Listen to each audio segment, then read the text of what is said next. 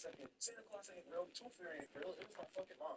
Then you go to school, right? And they always tell you the same shit. Oh, you can do anything, you can become anything if you just put your mind to it, you just believe in yourself. But what they fail to tell your ass is that if you ain't got the bread to do what you really want to do with your life, you can't fucking do it. Oh, you want to be a doctor? Well, sorry, if you don't have $100,000 to drop on 10 years of schooling, you can't be a fucking doctor. Like they tell you the same shit. Go to school, I get that. Make sure you don't drop out. Make sure you stay out of trouble. Don't be out there in the streets selling drugs or gangbanging. I did that. They tell you go to college, get a degree. I did that. And what do I get? Fucking nothing. And I don't want to hear none of you dumbasses in the comments saying, well, you must have majored in some bullshit. In computer engineering, I have a whole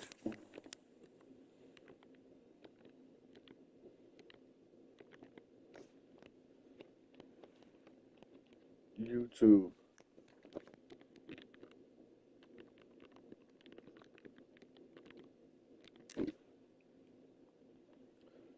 YouTube.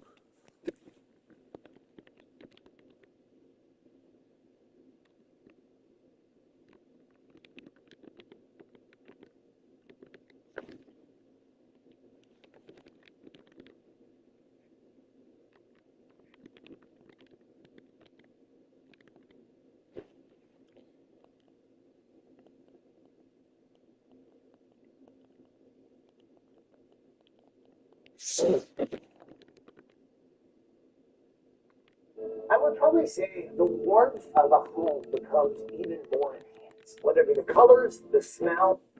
Found the solution to not only fix MyTeam, but make it the greatest MyTeam anyone has ever played. So this is going to be another discussion video where we're just talking about some things because there's no real point playing MyTeam. There's definitely no point in spending money on MyTeam to make content. So this is where we're shifting for the time being, and I want to continue pushing the movement of players over profits, where we can redirect 2K into making a better, more enjoyable MyTeam for everyone, not just people that spend thousands of dollars a week on packs.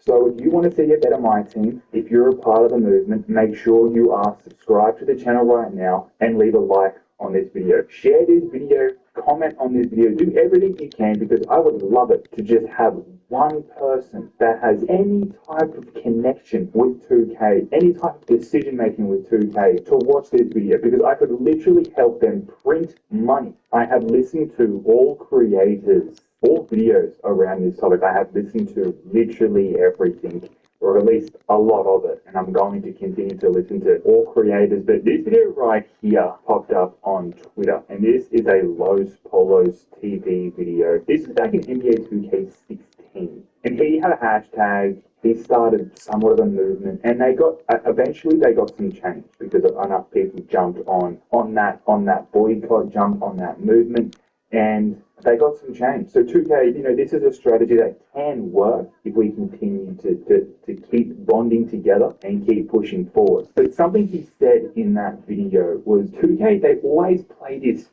victim type thing. Like, if it's not done their way, we're in the wrong. Like, we're not allowed to have input, or we wouldn't know what's best for the game, or we wouldn't know what's best for the community. But he said this one line when I listened to that video. He said, "We're not insulting you, 2K. We're just fed up." And I think that sums it up perfectly. It's like, we're not attacking you, 2K, but it's just gotten to the point where we have no other options right now but to say our piece. Now, this whole movement has only been going on for a few days, and I put this tweet out as well. 2K dropped a locker code. Punch this in if you have not already. It's a locker code for an option pack where you get to pick 3 game changer cards. It's a locker code we should be getting. We should be getting something like this once or twice a week regardless, but we've gotten this and we've gotten 2 moments cards.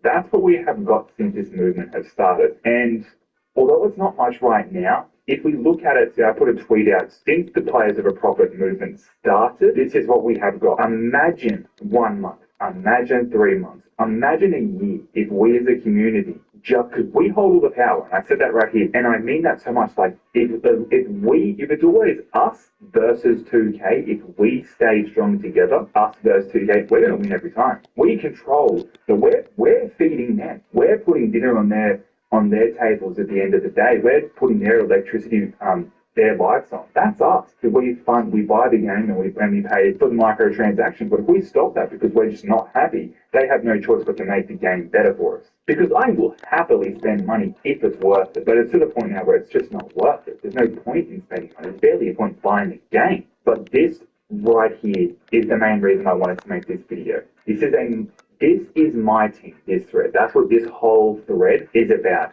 This is what players over profits look like. I tag whoever the hell I can. I don't know if everyone here even works for 2K, but I don't care. Like, if I'm going to say something, I want to tag people involved with 2K, because if it increases my chances slightly for them to recognize, I'm going to do it. At the end of the day, I've opened up packs with a pink diamond pool being under 1% chance. So, I mean, I roll the dice sometimes.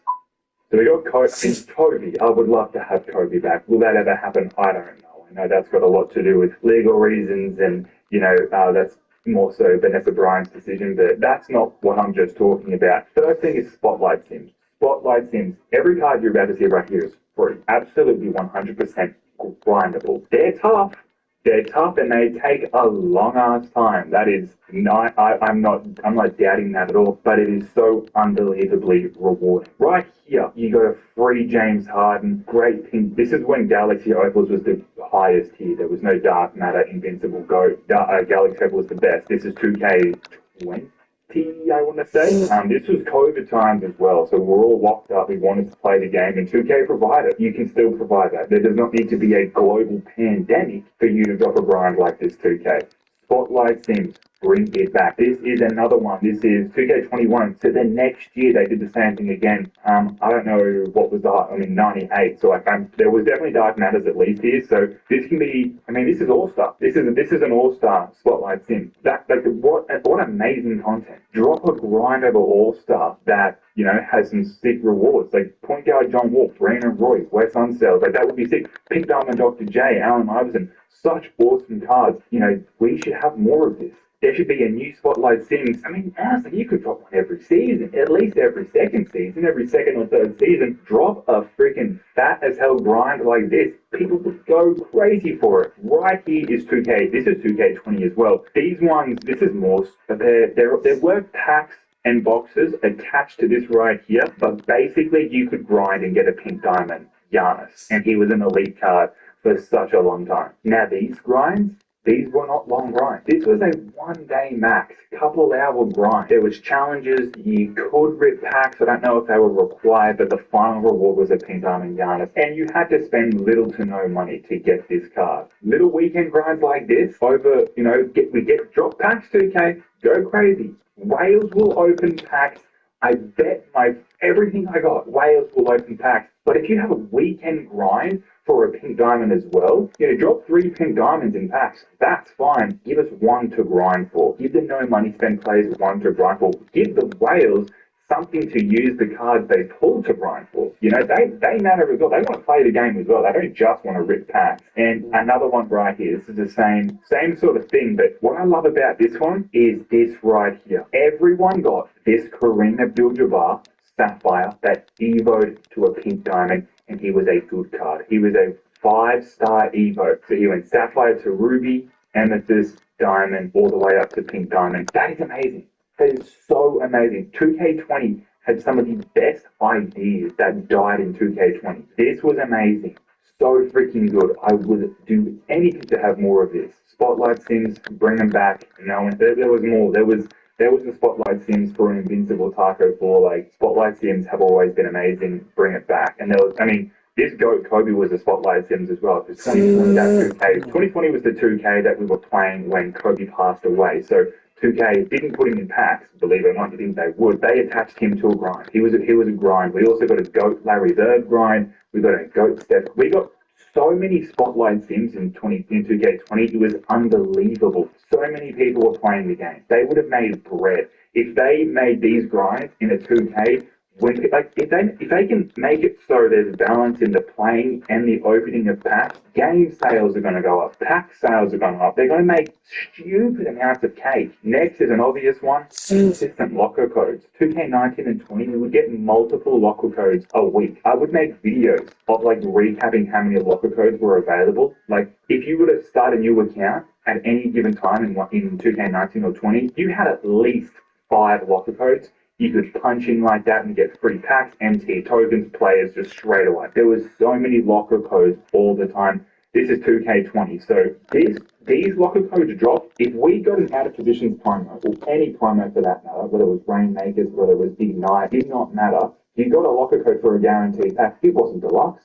Odds were nothing crazy still, but the fact we got that free locker code every single, you knew it was coming every single pack drop, midweek or not. Something like this wasn't like after a pack drop. This was 2K19. This was end of year locker code, but still great locker code. Martin Luther King. These are deluxe. This was 2K24. Same. This had an event attached to it, like it was Martin Luther King Day, so 2K feel like they have to do something. But you can do stuff like this just because it's a Monday, just because it's a Thursday. It doesn't have to be an occasion. You can just want to keep your fan base happy. And this right here, so this one right here, we got super packs. People that are going to open up super packs, drop a code for people that don't want to spend an absolute arm on their tongue. Drop a code. Let them roll it.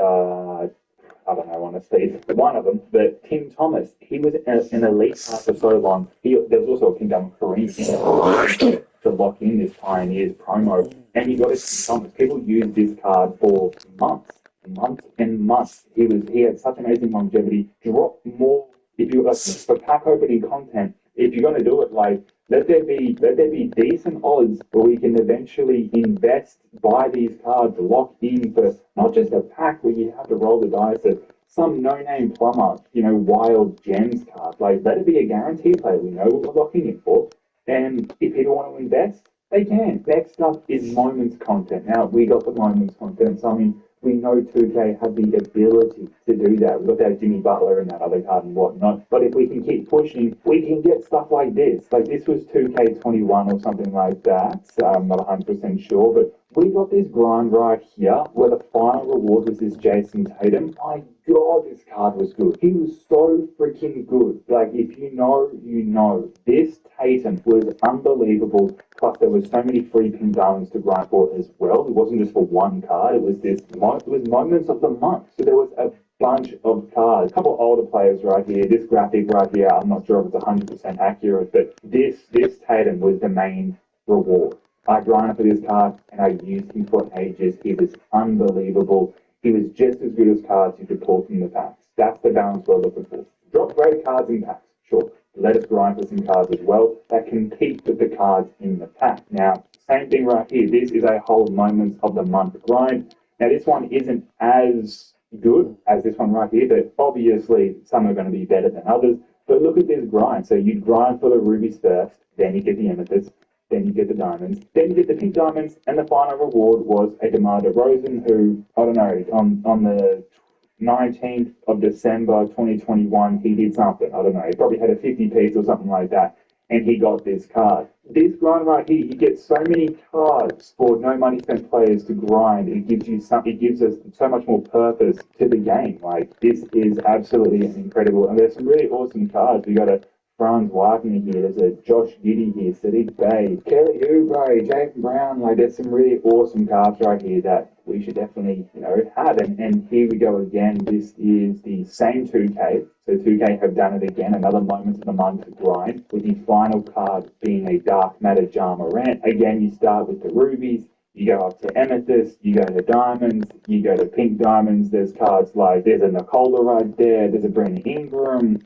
There's some pretty solid cards right here, but yeah, then you get a Dark Matter Ja Morant, a really awesome reward.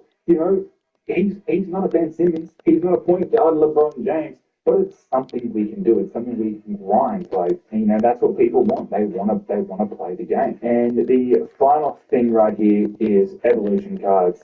This is 2K20, same as with the Kareem Abdul-Jabbar I showed in the Spotlight Sims. This one right here. So same 2K, but this one right here, like, this was incredible, man. This was so good. You would have so many evolution cards. You were never evoing every card you pulled. There was just too many, which is what I would rather. Give us so much content that we can't physically do it all. And you can evo them like 10 points, get this Jeremy Lin to a ruby, and then there's the requirements. I think he went all the way up to pink diamond as well. And right here, this is 2K20 as well. And you got an Isaiah Thomas for collecting a certain amount of cards. So I managed to find the actual 2000, I've actually found a 2020 2K collective reward. The final reward was an Anthony Davis. The second final reward was a Dwayne Wade, but it actually has it right here. So 20 cards, you got 100 NT. 30 cards, you unlock the auction house, and it goes on and on and on. 125 cards, you got some tokens. It's a no-brainer. I would love to see the token market back. But you got some decent cards, 15,000 NT. You get 750 cards. That is where you get the Isaiah Thomas, and he evoed all the way to a Galaxy Opal. Starting, you got him within, you could get him within a couple of weeks. It wasn't that hard to get this card, and you can evo him to a Galaxy Opal. Obviously, he's a very short guard, but a card like this, early stages of a 2K, is a fun grind to do. It's exciting, and it's still a decent card for no money spent players because you grind, you get a Galaxy Opal. It's not very tall, but you work with it. You can work with it, and you can continue going. Diamond Eddie Jones, 200 tokens. Diamond Antoine Jameson, 300 tokens. 100,000 NT. I'm looking at this. Can't believe how generous 2K is to be. And it gets to a certain stage, kind of around here, where I would always give up. I never really collected cards. It's not really my thing, but I know some people do. And this is a great thing to keep Wales engaged as well, because 2K obviously want to keep Wales engaged to keep making money. Go for it, make your money. Yeah, it goes all the Hunt for Glory, Jason Tatum.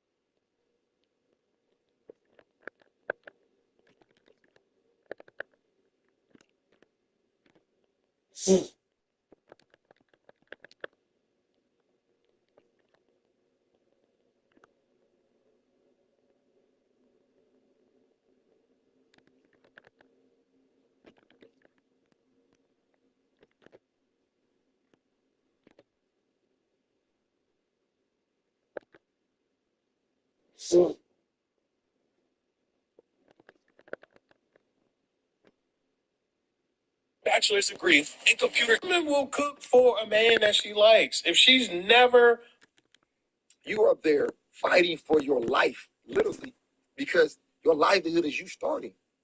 So there's going to be some animosity between people because all right, guys.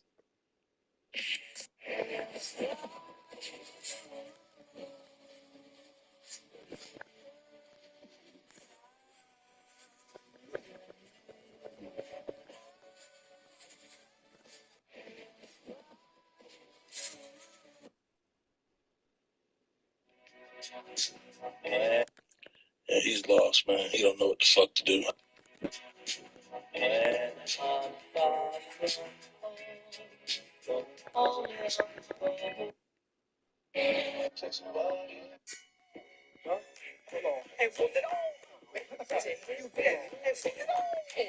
You know when someone says it'd still work if they won the lottery because they'd be bored?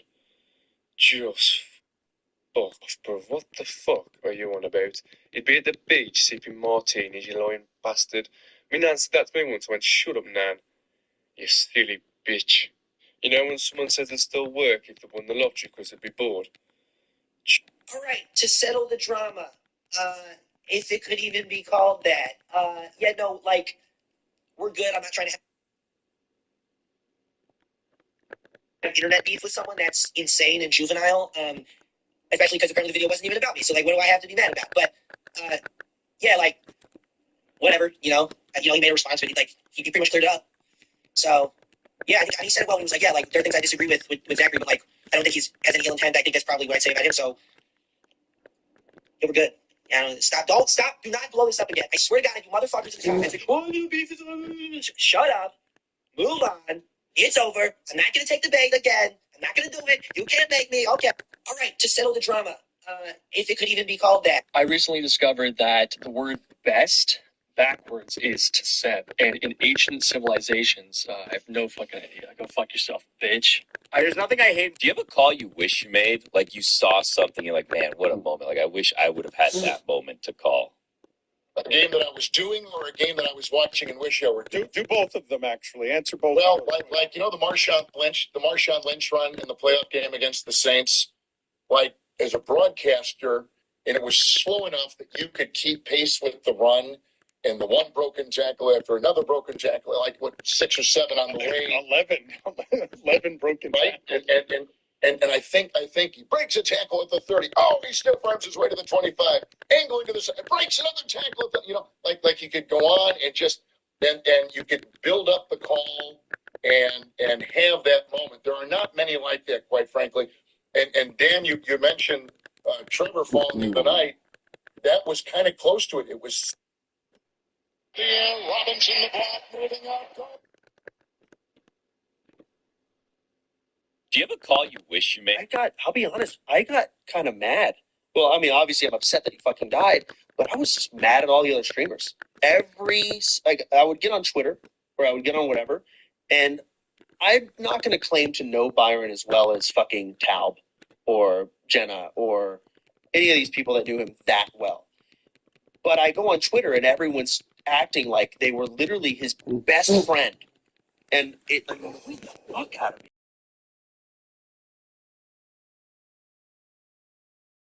Do you think a lot of people kind of looked up to him too? Sure, yeah, and especially a lot of viewers. Sure, and a lot of people would word it that way. Yeah. But I would listen to a lot of the streamers talk about it, and like they would constantly have to justify so much of what they were saying.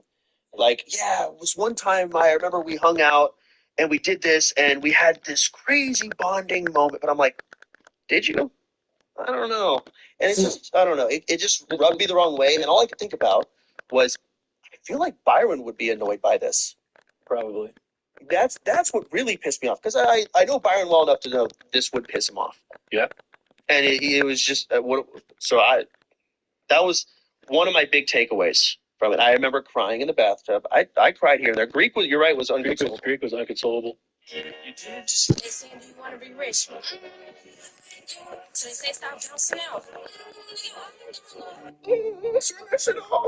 I didn't let anybody freestyle that. They say, do you want to be rich? So they say, stop bouncing out. The coolest Hulk look we've ever. Might be time to I've been it twice. It might be time to repent. The coolest Hulk look we've ever gotten is Gladiator Hulk in Thor Ragnarok. 3, 2, 1. Agree. Disagree. You specifically said this in a fucking video. Did I say that's the coolest one? It's probably old. It's probably old. It is an old video. very It old doesn't video. fucking matter. You son of a bitch. I needed you. I'm sorry. You're an anti-Ragnarok motherfucker. Do you like Ragnarok? I think it's a cool look.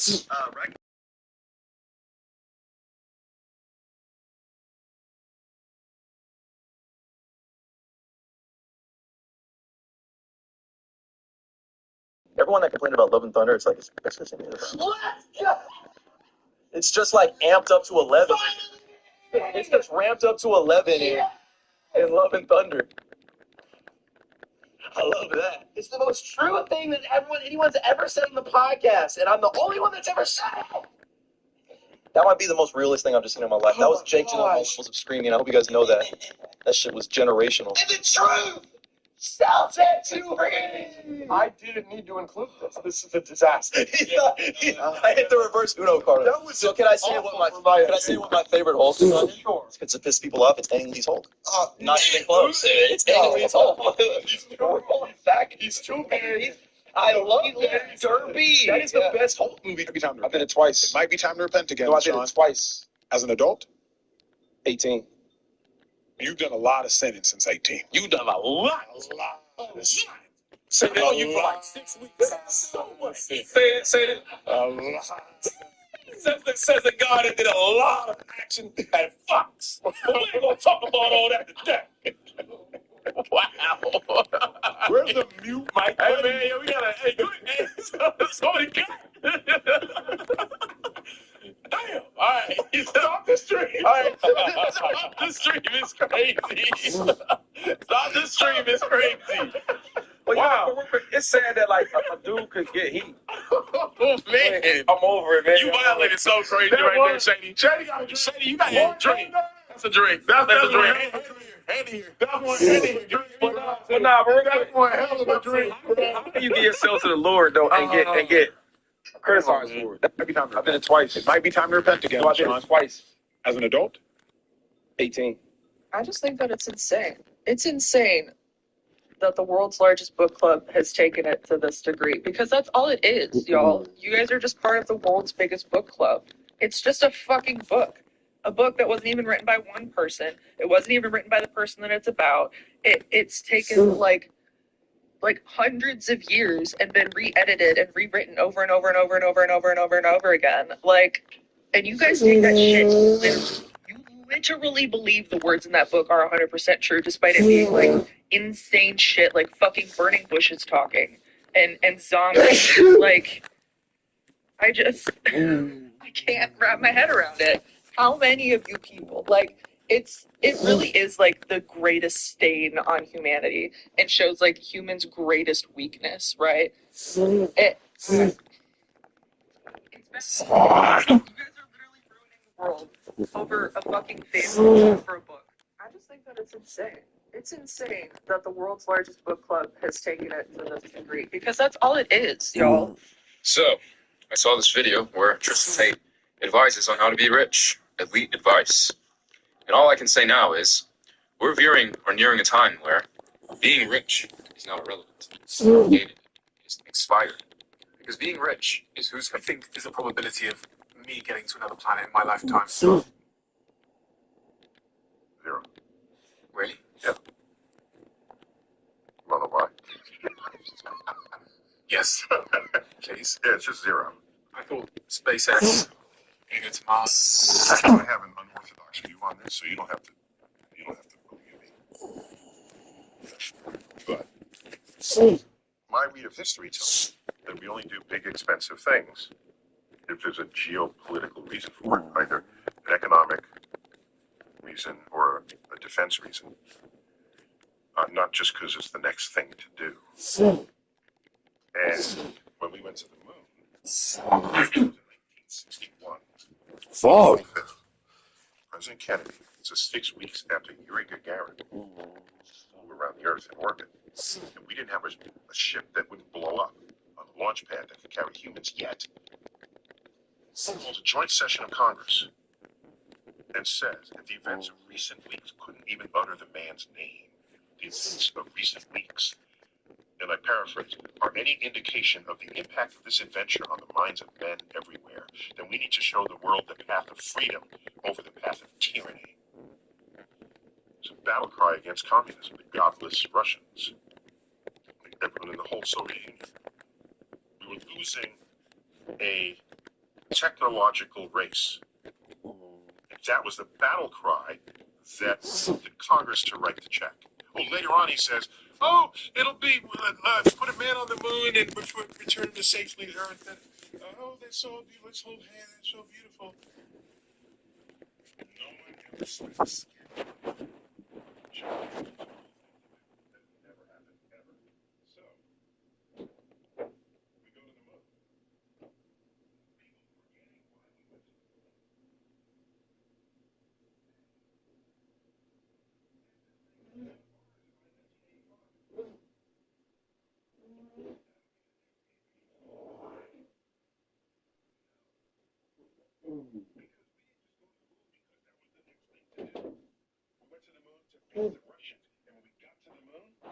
We looked over our shoulder and the Russians weren't there. We canceled the Apollo program.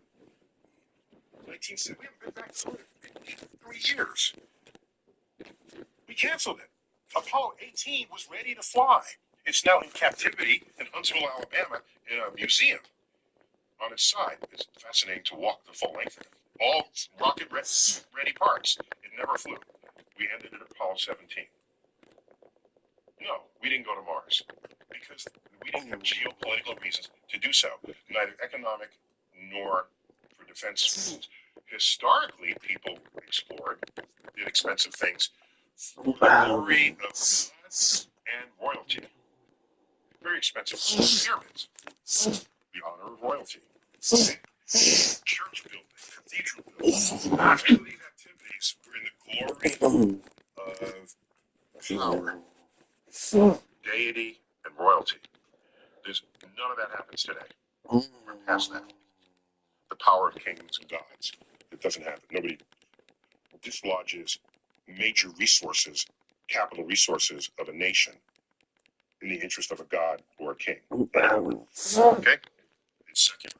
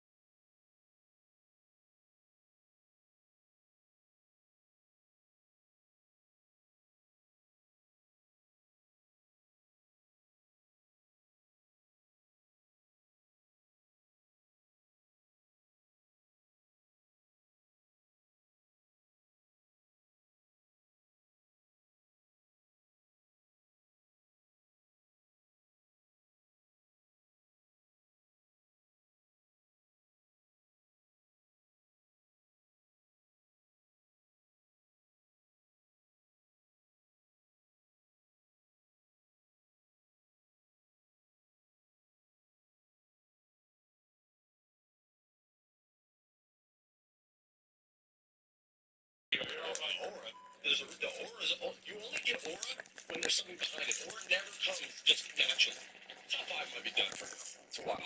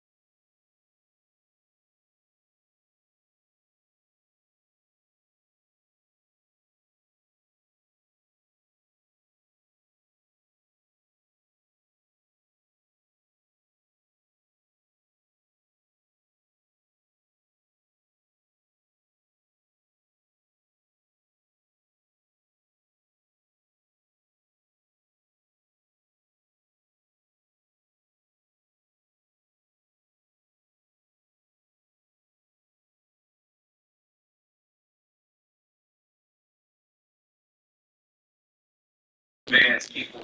Well, you just trying to drop a few LBS, get some abs, do their little thing. You do that right here. I know bodybuilders who for 75% of their prep, this is all they do. You can do this while you're on TV, scrolling, talking. Get that focus up. You know what I'm saying? Get your mind right. Go and get you one. See, form of self-sabotage that we see all too often is youth in the gym fighting with that Stairmaster. Listen, there's nothing wrong with that Stairmaster. There's nothing wrong with going out. Look what we can do. We can just turn it up. It comes with a little incline joints for the more advanced people. Most people just try to drop a few LBS. Hey, is that cool to say that in front of my son? It's how you say that again. I got you on camera. Listen, I got you on camera. So, quick story. We just left the Portland Trailblazer game, me and my son. We were enjoying ourselves at the game, and my son is a Golden State fan, as you guys can see. And Buddy Hill passed by our chair, and we said, "Hey, Buddy Hill, say hi to my son." And this is what happens. Hey, is that cool to say that in front of my son? It's how you say that again. I got you on camera. Listen, I got you on camera. So, quick. Here's something I didn't know till I was in my 30s. Most of your old friends would be happy to hear from you.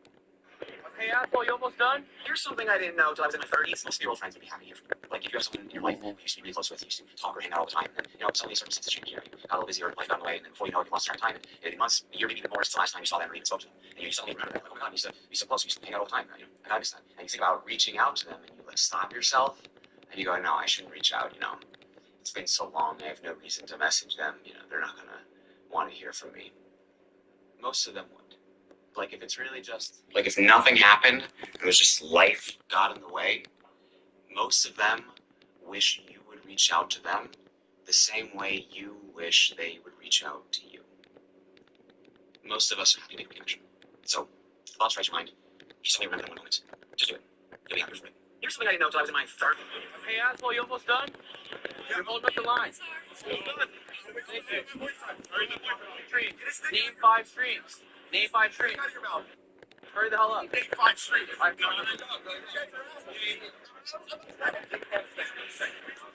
You're embarrassing, buddy. Hello. Hi. Quick question for you. How you doing? Good. My name is Jack. What's your name? Marty, Hey, where you from? Arizona. Arizona. I'm right here on a street, and I'm looking for a girlfriend. Go out on a date with you. Like today? No, not today. Any day. Oh, okay. Where are you from? Oh, I can hear you like accent. Yeah, no, good, though. Yeah. Still LA. I love it, but like I said, it's a lot. Especially if you're from a different. American, no, but it's. Te amo, mi amor. See, yeah.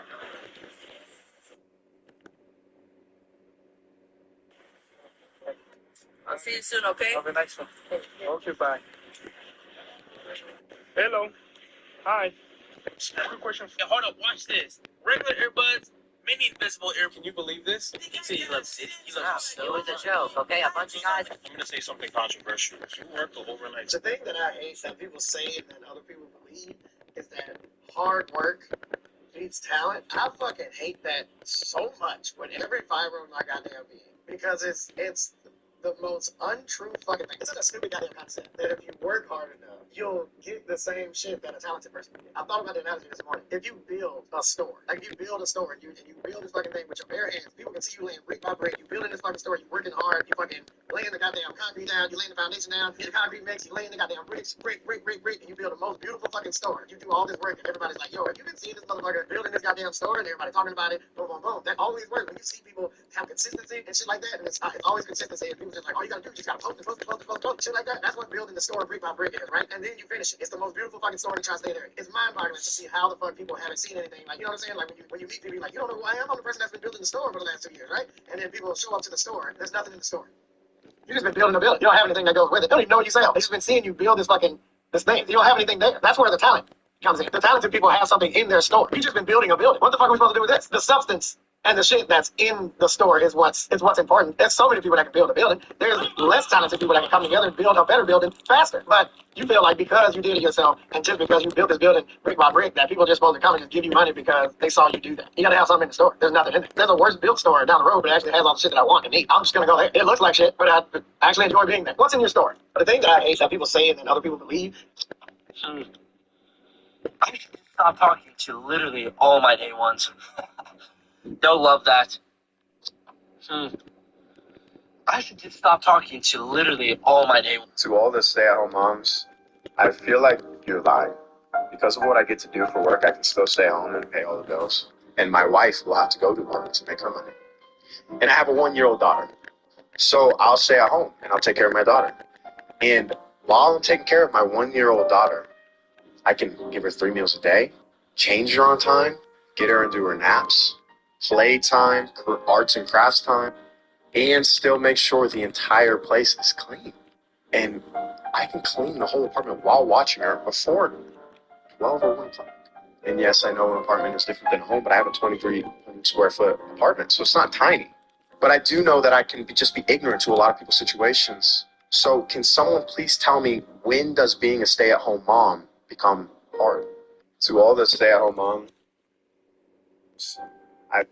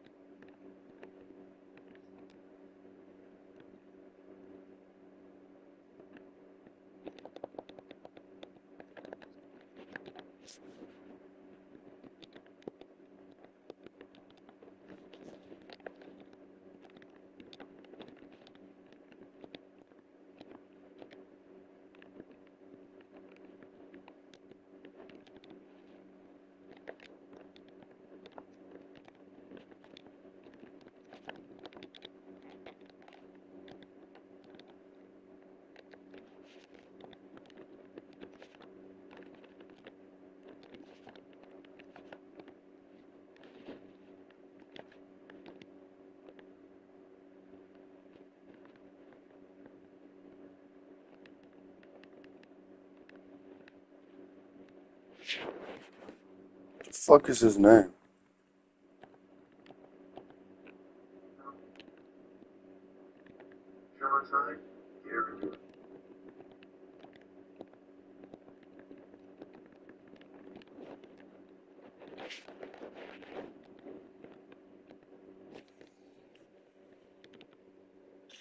To all the stay-at-home moms, I feel like you're lying.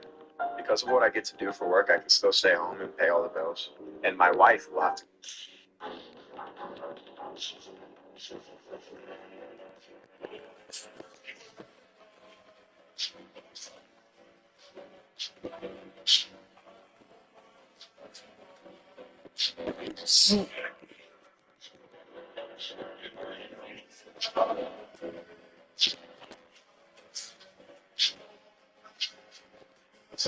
God dang, get the fuck off my big fuck ass bitch. What the fuck? Fucking faggot ass bitch. Fucking dumbass fucking faggot pussy bitch. Exactly. If you knew they were gonna fire you, then why wouldn't you take stuff? That's what I'm saying. They already knew because, like, you've been getting stolen from by them over the last few years. That they had you come in on your day off, right? You had to cover other people. So yes. Plus, that's so stupid that they're gonna act like What like the you're the only fuck, person you that has ever faggot lied in bitch? the sheet. Like that's no, like we all do it. We've all done it. So that's stupid. What did you steal anyways? Just like some computers and like some paper checks. How many computers? Like 12. Good. Well, bro, that honestly, you deserve that though, because like I mean, and you stole checks too. Yeah. From who, the coworkers that don't do direct deposit? Of course. Well, yeah. Well, because you're not getting paid. Why would they? That's why would they? Why would they get paid? Especially considering that's probably most likely 100% one of them that snitched on you. So good. You should have taken more from them. That's crazy. All right, have you been looking for new jobs or what? I figured they were going to fire me, so might as well just take some stuff. Exactly. If you knew they were going to fire you, then why wouldn't you take stuff? That's what I'm saying. Because, and they already knew because, like, that you've been getting stolen from by them over the last few years. That they had you come in on your day off, right? You had to cover other people. So yes. Plus, that's so stupid that they're going to act like you're the only person that has ever lied on your timesheet. Like that's no, like we all do it. We've all done it. So that's stupid. What did you steal anyways? Just like some computers and like some paper checks. How many computers? Like 12. Good. Well, bro, that honestly, you deserve that though, because like I mean, and you stole checks too. Yeah. From who, the coworkers that don't do direct deposit? Of course. Well, yeah. Well, because you're not getting paid. Why would they? That's why would they? Why would they get paid? Especially considering that's probably most likely 100% one of them that snitched on you. So good. You should have taken more from them. That's crazy. All right, have you been looking for new jobs or what? I figured they were going to fire me, so might as well just take some stuff. Exactly. If you knew they were going to fire you, then why wouldn't you take stuff? Line free for a whole year when you bundle with Cox Internet for just $55 a month. So you can use more devices all over your home without relying on your phone as a hotspot. Switch to Cox Internet today. Hey, co-pilot, what kind of thrust does this thing have?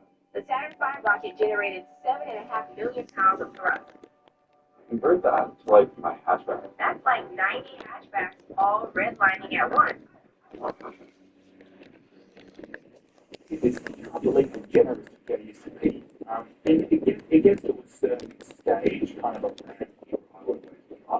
I never really did it.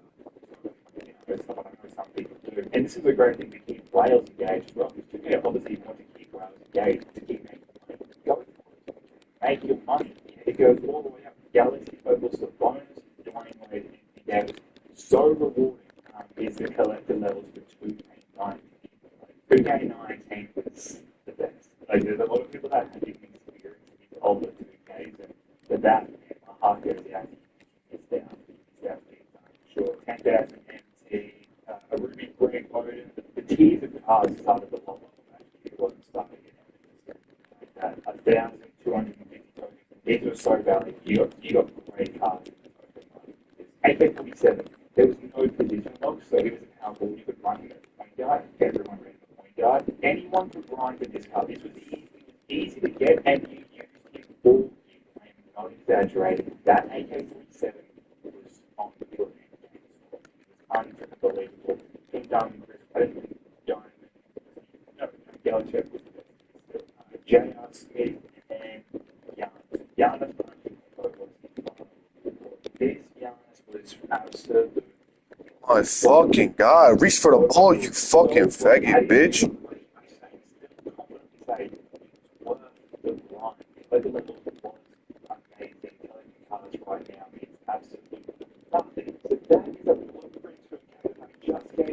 Retarded ass fucking bitch.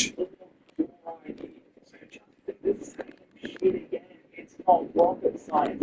Do it again, but revamp it, make it look different, make it unique. You can do it. You'll put so many people on the game mode, and you will make so much money. I know that's what you care about. You will make so much freaking money. The whales are on the game. Give them more of a reason to keep playing the game, to not go anywhere. Whales are checking out the game. You can bring them back. Plus more. Whales have friends. They're friends with other whales. You'll bring more whales to the game mode to make the mode good again. All I ask. That is how you can do it, guys. Hit the sub button if you want to change in my team. Like the video, and I'll catch you in the next upload.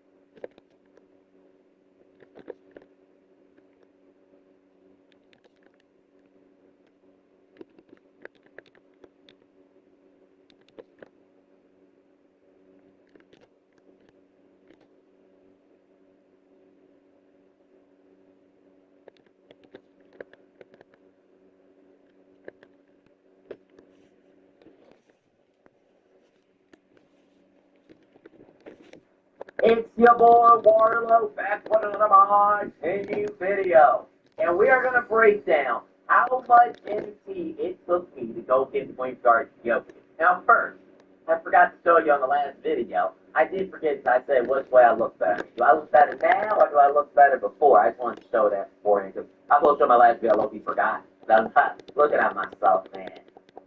You know, I mean, well, I became a mess.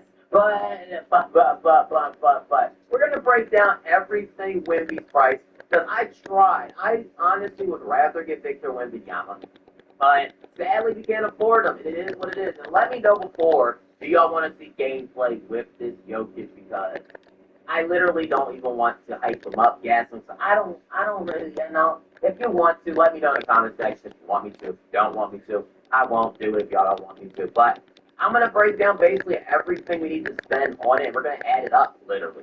So, Tony Kukoc, I got for a very good price tag. I'm going to say that now. These aren't part of it. These are more like snipes. But, yeah, 713K for Tony Kukoc. I saw them going for $1 million. I got them at 2 a.m. for that price tag, which is really, really, really, really, really, really good. I actually like it. And I saw Rondo even selling for $1 million yesterday, which is really good. So, honestly, adding it up right now, it's not that bad. We're at 1.4 million in crazy. 1.4 million. So, which is nice. I also got MT back in return because I did end up overbidding on him.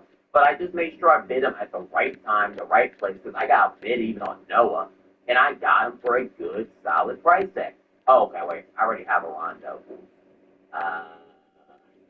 Brian trying to click. I'm scared. I'm pressing X. Gonna click sell. I don't think it's gonna click sell. I'm scared. I'm just gonna click X. I'll be back in a second. I think if you press the button, nothing happens. But I ain't risking it. I ain't about to risk it today. Yeah, we don't got no time for that. I ain't about to see it automatically click sell for no reason. Glitch happens. Yeah, we're good on that. We're good on that. Trying to click. I'm scared. I'm pressing X. Gonna click sell. I don't think it's gonna click sell. I'm scared. I'm just gonna click X. I'll be back in a second.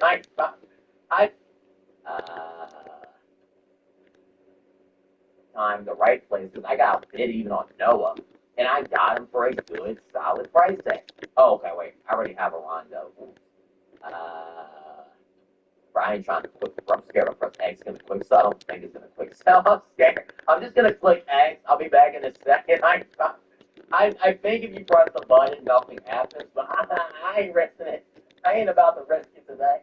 Yeah, we don't got no time for that. I ain't about to say it automatically quick self for no reason. Glitch happens there. We're good on that. We're good on that one. So, yeah, we got Julius Randle. Now we got Tony Kukoc. Julius Randle cost me $829K.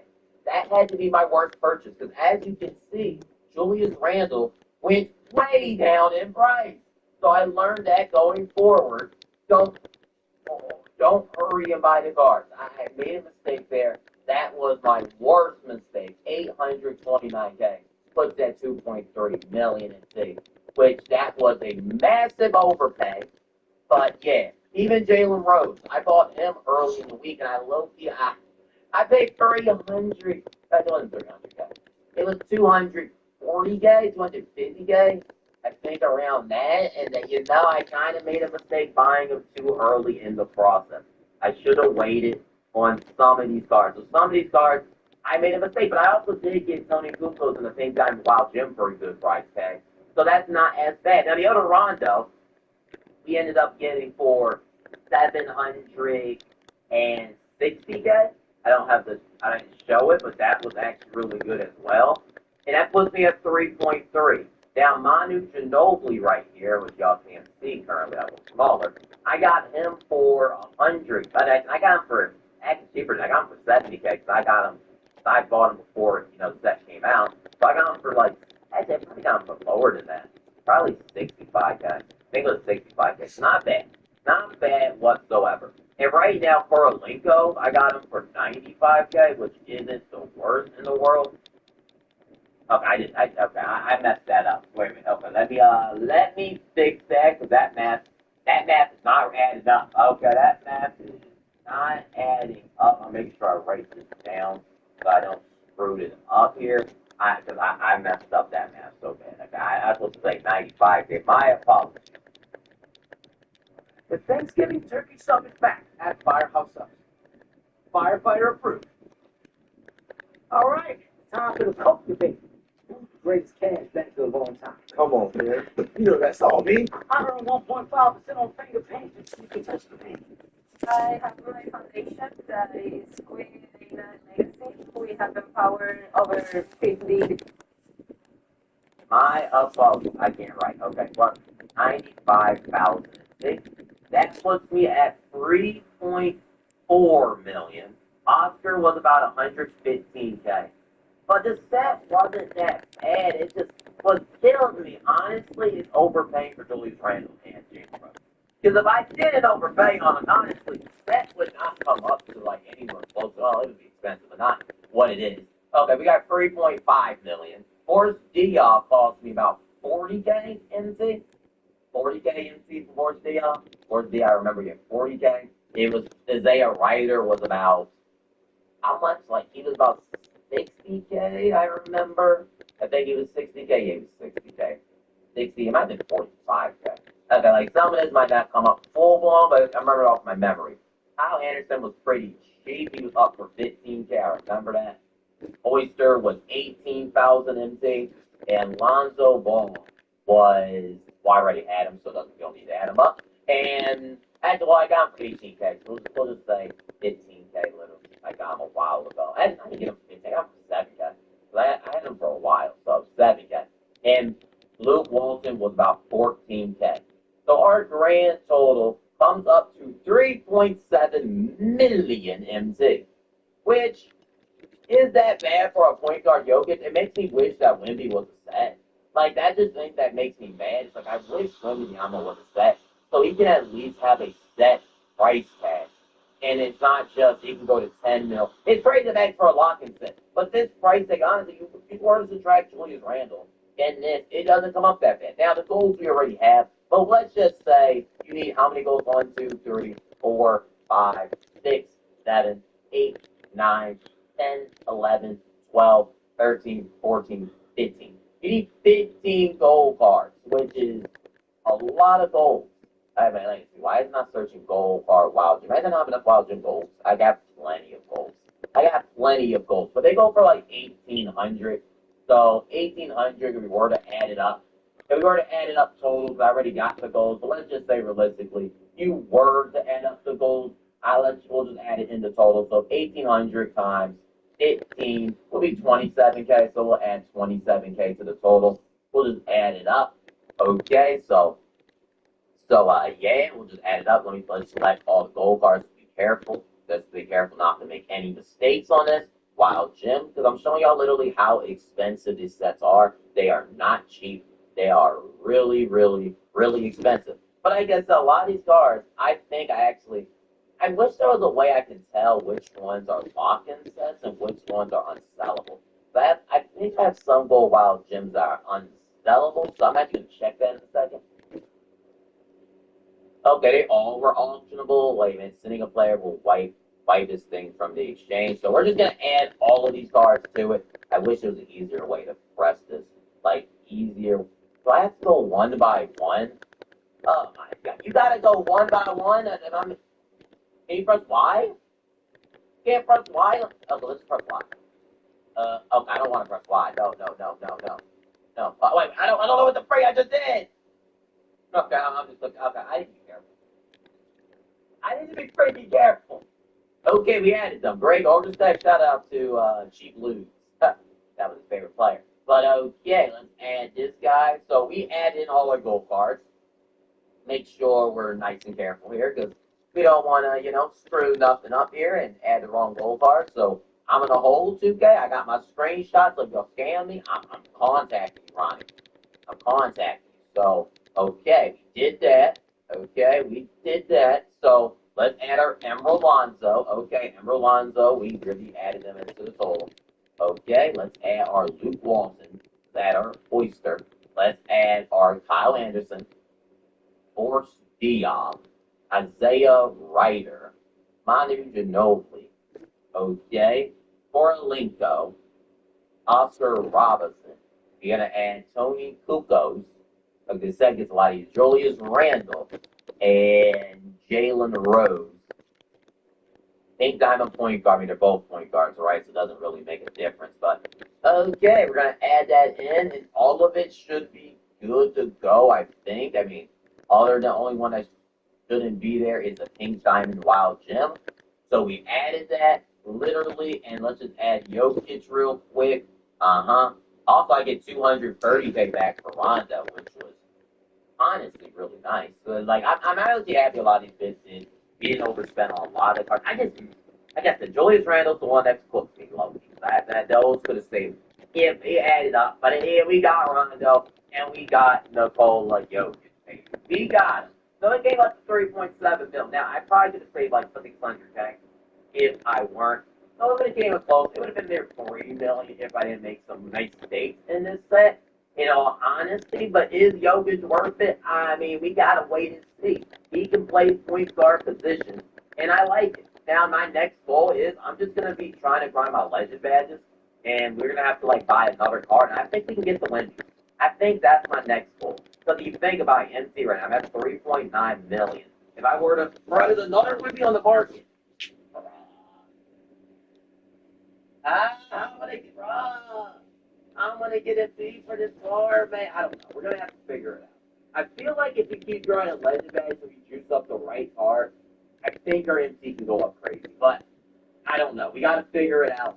We're gonna have to beat God. We're gonna have to, work this thing out, work my magic, and we're gonna have to figure it out, honestly. So we could have, not done it and saved Jokic, but we got Nikola Jokic. Let me know in the comment section if you want to see gameplay with this card. I'm gonna have to badge him up, but yeah, I'm gonna see y'all in the next MyTeam video and give me a key.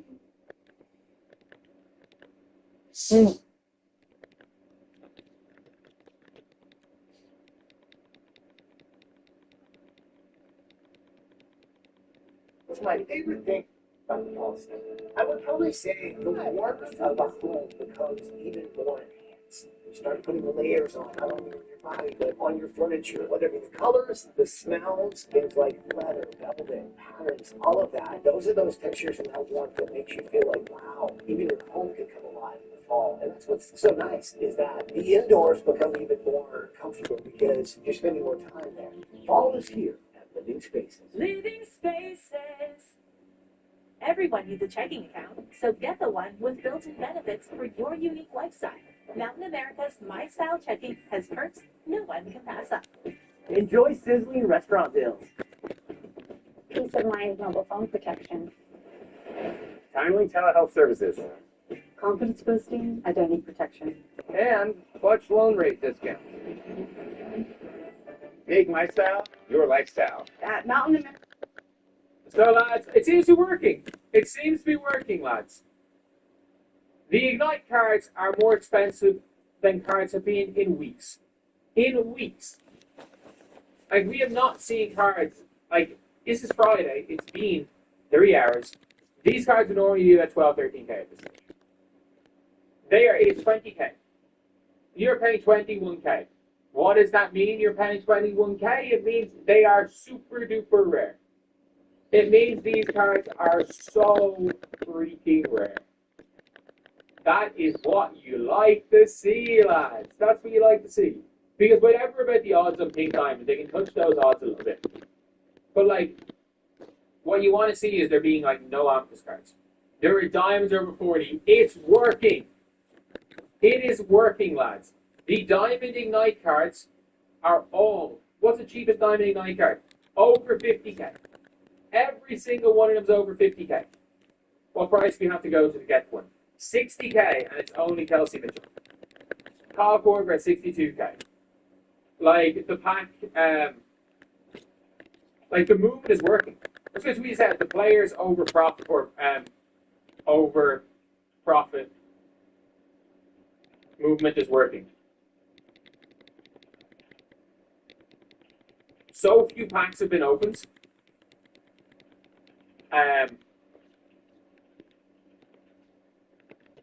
That the newest diamonds, newest amethysts, are all 21k plus, and newest diamonds are all 60k plus. Well, it's 57k, but I don't really care. Despite being, like, there are so few. They are so rare. Like, how few the diamonds are? How few diamonds are there on the market right now? Kelsey Mitchell, there's 1, 2. There is, let's just say, pretty much 25, pretty much 30 Kelsey Mitchells. Corvers. A lot more Corvers, in fairness.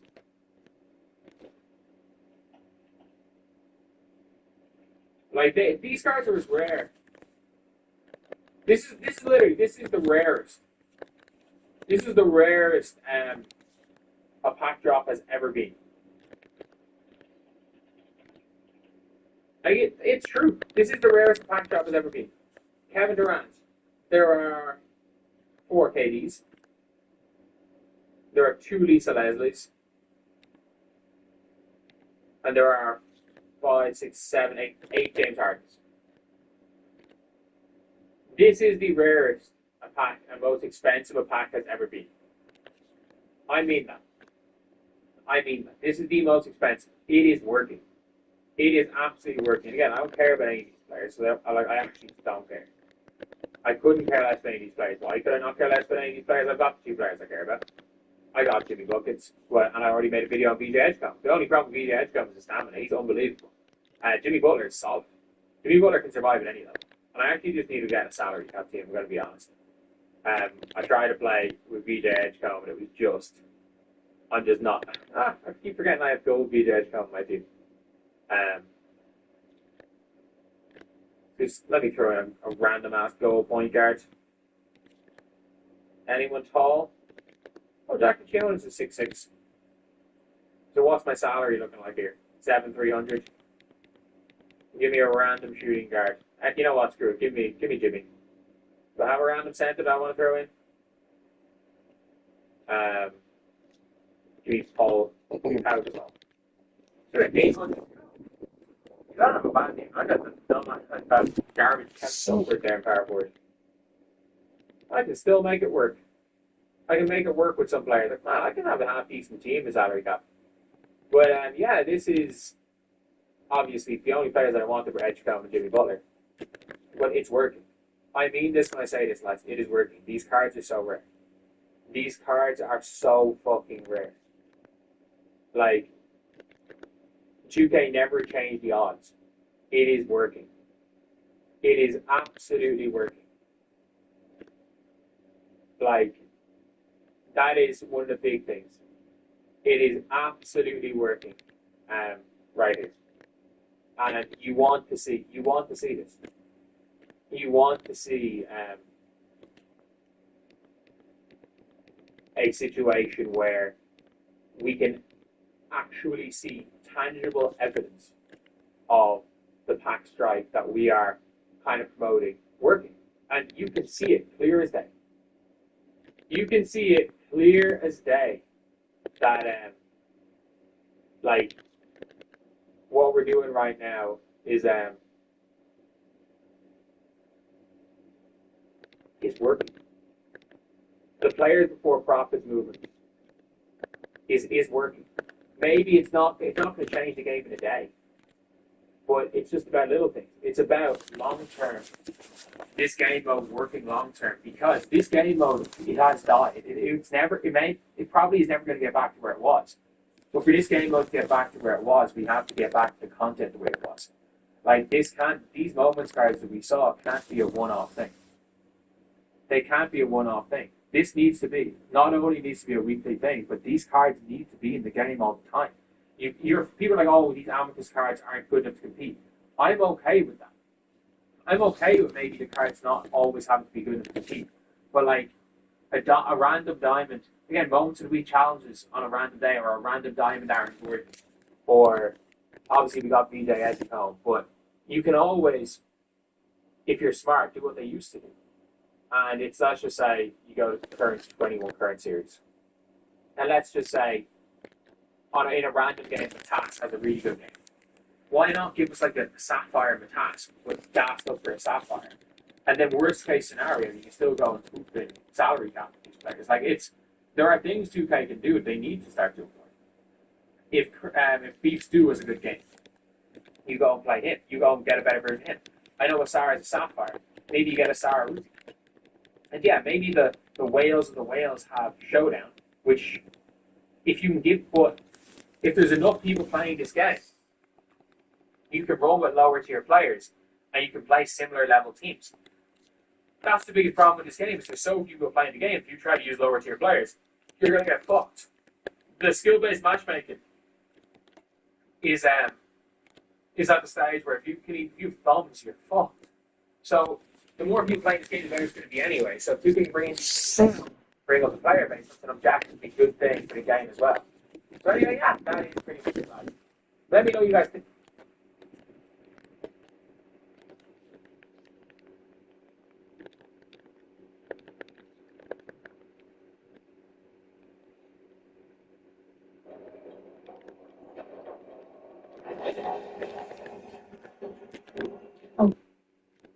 It's your boy Warlow back with another MyTeam video. And I did hit Pink Diamond too, but there is a new rep method in the game, so I'm wearing my graduation hat. Honestly, I'm going to show an image of myself on the screen. Let me know in the comment section what the free hat is. Yeah, let me know which one you prefer. You prefer left, prefer me on the right side. Which one do you prefer of me in the comments? I want to actually know. Okay, you probably be like, I'm going to let y'all think about it. I'm going to let y'all think about it. I wore this 9 days ago, so I'm going to give y'all straight. But 2K did just add this week. They actually did. And I think this is going to make me rep. I think I'm getting Ballo by November. Like, this rep thing is literally going to get, I do, like, two-way. He's, like, number 3, just first, number 2 glitches. But he is literally going to hit Ballo by November 1st at the rate this is going. Now, I think that these rewards, we'll talk about these rewards in a second about what I get afterwards, but the new rep method in the game is fire, okay? It's absolutely fire. So right here, if you get double rep now for pulling, like, I don't know, it's on a dynamic pull, right? It pops up right here. I don't know if it's going to pop up, I don't know. I'm also doing this too. Make sure you do. If you're trying to rep, make sure you do them. I'm 5 away from a ledge event, which is going to be very nice for me. But yeah, the dynamicals. I forgot where they are. I think they pop up. Also doing this too. Make sure you do this. If you're grinding prep, make sure you do this. I'm 5 away from a legend badge, which is going to be very nice for me. But yeah, the dynamicals. I forgot where they are. I think they pop up. I'm not sure where they pop up at. I think they pop up actually over here. I could be wrong, but we'll see. We'll see in a second. But literally, all you have to do is come over to the back market. It will cost your MC, but it's worth it. It's worth it to a certain extent. I'm gonna explain why. So right here, if you open it, okay, we've been saying don't be baited just because you're in the pack market buy packs. Do not do that. Do not do that. I dare you not. Do not buy any packs. But what you're gonna do is you're gonna come to the base pack section. Okay? In this pack called 4K MC. I wish I didn't spend my BC now because of it, but you spend like 4K in it, but it's gonna be the best rep play in the game. You gotta spend your MC up. But basically, you rip these base packs until you see a dynamical. So I'm going to do it now. We're going to open a base pack. Like I said, do not open packs with money. Literally, hope I get a dynamical with the first pack. I mean, you never know, first pack? Okay, but you get a dynamical. That kind of sucks. But I didn't even do it.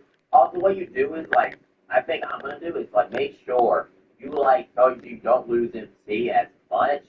If, say, you don't get a dynamical, what I'm going to do is, I'm going to take a picture of the cards I pulled in this, so I know I need to sell all these cards back. Like, I need to quick sell these cards. But these cards do have value on the auction house, so you're not going to lose any crazy amount of MC unless you just get very unlucky. But yeah, these cards do sell for a lot on the auction. So let's open another pack. Hopefully we get a dynamic goal here. I hope so. I got it in the first couple, but let's see. Okay, they're not giving me a dynamical at all currently. They're like trolling me right now. I got it after the first pack last time. I'm taking a picture every single time. Which is good. The gold cards still sell for like, well, some of them sell for 9. They still sell for a lot. So let's see. We open it. Oh, look at that. Crazy. But look at it. I get a X2 rep, basically, for Grady Big D. Oh my God. I have the mind of a 6-year-old. But literally, what you're gonna do now is it's gonna come over here, right here. You basically, I don't want to quick sell that one. You have to swap it out in case you have it, which kind of sucks because you would want to keep the unsellable one, which is all good. I'm gonna quick sell. That took me 9K, but I'm gonna need to say that back after I take a picture. But basically, okay, I'm gonna quick sell this one in my auctions, and I'm gonna quick sell this one. So what I do is now I make 6 jumpers. Come over here. I think it's over here. It pops up at, okay, it doesn't pop. Oh, it's a diamond gold section. And you will get double rep for 13 minutes. For 30 minutes. Which is a W. This is now the best rep method. Easily in the game that you can get. Because think about it. You can literally just open your pebble packs. Sell back those gold cards. Like, for example, let's look at the gold cards we actually do. You might even get a good pull.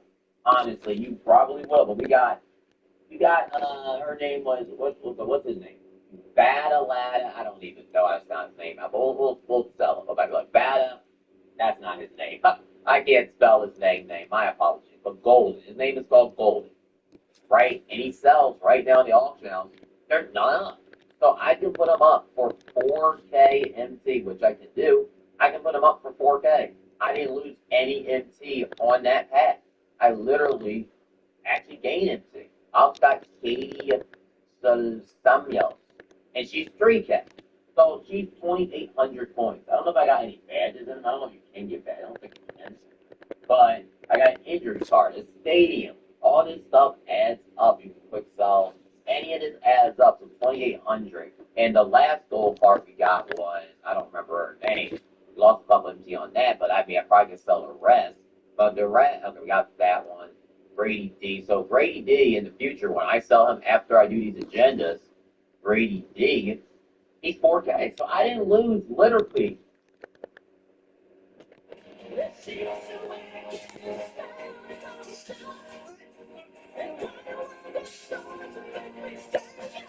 Down Reds fights stubborn owners in just one wash.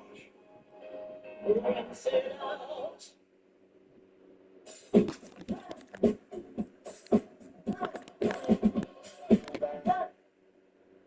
obsessed with the new red chimichurri. It's like fresh and bright, very tangy.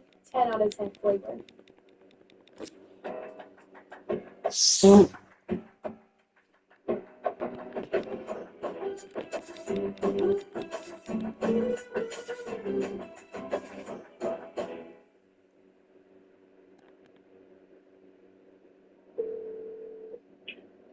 Hey, sorry, I'm gonna be late. Barely nothing on anything. I didn't lose barely anything. Literally anything from doing this agenda. I lost barely anything. And I also get the stadium to good for a coach car, I think. But let's just check the stadium real quick. Hornets, court floor. I probably might just keep it because I kind of want to keep these collected, really, which is nice. But where is the Hornets? Where is the Hornets? I cannot find the Hornets. Hornets right now, the Hornets go for about, where is it? The Hornets Stadium. I can't even know. Okay, I'm searching players. I just know I'm searching players, which is good. But the Hornets Arena, just add it up. Okay, I got the Hornets Arena though. Oh, is it court floor? It might be court floor. Okay, court. Okay, it ain't popping up. I don't know why. I don't know why it's not popping up. It said Hornets. I'm my hat fell off. Good. Dang it, man. But it fell off. But Hornets, course. I'm like, I don't know why it's not popping up. I honestly, I don't know why it's not popping up. Honestly, it says arena.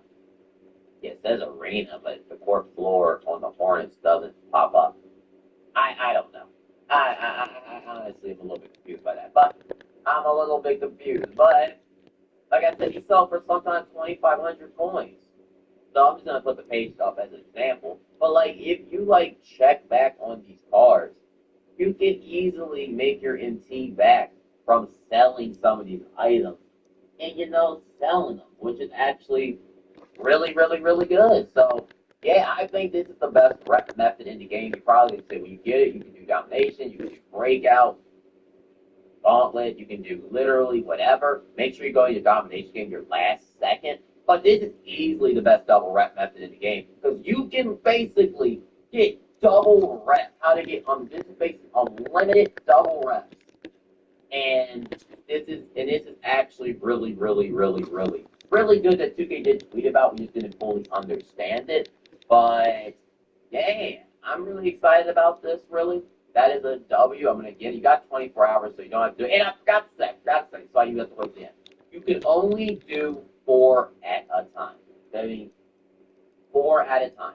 You cannot pull a dynamic goal like you cannot. After you get 40s, they will no longer pull from back. So you have to complete them. That's why I said, watch it all the way through. But I almost forgot to mention it. So if you leave this here and you say you get 3 more, you will not pull another dynamical, no matter what. So keep that in mind.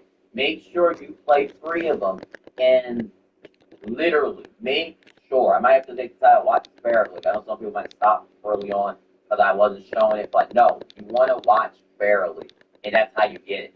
Where did I get these Ignite texts from? I don't even know where I got these from. Where did I get these from? I don't know. Where did I get these facts from? I'm going crazy right now. Where did I even get these? Okay. I'm a little bit confused. I'm not gonna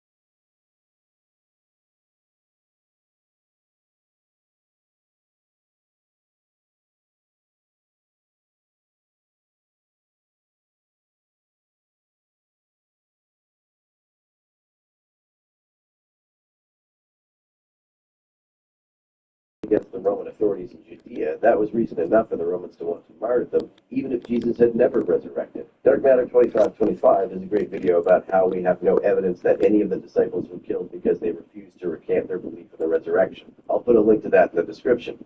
People were actually seeing Christ risen from the dead, and it was shocking people. Hundreds of people at the time. Paul claims that there were hundreds of people who saw Jesus at once. However, this is one claim by a guy who doesn't even claim to have been there. It's hearsay, but apologists would very much like us to give this claim as much evidential weight as hundreds of independent eyewitness accounts. We're often seeing Jesus, and they were absolutely blown away. And they went around Rome and Italy and told people, we have seen someone who died and came back from the dead. We are placing our faith and trust in him. And where are their scriptures? Where can we read their writings about what they saw? At Galt, we're always a step ahead. Like how the price of your plan won't go up for 3 years. Guaranteed. That's refreshing. Woo! S'mores. Lock the price. SRP is a not-for-profit utility. That means having lower energy costs, money-saving programs, and the most reliable power in the Southwest. Find savings, reliability, and more at srp.net/value. Think about it. If somebody could die and come back from the dead, don't you think it would be a good idea to consider what he or she has to say? I'd like to hear them explain how they did it, but if they started talking woo-woo, then they would lose all credibility from my perspective. All of the other messiahs of the false religions of this world, as far as I know, are still in the grave. None of them actually rose again. The New Testament has authority, and it's important to explain that to people who are skeptics of the Word of God. It has authority because it claims that a guy rose from the dead? We have more evidence for the existence of Jesus than we do for George Washington.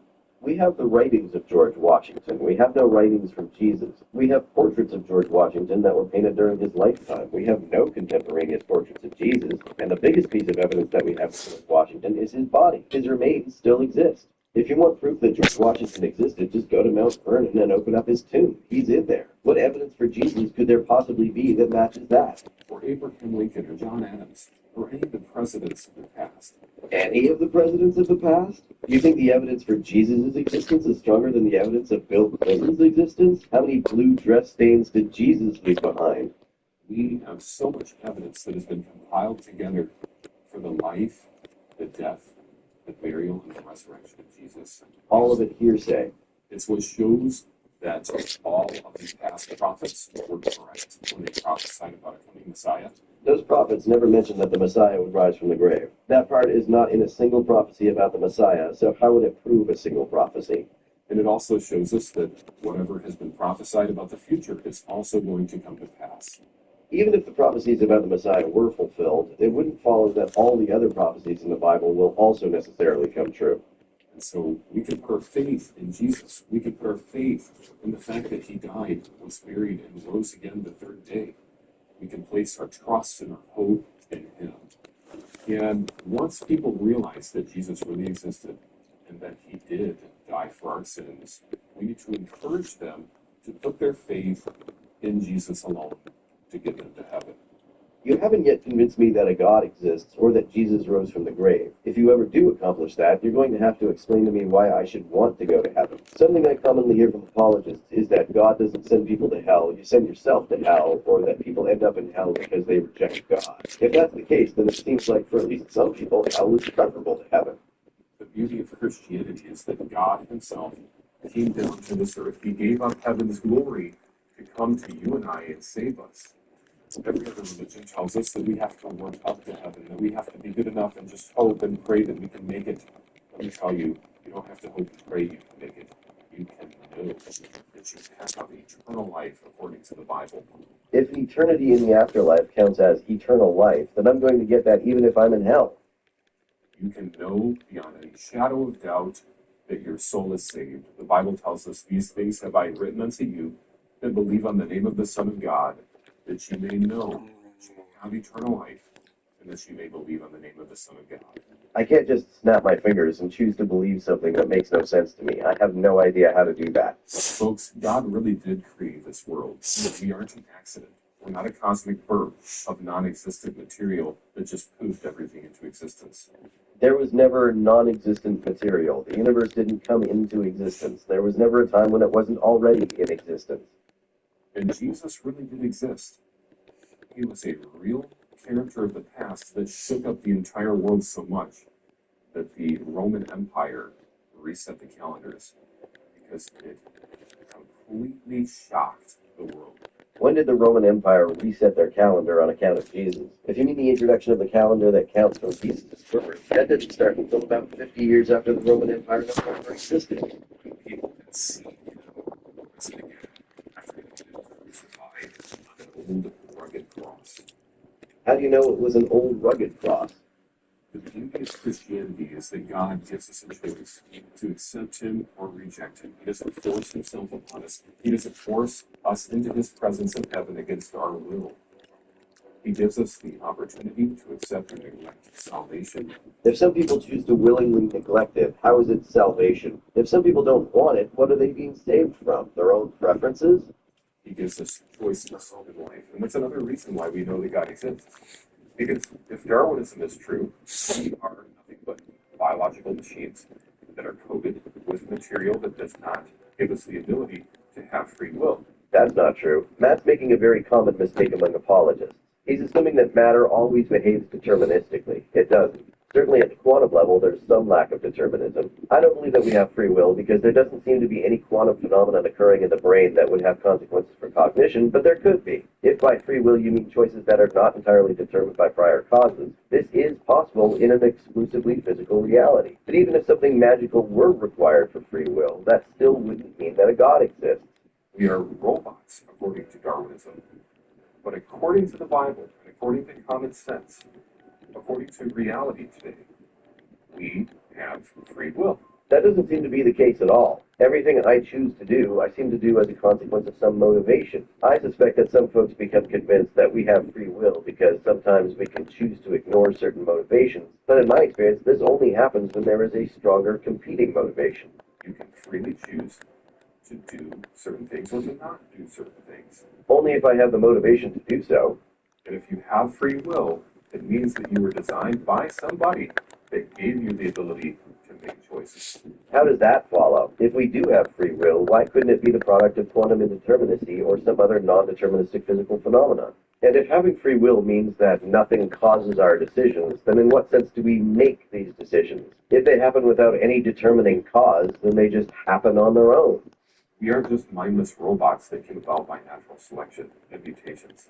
No, we're robots with minds that came about by natural selection and mutations. These arguments contain so many falsehoods and non sequiturs that any atheist who'd be convinced by them is probably already undergoing Dianetics auditing. They're probably listening to an MLM pitch from someone who catfished them on Tinder. They're probably responding to an email from a Nigerian prince and planning to send him money.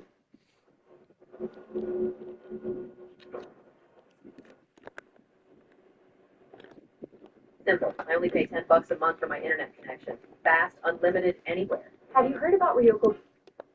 Welcome in, Tom. Hey, how's it going? Good, how you doing? Tom, are you at least 18 and are you a believer? Yes.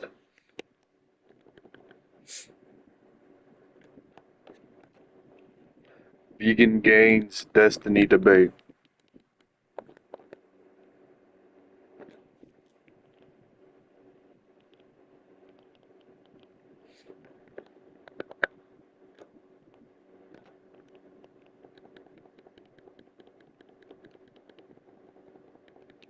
It's not secret because everybody on Reddit says it.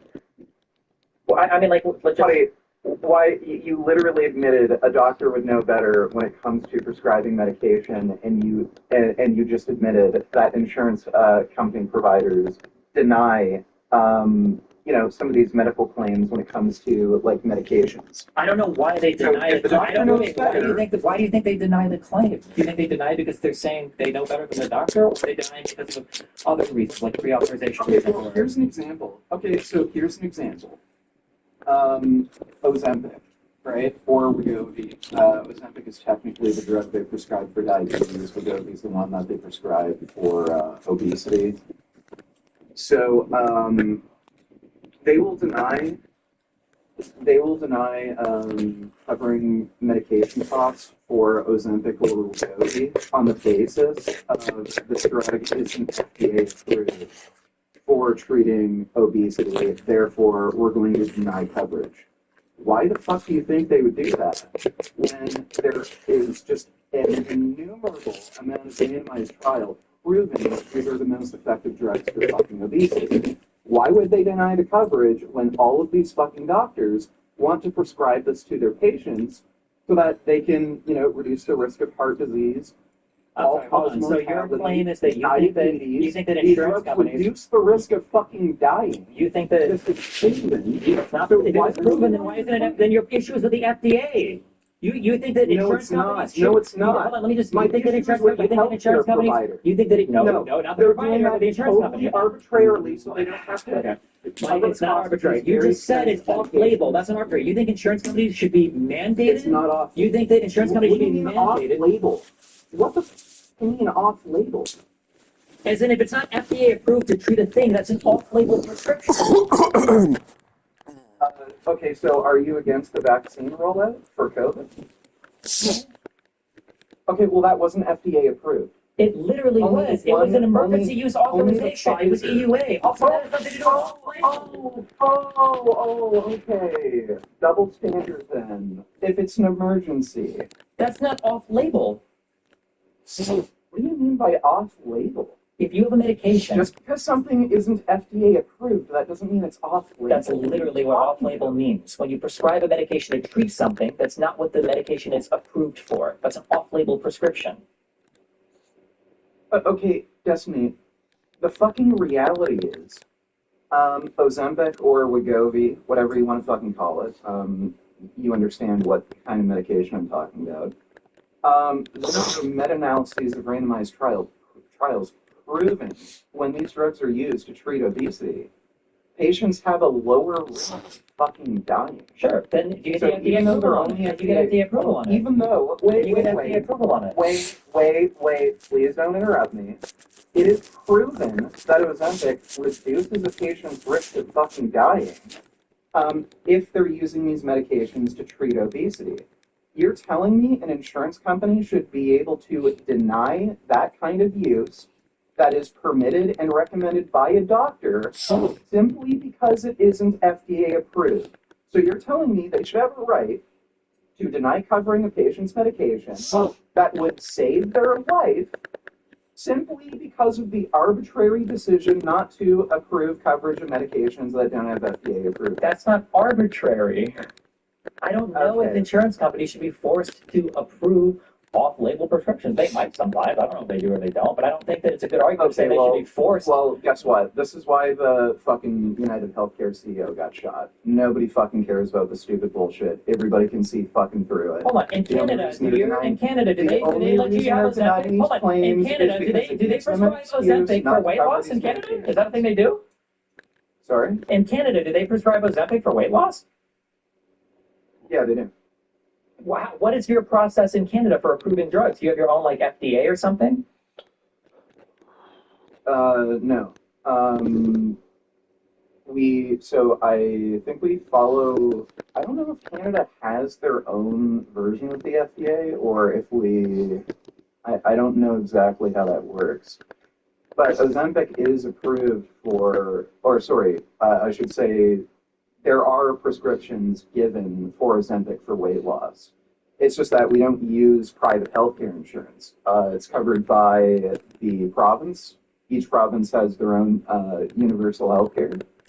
And doctors can prescribe it for weight loss. Usually people pay out of pocket, though, because it's actually much cheaper here. So in the United States, it's roughly $1,000 to $1,200 per month to take Ozempic. In Canada, it's only about $150 to about $225. So usually people can just afford it out of pocket. And again, it's also much easier if you have private insurance that covers medication costs. Everything that you're saying, that's making it sound like then it's not approved for weight loss. If you have to pay extra to get it, then it sounds like it's not. Sorry? What are you? medications aren't typically covered by universal healthcare. It's just like seeing the actual doctor, getting the prescription, getting different treatments, so like X-rays. Well, if your drug's not even covered, then it doesn't matter. It's not like your doctor can prescribe basically anything. You just go to the pharmacy and buy it. No. No. I'm saying most medications aren't. Very expensive medications for like cancer that might cost like $1,000 a pill. That's covered. Most medications aren't covered though. So like if you have to get antibiotics, but again, it's such a small personal cost.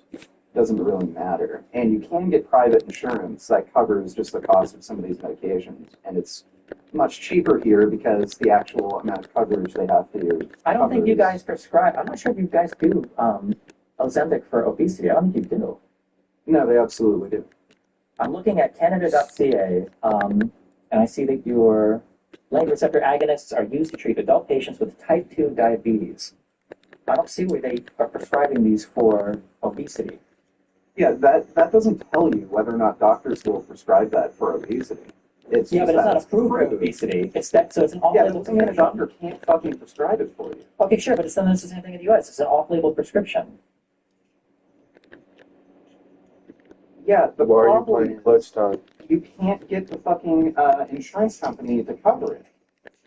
Well, hold on, is that true that no insurance company in the United States will cover off-label prescriptions? I'm not saying no insurance company is willing to cover it for obesity. I'm sure there are, but many of them won't. You're just saying this out of nowhere. You have no proof or evidence or any idea whatsoever. You're just making this up. You can. No, I'm not. You can go through the different.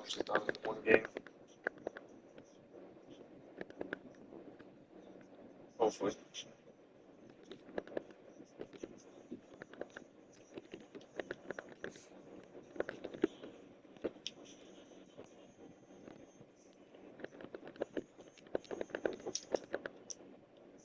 Get the fucking rebound. What was that?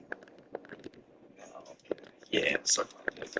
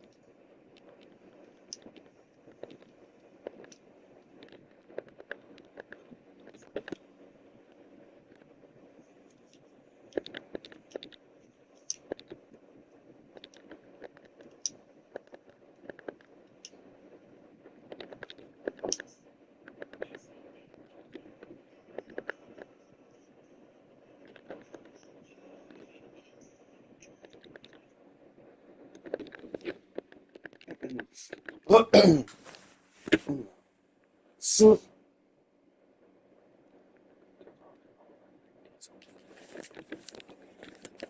Healthcare providers see if they will cover Ozempic for obesity specifically. In Ontario, your Ozempic prescription may be covered by the Ontario Drug Benefit Program, provided you're between 18 and 24, over 65, or meet other eligibility criteria. However, this is only if you're unable to tolerate metformin, or if metformin doesn't adequately control your blood glucose levels. So it sounds like even for insurance in Ontario, they would only cover it for diabetes. What, for weight loss? Or I don't even know if they would help you pay for this in Canada for. Well, again, it's not nearly as big of a fucking deal because it's cheaper here anyway. It's about 5 times cheaper.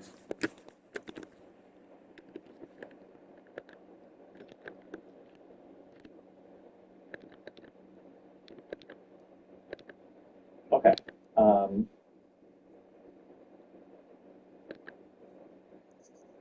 So then what is the claim? What is your issue in the United States? Do you think that no insurance company covers Ozempic for weight loss? That's not what I said. I literally just clarified this. Okay, what is your claim? Most insurance companies, to my knowledge, I believe it is the majority, that will not cover Ozempic for weight loss. because of the cost, and they lie saying it's not because of the cost, it's because we won't cover medications that don't have FDA approval. Or cover the cost of a medication for a particular use that does not have FDA approval. Why would that be a Which I lie? Why believe couldn't that is just be like actually the, also. why couldn't that just be the answer? Well, that's bullshit. There's a lot of medications that don't technically have FDA approval for a certain treatment, but they do have actual proven efficacy, and insurance companies have no trouble paying that. So they pay for some, but they don't pay for others? Why? Yeah. What do you mean why? Like, people have done the calculations. If if every obese person or morbidly obese person were to get a Ozempic prescription, it would literally bankrupt some of these healthcare providers. I just have some costs and I'm having to be on it indefinitely. If it would bankrupt them, that's why there's this big push. Well, if it would bankrupt them, if it would bankrupt them, then it sounds like that's a good reason for them not to do off-label prescriptions for them, because they would go bankrupt. No? Well, yeah, but they're lying about why they won't cover it. Where does it? If it's, I don't understand why they wouldn't just cover it and raise premiums. Well, that's you're narrativizing. You're like, there's no evidence for any of the claims. I can't even falsify your claims because they're not even falsifiable. You're just like saying random stuff. Like, you think that if everybody prescribed these, they would go bankrupt, and that's why they don't do it. Like, what is there any evidence for any of this? I don't know if raising premiums would really make any sense because, like, practically everybody in the United States is either overweight or obese. Maybe you could like come up with some.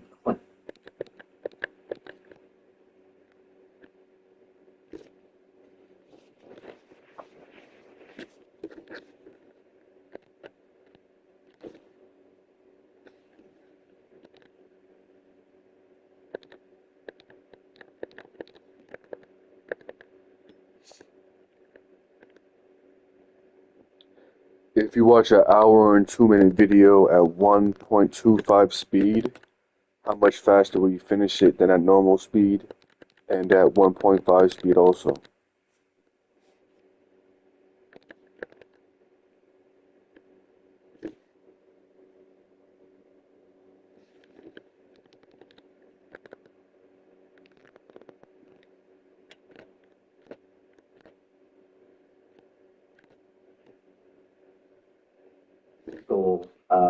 Diagnostic criteria for who would, qualify for Ozempic or any of these GLP-1 agonists for obesity.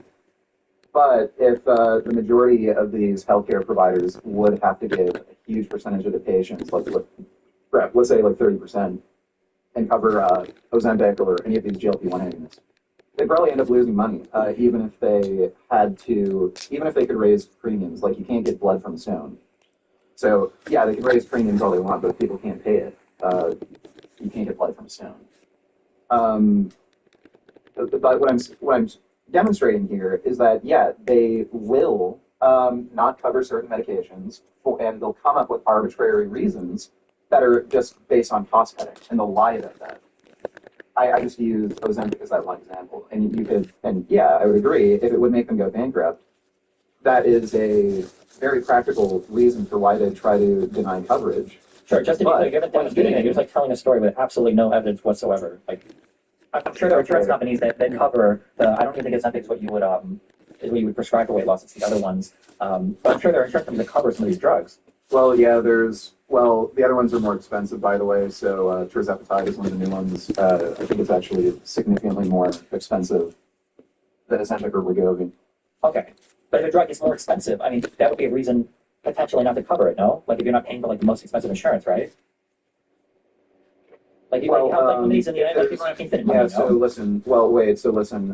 when there's, say, a generic version of a medication, so let's say there's a very expensive, we could use tirzepatide. So let's say there's tirzepatide, which is the brand name. If in a few years it ends up becoming generic and the generic version is half the cost, then yeah, obviously an insurance company would prefer you to take the generic version, because it's literally the same medication for half the cost. That's totally reasonable. What I'm saying isn't reasonable is when healthcare providers will try denying treatments that are recommended by a doctor that are clearly necessary or highly, highly beneficial for a patient. I think necessary can be a funny word. So let's just say they're highly, highly beneficial. Chances are it would make the patient live longer, have a better quality of life. If they're denying on the basis of, well, we're going to lose money, fuck the benefit to the patient, I would say that's immoral. Okay, so you think that in an ideal system, health insurance companies would be obligated to always authorize or always allow every single person who's insured to have access to the latest, like, cutting-edge drugs for weight loss at all points, for every type of condition at all points in time? Would that, do you think that's a realistic financial model for anybody? That's not what I'm saying. So, by the way, these GLP-1 agonists have been on the market for about 10 years. I think tirzepatide is a bit newer. That might be 2-3 years old now. But again, there's clear benefits to it. So you're restating things that I'm asking you. Do you think it's reasonable that any company or healthcare system could afford to pay for every single person in the United States if these drugs are so expensive? That's not what I'm claiming. Okay, it sounded like your claim was you think that if you can prescribe a drug like this off-label, and if it helps somebody lose weight, that every health insurance company should have an obligation to always pay for that medication indefinitely.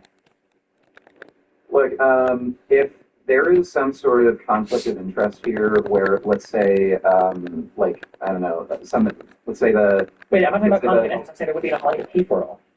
Well, okay, well, let's say there's a clear benefit to a certain class of drugs. Use GLP-1 agonists, for example.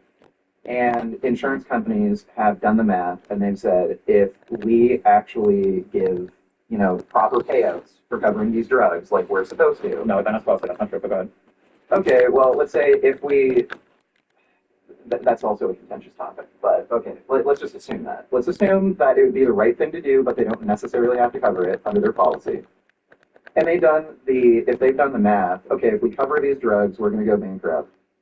At least be fucking honest about it and say we can't cover it because we're going to go bankrupt. Then maybe there would be, some sort of pressure politically to actually lower the cost of these medications. There's a ton of pressure to lower cost of medications already, number one. Number two, I mean, what would you even... I don't believe this argument.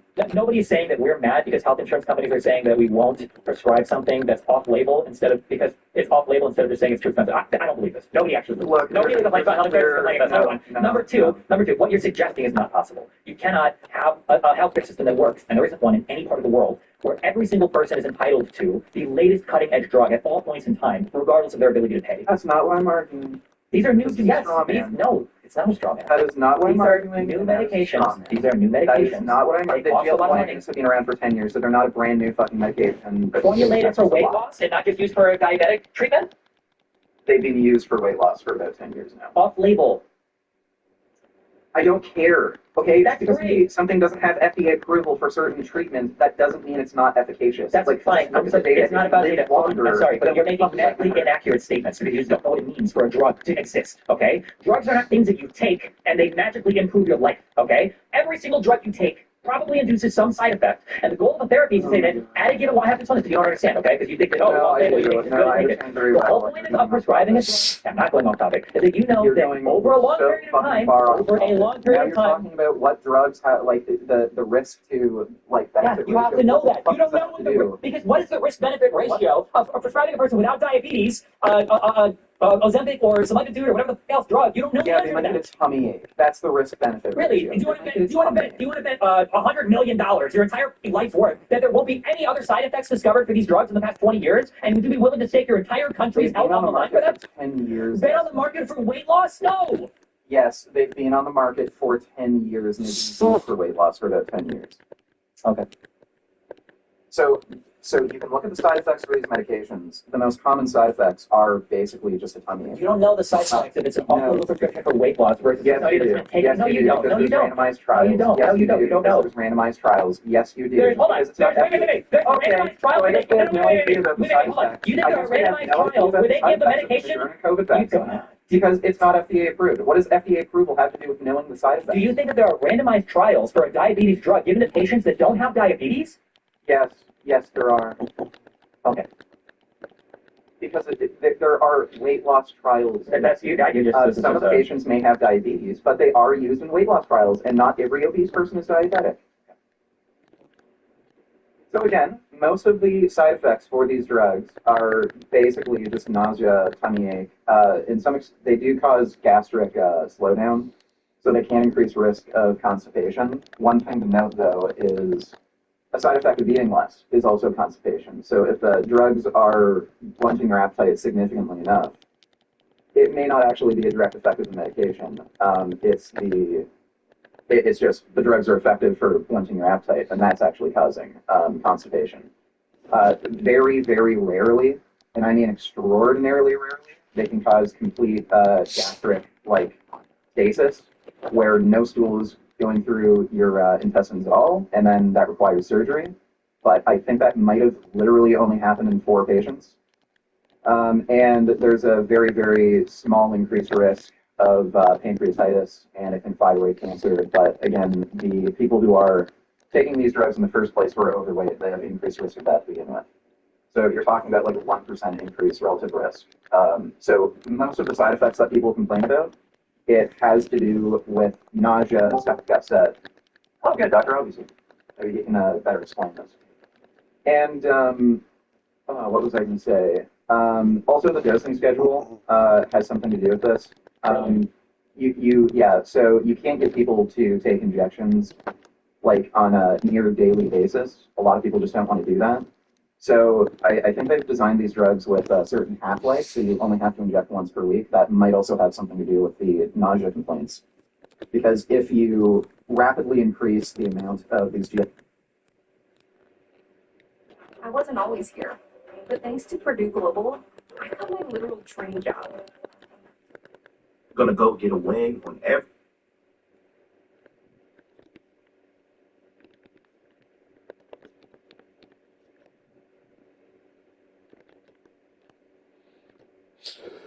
Shoot!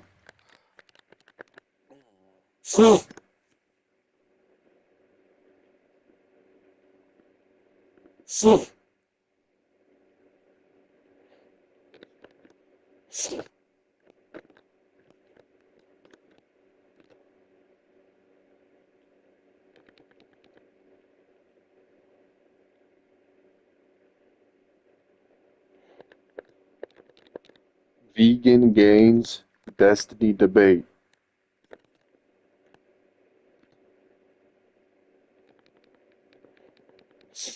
That makes it a moral imperative to do so, right? You get similar arguments you can make for exercise as well, right? Getting out and running every day, even if you don't live through it, it's just going to improve your health immensely. But I don't know if that makes it like a moral imperative to do so.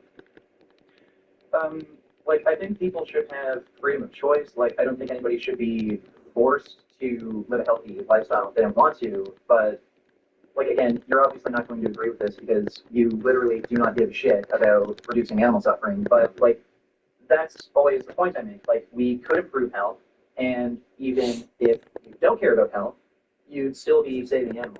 Yeah, so again, we're kind of running back to the moral argument, which I think is the strongest argument. I think it's the only one that's really relevant. Because there's a million things that we can do that would make up. Cars are something. Even in the United States, well, a lot of people can get by driving bikes or riding bikes without having to get a car. A lot more people can do it, but they don't. And we were killing the environment and everything, and animals as well, right? Well, the thing is, again, this is very all or nothing sort of approach you're having.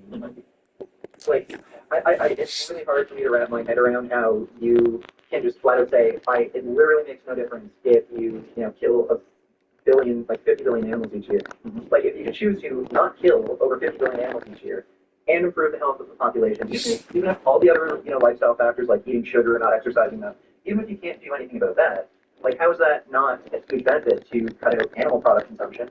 Even if people still aren't going to live totally optimal lives, that would still reduce chronic disease in the human population, which I think you would agree that is a benefit, and you would be saving a tremendous amount of animals from horrible suffering and death. Yes, I mean, so again, if we're disregarding the moral argument, so we get rid of the saving animals from death part, what you're essentially asking is, should we tax an entire industry to improve the health of some people? And these go into kind of these fundamental questions of freedom of choice and whatnot, right? Should you have the choice to drink alcohol? Should you have the choice to smoke cigarettes? Should you have the choice to live an unhealthy life? I think you probably should, and at least at this point in society, that's the decision that we've made. If we decide that maybe people shouldn't be left to those decisions on can you act in ways that are suboptimal to your health, then in that case I would probably agree. Maybe axing animal agriculture is probably a good idea, or at least severely curtailing it. But it doesn't seem like that's how we make any decision in society. Like, should everybody be compelled to run, 1 mile a day? Should everybody be compelled to bike a certain amount? Like, none of these are like moral. Well, the thing is, like, you're talking about personal rights. This is more about like corporate and business rights. What do you mean by that?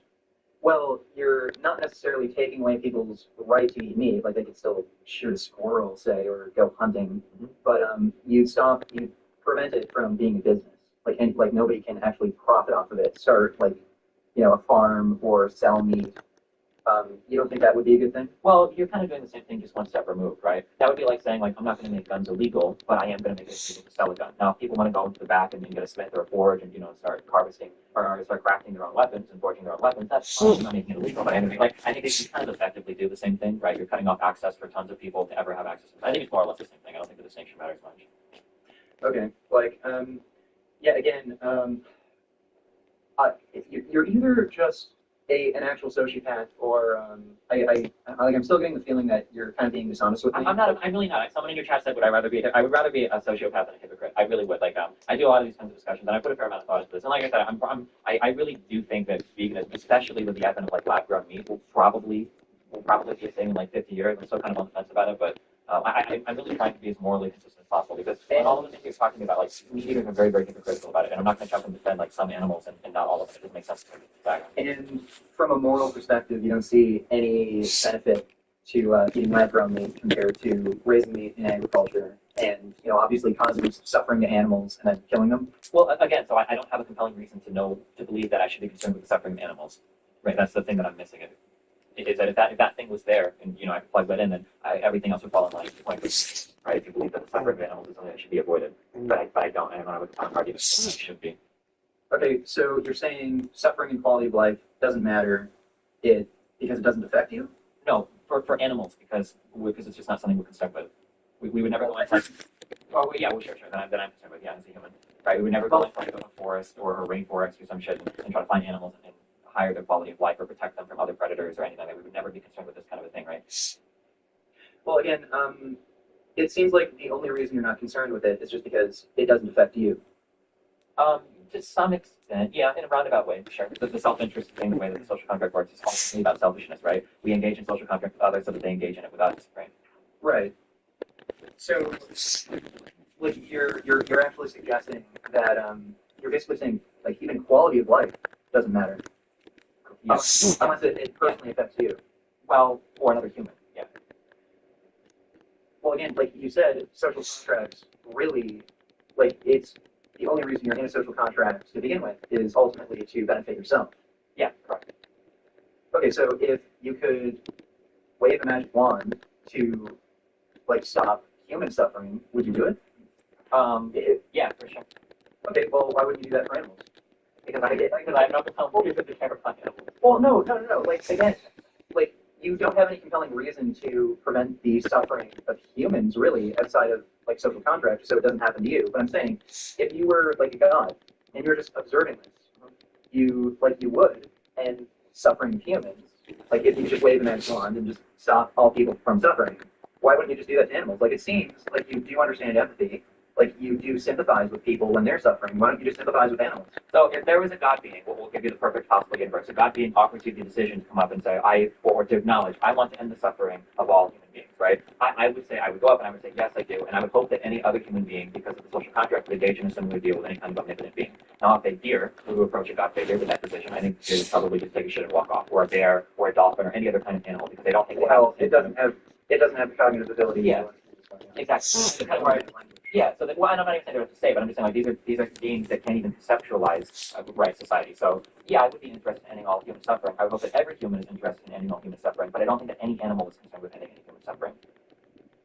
Well, like, again, they don't have the intelligence we do, so it's hard for them to even imagine this. But they do have empathy to some extent. Well, everything is empathy. It's a biological process that helps us get along with family. Well, right, but, like, I'm saying, just because these animals, like, can't form a social contract with you and maybe don't necessarily care about you, like, you can still understand that they're living beings that can feel pain. Like, I'm just wondering why, like, if you were a god being who could just wave a magic wand and stop all suffering, like, why wouldn't you do that? Like, is it literally just totally indifferent to you? Like, if you could just stop all suffering, like human and animal suffering, like you just wouldn't do it to animals, but you would do it to people? Yeah. I'm not even sure how the stopping all animal suffering would work. Like, what about like the carnivores and stuff? Like, would they not eat animals or? Like, it's magical. The ecosystem would still magically exist. It's like a weird hypothetical. I'm trying to give you as much leeway on hypothetical as possible without missing the point of it. But like for humans, like humans could probably exist without suffering via agriculture, right? But like, how's a wolf? Like, are they going to start farming Right. or eating Well, plants only? what I'm basically trying to get here is I'm trying to figure out if you do actually care about people on an empathetical level, and not just because you adhere to a social contract, and the only reason you treat people with respect and dignity, and you respect their rights to to life. Is it just because you're trying to protect yourself? Yeah, or do you actually have empathy for another person? I'm not going to lie to you about anything I swear. So you can just ask me, like, do I care about people on an empathetical level? The answer is no. That's not where any of my morals or ethics come from. It has nothing to do with empathy for other human beings, and it has everything to do with social contract and everything that I can reason out from there. It has nothing to do with empathy. Yeah. Have you ever had a girlfriend or been in a loving relationship? Like, believe it or not, I have somehow, yeah. You have. Yeah. But I don't think this argument is going to help your. No, like, it's just very fascinating to me. Like, sure. I'm trying to be as logically consistent as possible again. Like, I'm just empathizing, or I'm sympathizing. Oh God, it's the word. Emphasizing. Sorry, I'm empathizing. I'm just trying to be as logically consistent as possible in this argument. Okay. I'm kind of at a loss for what to say to you because, like, like everything I come to, you're basically like, yeah, I don't care. But yeah, I think that, like, from your point of view, I think that the easiest way to protect animals, I think that anybody that owns and loves an animal or pet or is concerned with the suffering of animals, like if you go to a zoo and you're sad that an animal is trapped in a cage or whatever, I think that all of these people should be vegan. I don't see how, like, these are really easy positions. I feel like I can argue in favor of veganism. It's very, very easy against the average meat eater because I don't see how you can possibly love some animals and think it's okay to massively harvest and slaughter others. It doesn't make any sense to me. Right. You did say you own a cat and that you have dogs. So, like, were these, did you buy your cat or did you? Well, my cat belongs to my girlfriend and a dog belongs to my girlfriend. Okay, so you never actually bought an animal yourself? Personally, no. I don't want the responsibility of taking care of one. But I Right. Okay. All right. So, like, I was gonna ask, like, would you treat it any differently if you were the one who went out and bought that animal, or if you adopted it? Like, would you treat it differently than how you're treating it now? Yeah, probably. I would probably take care of it a lot more. I mean, I take care of it. It sounds really fucked up, but like, I bought a new car and I take care of that thing way better than I would any rental car. But I would view an animal as possession, just like a vehicle, right, or a computer, or would any other thing like that, an instrument. Right. Like, I'm just wondering. So, assuming this wasn't your girlfriend's cat, or like, let's say your girlfriend died, or she left you, and you were left with that cat. Would you treat it any differently than how you're treating it now? I imagine probably. Why? What are you trying? Well, I don't understand what you're Like, getting. what I'm just gonna ask you is, like, would you just lock it in a box, basically? I mean, I enjoy the cat. Like, I get personal enjoyment out of it being here. If it ever became an inconvenience, then I guess maybe I would give it to the Humane Society or something. But I don't feel like a moral obligation to keep it. But I would. Why would you give it to the Humane Society? I don't know. They can give it to someone else, I guess, or they eventually put it down, I guess. But I still have like I don't feel like put it down yourself. I mean, I guess I could. I don't know. It's just like a waste of the thing. Okay, so even if, like, say you could see the future and you knew no one would get that cat, like, maybe it's just a really ugly cat. You not ugly. No, well, but no, I know what you mean. Yeah, if no one else will get it, then yeah, I guess I would. Sure, I would never problem putting it down. Really? Yeah. Okay. All right. If no one else is gonna get it, it's just gonna sit like in the pound or whatever. No one's ever gonna get it or anything. Yeah, sure. Okay. All right. This was a weird fucking conversation. I didn't expect for you to come up with this. Sure. I understand, but do you agree? You must agree that my position is the only reasonable one for a meat eater, right? Do you agree with that, or? It drives me crazy when people try to like ride the line between liking some animals and not liking others. It's really strange to me. I don't know if I consider your position the most reasonable one. It's strange. Like, I would have considered the most reasonable argument would come from somebody who's just uninformed. Like, there are people who genuinely believe that humans absolutely need to eat meat for health. Okay. And the most reasonable arguments I've seen coming from that perspective are like, okay, we do need to like drastically reduce animal agriculture. We need to eat way less meat to be more ethical. We need to raise these animals in like, an open farm and grass-fed kind of situation. Like, that's what I consider the most reasonable argument, but like those people are just uninformed. I guess like with you, it's weird. Like what I consider unreasonable about your argument is you literally do not give a fuck about the outcome of the situation. Like you're saying, suffering doesn't matter, death doesn't matter. All that matters is my own personal well-being, and what determines my own personal well-being is a social contract. And since animals can't have social contract with me, like fuck them. I literally don't care if they suffer and die. Sure. Like that's what I find unreasonable. Yeah, I understand that. So I guess I would take issue with people because these are arguments that you would never make for human beings. When you talk about like nice ways to kind of enslave animals and then harvest their organs for food, I don't consider that to be something we would ever accept for treatment of humans. For instance, there is no ethical argument you could provide really for slavery right now in the West, right? Well, like I have slaves, but they have a really nice bedroom. I give them toys, every month. I provide them free internet access. They've got Wi-Fi when they're out working in the field. Like nobody would ever accept these arguments. They would say, dude, slavery is a moral sin. Like, you cannot do this. This is disgusting. You cannot enslave people. So, like, if a meat eater wants to say, like, well, I'll eat meat and stuff that comes from cows that are, like, their bellies are rubbed every day and, they're grass-fed and all of that. Like, okay, well, that's strange. So you are acknowledging then that torturing and killing animals is wrong, but you can kill them if you do it in certain ways. Like, that seems really hypocritical to me. Right. I do have something to say about that. Like, if you look at a religious text, like the Old Testament, for instance, there's a lot of like very strange ethical rules involving slavery. And what's especially weird is that supposedly the Israelites were enslaved by the Egyptians for the longest time. And then when they were finally free, they allowed for slavery. So, yeah, but I mean, I would reject. I don't like any. Well, just let me carry on here. And they have rules regarding like how you can keep slaves. Like, there's a very strange rule where if you beat your slave and he dies within a day or two, then you're guilty of murder. But if he survives, it's fine to beat your slave if he's being disobedient. Like, there's stuff like that. Like, basically, there are general rules around how you can treat your slave. Even though this is hypocritical, like, it's very, very strange how you think slavery is okay, but you have to treat your slave, in a certain way. Like, people, even in that situation, value empathy to some extent. Like, I think and I think even you would admit, there's a biological reason for empathy. Like, it does help us even create these social contracts. Yeah, so, I understand what you're saying. This is so like the thing is like the problem I have here is basically you're saying empathy doesn't matter, and I think it does. I think it's like totally necessary for us to even respect social contracts. So in looking at this, I think that you can derive a social contract using only logic. And I think essentially that's not right. I think that you can logically derive a social contract without needing to rely on emotions at all. The problem that I have, you kind of make this I don't want to say like a appeal to nature, but when you think about like it's in our nature to be empathetic and emotional, I agree that that is true. But like I could point to another system that exists that's largely built out of emotion that's totally dysfunctional. The prison system in the United States is built largely around emotion. Right? If you ask somebody, like, what's the purpose of prison? Well, it's retribution. Or they won't say retribution. They'll say it's justice or whatever, right? But it's really revenge, right? It's what a lot of the principles of justice in the United States are more or less built around revenge. When that doesn't logically make any sense at all, right? Prisons should exist for rehabilitation. The fact that we have insanely high recidivization, I think that's the right word, rates, people that go back to jail after coming out, the 3 strikes and you're out rule, the disproportionate sentencing between black people and white people, the strange ways that we sentence people to crimes based on how much money they have for a lawyer. All of our kind of prison and lawyer and all of that shit, all of that is kind of built around the emotional construct of like we need to get even with people that do bad things in society, and that doesn't really serve society at all. Now we have an emotional drive to get even with people that wrong us, sure, but that doesn't contribute to a better society. The prison system in the United States sure as fuck isn't helping us at all. It's a giant money thing. It probably hurts people more than it helps them because when you lock people up, it fucks the rest of their life up if they've got prison charges for stupid shit like weed or whatever on their record. But, like I would point to something like the prison system and say like, well look, here's an example of us being emotional and it being fucking horrible for us.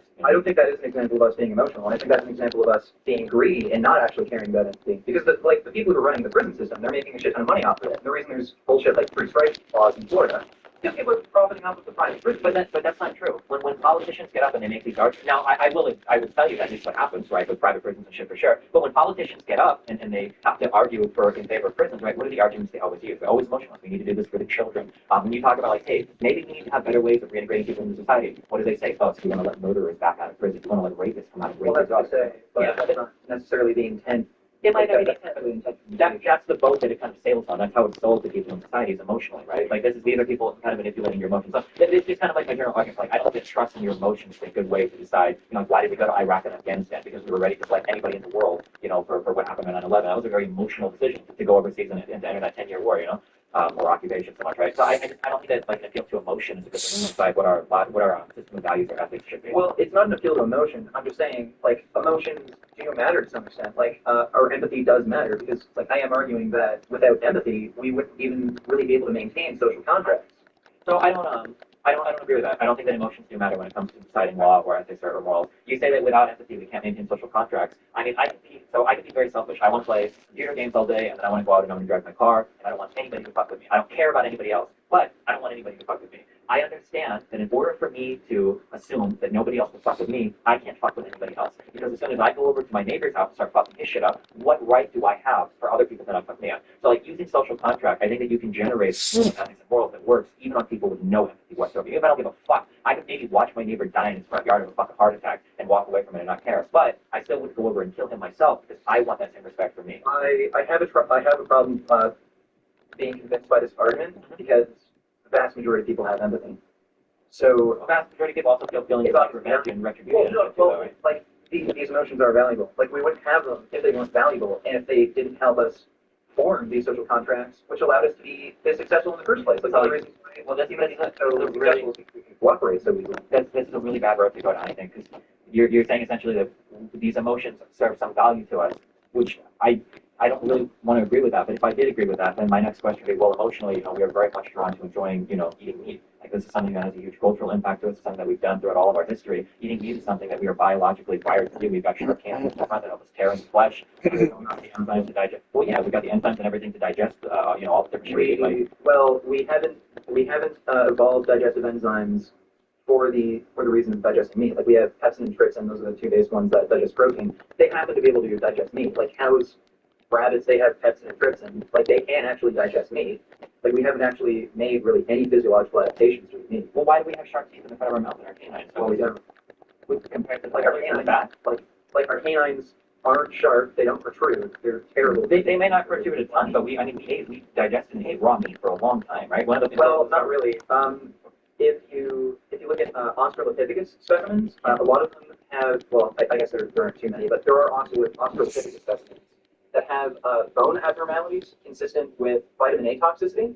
So what that suggests is Australopithecus, when they first started eating meat, they weren't able to really consume like muscle tissue. So what they relied on was organs, particularly the liver, which is particularly soft, easy to rip off and chew. The liver happens to be extremely high in vitamin A, and it's very easy to suffer chronic and acute toxicity from vitamin A. And one of the side effects of that are bone abnormalities. And that's again, that's another that's more evidently adapted to meat. Why did we consume raw meats for so long? Hunting was such a big part of like early humanity. You could either choose to die for not getting enough food, or you could, eat meat. It might give you some pretty bad health issues, but you'll survive and you'll be able to live long enough to pass on your genes. Doesn't mean we've made adaptations to eat meat. It just means it's good enough for us to survive. Why do we have the ability to run like longer distances than any other animal that was just to forage for plants? Or why do we have teeth in the front of our mouth? Why aren't all of our teeth just flat?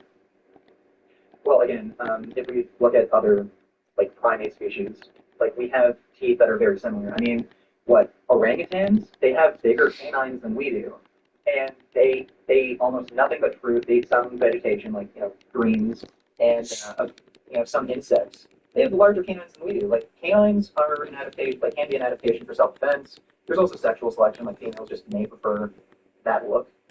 Like it's sexual not selection that doesn't confer any other type of a biological advantage. That doesn't sound very reasonable to me. Why isn't most selection made for, especially for males, right? Well, I just mentioned self-defense, and there's also sexual selection. Sure. I'll give you peacocks as an example. Female peacocks go after peacocks with the largest tails. Mm-hmm. The peacocks with the largest tails are very easily preyed upon by predators. Gotcha.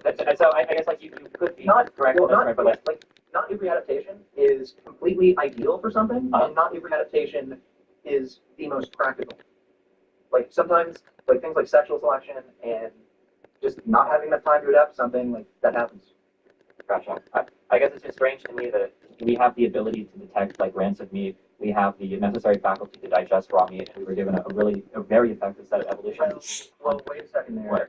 With raw meat, Dr. Richard Wrangham, who's an anthropologist, and he's a professor at Harvard University, he's actually talked about how fire and cooking our food is what actually caused our brain development. Yeah, because it freed up so much more resources to, yeah. Well, it not only freed up time, like we spent an insane amount of time chewing, but it also just allowed us to get way more nutrients out of our food. Yeah, biological resources, yeah. Yeah, so, like, yeah, we can digest raw meat, but we're not too good at it, and we're also very inefficient at, like, actually chewing it, which is why early humans, before we had fire and any kind of tools, we just eat the liver, and then we get vitamin A toxicity from it and get bone abnormalities. Well, that clearly wasn't the only thing we were eating. Hunting has always been a really big part of human history. Like, it's not like all the people that ate meat, like, started to die of, like, I think you're blowing up this liver toxicity a lot. Like, I'm sure maybe there are some people that suffer from this, but the vast majority of early humans ate, right, food, or ate animals, right? It was this discovery of agriculture that set off all of civilization. Like, if you're going to make that argument, like, remember, the human species covers a vast portion of the globe, and, what we ate was seasonal. We were nomadic creatures. Like, you can't just say, we ate a ton of meat all the time. Like, well, we hunted for meat. But this isn't the argument that I would want to make. I wouldn't agree with this. I just say that when you're looking for, like, emotion, I'm saying that's kind of like a strange road to go down, because then I could say, well, emotionally, like, we enjoy eating meat, we're wired to eat meat or whatever. Like, it just seems like a strange road to go down. Well, we're not really wired to eat meat. Well, okay, we have the ability to digest it, we have the ability to tell if it's bad or not, and we enjoy the flavor of it substantially. We have an ability to tell whether or not any food is bad or not. Like, that's just important for us because we can easily get sick. Yeah. But it's not like raw meat smells bad to us, period. Yes, it does. Meat or dairy? Oh, you mean before it goes bad? Yeah, before it goes bad. It's not like all of it smells bad, right? We have an ability to detect when it's gone past that rancid point, right? So I'm not trying to say that, like, I'm not trying to make the argument like we need to eat meat to survive or anything. I'm just saying that eating meat has been a pretty big part of human history, right? Well, what I'm saying, like, I'm not denying that, but I'm saying we haven't really made any physiological adaptations to eating meat, at least none that are adequate to suggest that it's a healthy part of our diet, and to any extent. And we don't have any biological drive to eat meat. It's entirely cultural. Like, you even admitted yourself, you have no interest in killing animals. Like, if you have no interest in killing animals, how is eating meat a biological instinct? Well, I mean, that might have been an instinct that's been weeded out by living in society. I mean, I also don't have, like, an instinct to kill other people, but, I mean, if I lived in, like, a forest or some shit and I saw a neighboring tribe, maybe I would. I think society nurture to a large extent has weeded out a lot of that. So, like, I'm not going to try to, make an argument that this is a, like, ingrained natural thing. I was just speaking to you earlier saying, well, we have emotions and they're important, but you could use that to justify, like, a lot of really fucked up shit. Well, like, if the meat-eating thing isn't, like, adequate, you could say that, like, people are tribalistic to some extent, right? People like to stay next to people that look like other people or look like themselves, right? So you could make that argument to justify racism or something like that, Okay, I don't really want to quite end the discussion right here, but, like, the problem I'm still seeing is, like, you're refusing to accept that the actual outcome of the situation, like, has any significance, and it correct me if I'm wrong. Outcome. Well, I mean,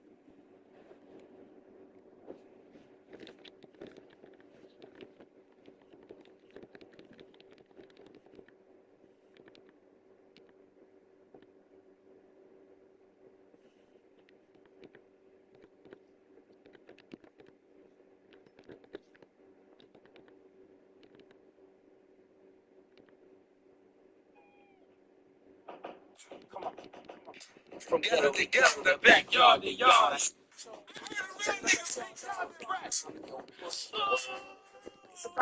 real nigga picked up and ran. They never. From ghetto to ghetto, the back.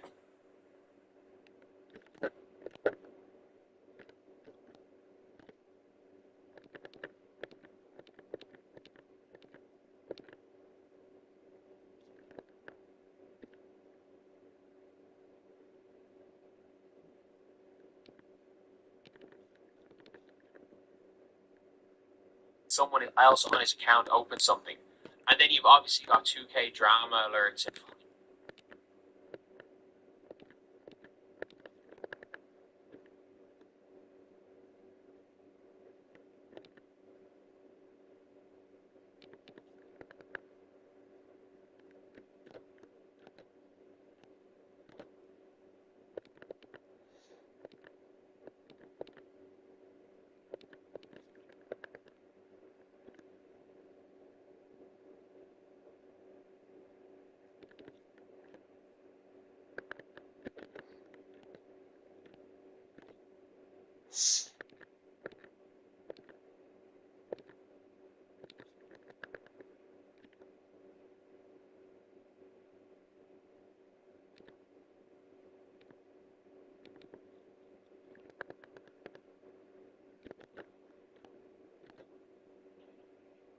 can't do nothing because I got no timeout. Yup, it gave me a loss too. I freaking hate this game. Holy cow. I literally hate this game. I know it gave me a loss because of the lineup shit, bro. Nice. Nice. Now I got 2 losses, bro. Thank you. Holy cow. Get me off of this court, bro. Get me off of this court, bro. Get me off of this court. Literally gotta run the same guys all game long. Because my lineup doesn't register. It'll probably give me a loss for this too, like it did the other person.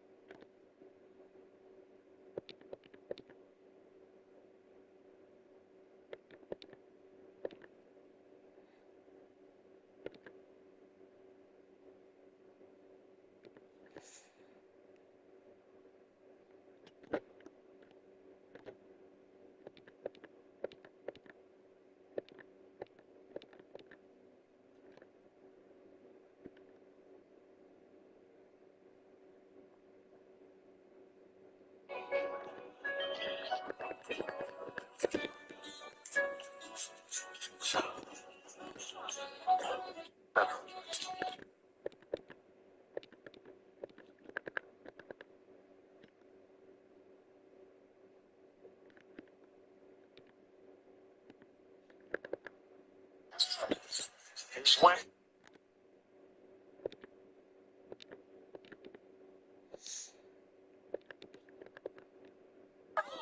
Don't touch him.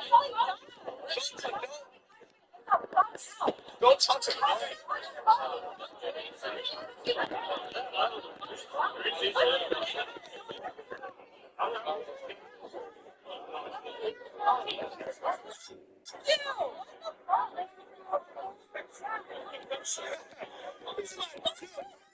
Are you in the accounting class? What up, bro? What's good, bro? How are you? Look at this guy.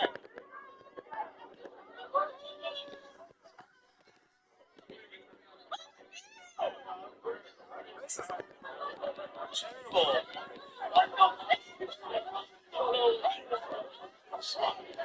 Is this serious?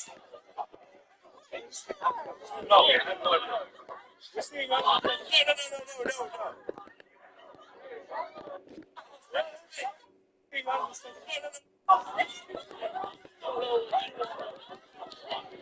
Is this serious? No, man. I have no idea. This thing, no.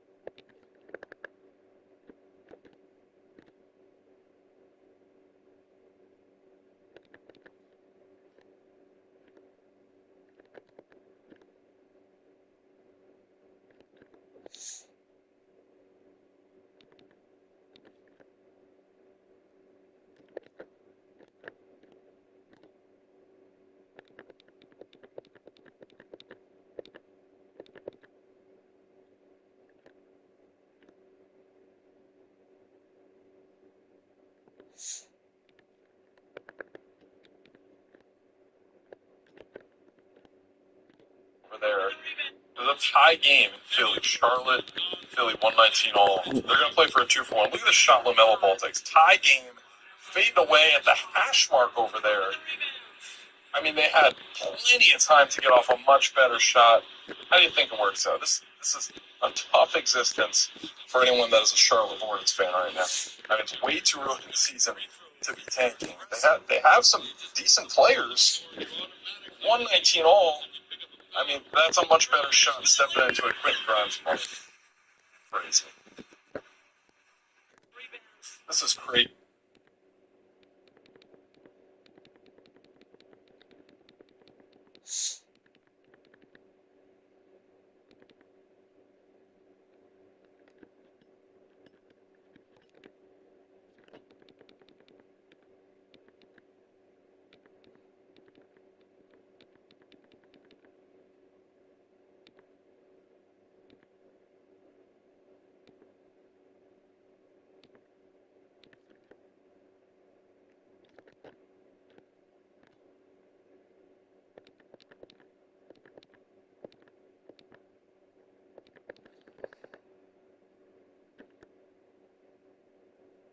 Last year.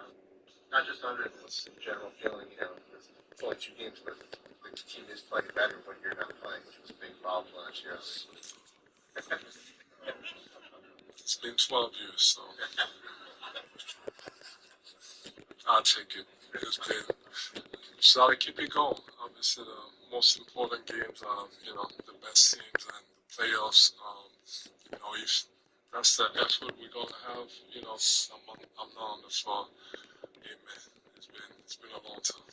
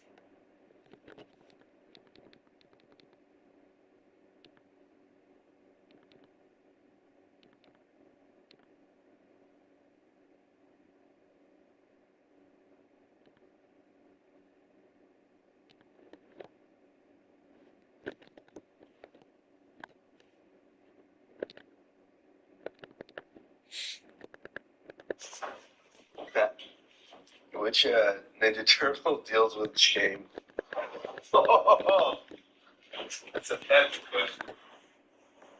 I think we see that they all have some underlying shame related to being a mutant, relating to being different, relating to not knowing how they got here and why they're here. Yeah. I think that's one reason the turtles are so relatable. But they all deal with it differently. Raphael deals with it more overtly, with his anger outbursts and taking off, isolating. The rest, well, I'd say Mikey and Donnie kind of team up to dissociate from their shame sometimes, to distract themselves, even though underlying, especially you see this with Donnie, he has a deep sense of not knowing why he's here and if he has a purpose. Leonardo's more that type A, he just, he's like, what's the next thing? Let's do the next thing. He's staying focused. But he, too, is impacted by the shame of not knowing if he's loved. Cowabunga. Thank you. Which Ninja Turtle deals with shame? I'm forever gonna be the overly woke friend. I show Speed and Harold in a see-through building in Harold's eating fried chicken, surrounded by white people.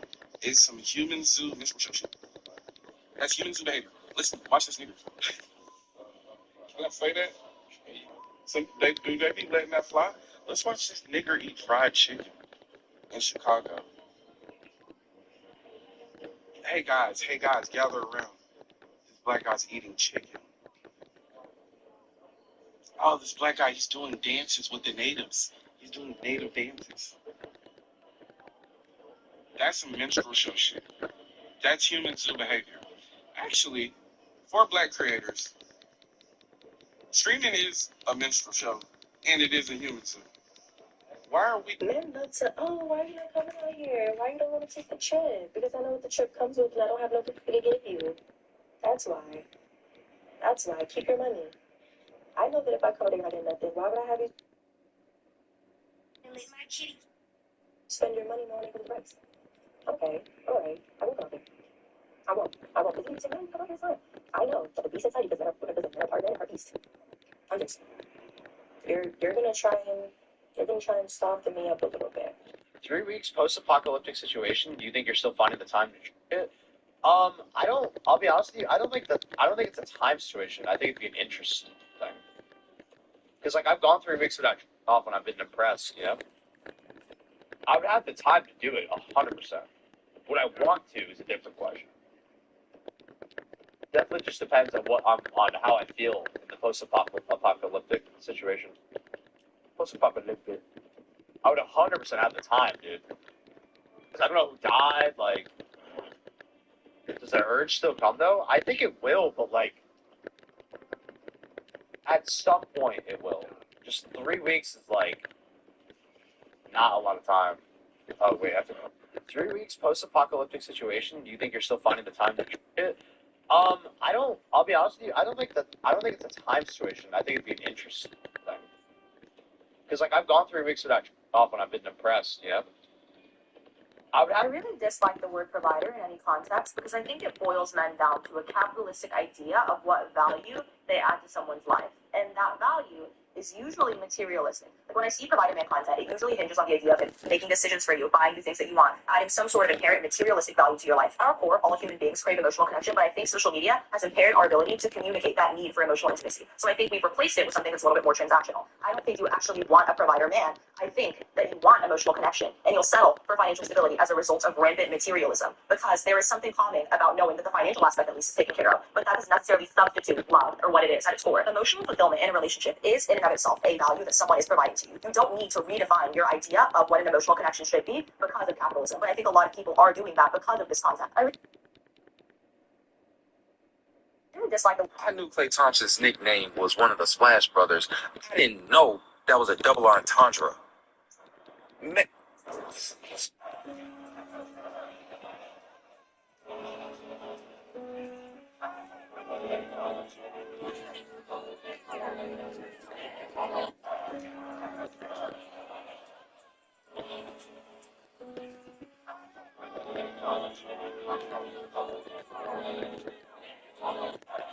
Quick. There is a video trending online right now. There is a nice looking woman with a beautiful red dress on and a small Gucci purse in restaurant flying green, right? And she's like, they told me not to make his lunch. They told me not to do his laundry. And why don't he? Oh, everything I love. I am so tired of you. Loose wig, fat sneaker, flat purse, sheen shopping cart, rainbow dress wearing motherfuckers, bro. Like, god damn. God forbid a woman do something for her partner. God forbid. Look at these comments. Because the lady in the original video with the red dress, she was talking about how she took her man on dates, she cooked, she cleaned, whatever. I didn't do none of that prior to getting married. Yeah, because y'all are fucking bums. I don't want to perform to earn a ring. What do y'all want to do? What do you want to do? What do you want to do? Everybody performs before they get a fucking ring. I didn't do none of that before a ring. I'm married and still don't do too much. Y'all, bro, y'all are like, let me ask you a question. If you were dating a man and he was like, truth be told, I'm not about to do nothing for you. And you know what? Even after we get married, I'm still not going to do nothing for you. You will look at him like he done lost his motherfucking mind, right? I just don't understand why y'all think. To get on this internet and see all these women bashing this woman because she did something for her partner and now she's married, it's fucking crazy. If she was doing all that for her man and she wasn't married, y'all still would have came over here and bashed her like, damn, girl, you doing all that, he didn't even put a ring on your finger. Now he puts a ring on her finger and y'all still got something to complain about. Quick.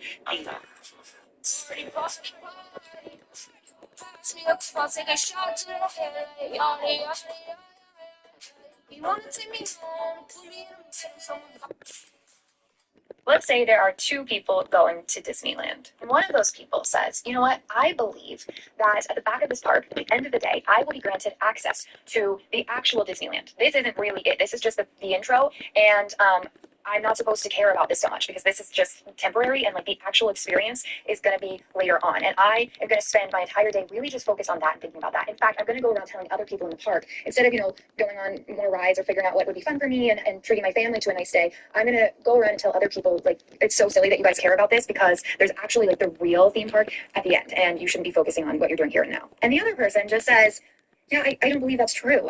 That doesn't make sense to me. There's no evidence pointing to that being true. And really, all I can be sure of is that I'm here now at Disneyland. This is where I'm at. And so I'm going to make the absolute best of it. I'm going to figure out what rides I really care about going on so I can make sure I get those in. I'm going to make sure my family's having a good time. And, try some good food and see the shows. And overall, just like pack as much goodness into this day as I can. At the end of this day, the park closes. And that's it. There's no secret park. There's no re-entry ticket. That was it. That was your opportunity to go to Disneyland. Which of those people do you think would wish that they had spent their day differently? And this is why it sounds ridiculous to me when Christians say, well, I'm not risking anything by believing in God. You are risking an entire afterlife. We have no evidence that an afterlife exists, and every reason to treat this life as though it is the one thing we can be sure of. Let's say there are two people going to Disneyland. And one of those people says, you know what? I believe that at the back of this park, at the end of the day, I will be granted access to the actual Disneyland. This isn't really it. This is just the intro. And I'm not supposed to care about this so much because this is just temporary and like the actual experience is going to be later on. And I am going to spend my entire day really just focused on that and thinking about that. In fact, I'm going to go around telling other people in the park, instead of, going on more rides or figuring out what would be fun for me and treating my family to a nice day, I'm going to go around and tell other people, like, it's so silly that you guys care about this because there's actually like the real theme park at the end and you shouldn't be focusing on what you're doing here and now. And the other person just says, yeah, I don't believe that's true. That doesn't make sense to me. There's no evidence pointing to that being true. And really, all I can be sure of is that I'm here now. Hey, where the big booty hoes at? Hey, spit it. That's probably what I say to turn up all the birds around me at a Halloween party. Hey, what a bad. Hey, yo, feel bad. Hey, what a big booty. Another thing Camus says is that the meaning of life is literally whatever is keeping you from killing yourself. Yes. And I think that's more or less true. Why don't you kill yourself? Yeah, and I think that there are most people who engage with that topic do so on an emotional level, and that's the motivation for these kinds of thoughts. There are people who are just like intellectually interested in the worthiness of life, like whether it's worth living, but that very rarely is actually what's going on. I think when people are seriously struggling with this, and so I don't know, it makes it a sort of difficult philosophical terrain. But I think that people who are just interested in it intellectually often will appreciate someone who can just forthrightly discuss it. You know, because a lot of the time it's like, you know, you open a YouTube video that's going to discuss abstractly the philosophy of suicide, and it opens with a helpline. It's like a way to give away your position. You know, like it's.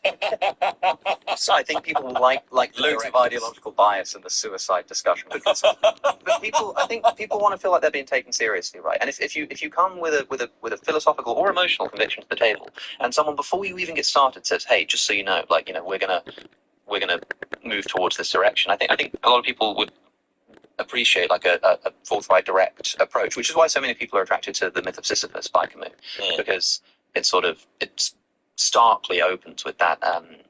You know, there is but one serious philosophical question, and that is suicide, and it captures a lot of people's attention, because even people who aren't feeling suicidal are like, "Whoa, yeah, that's interesting." Another thing Camus said. Just remember, when you're about to engage in road rage, that there are people who are a lot crazier than you are.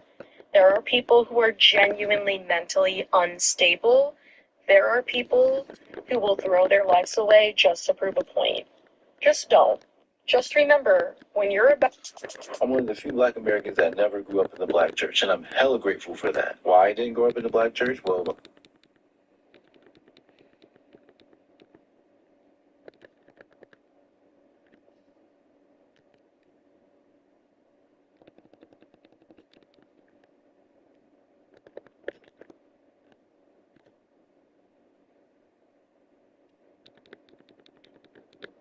I went from 1.7% on my red bar, or no, 1.3% on my red bar to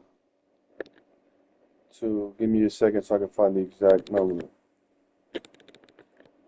worries, take your time. Just let me know once you have the exact number, and we're up for progress. I went from what was the number I said? 1.3% to 24.7% in 6 hours and 35 minutes on my stream. How much rep per hour is that? And how many games played based on, if you base the rep gain on 2 minutes and 40 seconds. Alright, let's break it down. First, let's find the total rep gained. You went from 1.3% to 24.7%, so that's a gain of 23.4%. Now to find the rep per hour, we divide the 23.4% by the 6.58 hours. That gives us roughly 3.56% per hour. Now for the number of games, if we assume each game is about 2 minutes and 40 seconds, that's 160 seconds per game. In 6.58 hours, you have about 23,688 seconds of gameplay. If we divide that by 160 seconds per game, we get roughly 148 games. So you gained about 3.56% rep per hour and played around 148 games in that time. Well, 148 games is off the assumption I played every second of the stream, which I haven't. If we're basing off the games played metric based on I earn 0.25 rep per game, how much games would that actually be? Got it. If we assume you're gaining about 0.25% rep per game, then we can find the actual number of games by dividing the total rep gain by 0.25%. So 23.4% divided by 0.25% is about 93.6 games, which we can round up to roughly 94 games. So that's a more accurate estimate of how many games you actually played in that time. So I played almost less than 50.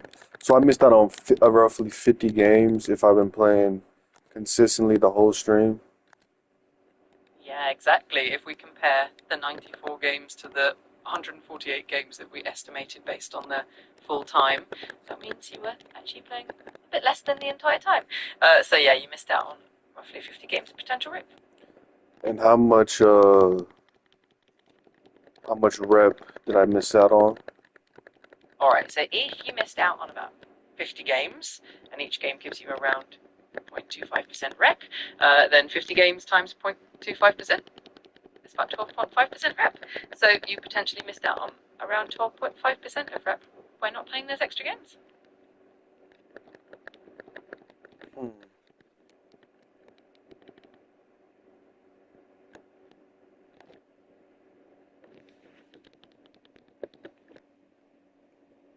my mother's not religious. Sunday, so I just didn't go to church. I'm around the age of 12, I had this awakening, and I'm learning about history.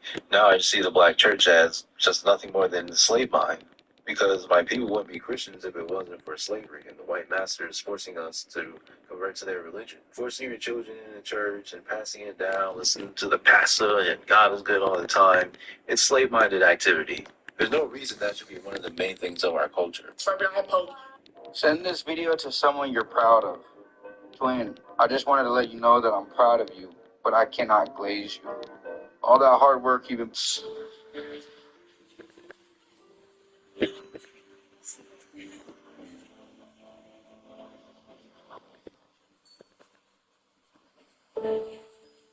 A class of strangers. I'm going to read you an email that changed my life.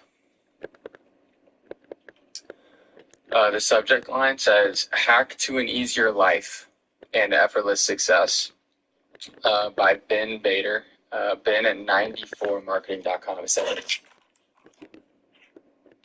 I'm on my balcony watching a boat go by. This was July 14th, 2024. I was maybe making $2,000 a month. I was a year into business. I had a 3-month-old, 4-month-old, pulling from savings, couldn't afford the house. I'm on my balcony watching a boat go by in the river in front of me. It's early in the morning, so there's a really cool blue, whitish, yellowish tone in the sky. I take a picture and show you. When did you realize that we were in hell? Actual hell? It started for me during COVID, but now this is the biggest indicator of the current year, 2025, that we are in hell, that we're living a movie, that the institutions are all fucked right now, that it's a war between good versus evil, truly, good versus evil, education versus non-education, light and darkness. I've never seen anything like my life. Even the older folks I've been talking to said they've never seen anything like this in their life. And for those who are from the Depression, I mean, this is something different even than the Depression. The Depression financially was worse for now. But the spiritual darkness of what's happening around this country, millions of people about to lose their health care, about to lose their food stamps.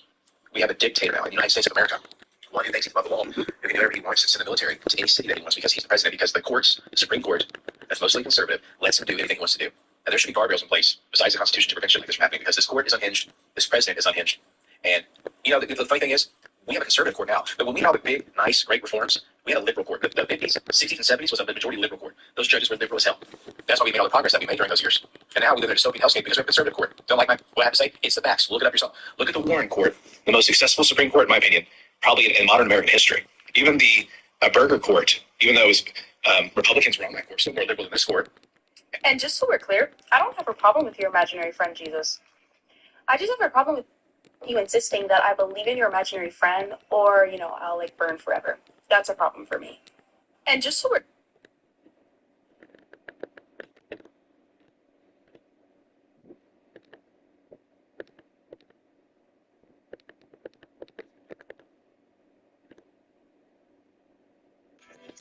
What I watched Wemby do, I wasn't speechless. I've never been so confused, mind-boggled, flabbergasted by what I've seen a basketball player do on a basketball court in my life. I've never watched a game and seen that many moments of what I view to be magic from one individual. Like, I'm not saying he's the best player to ever play. Obviously, more goes into that away from just the emotional part of it. But at the end of the day, basketball and sports in general are emotional. That's how people feel. That's what gets fans attached to players and teams. And the emotional experience that I went through watching some 7'6" human being do things that I thought were impossible can't be measured by stats or...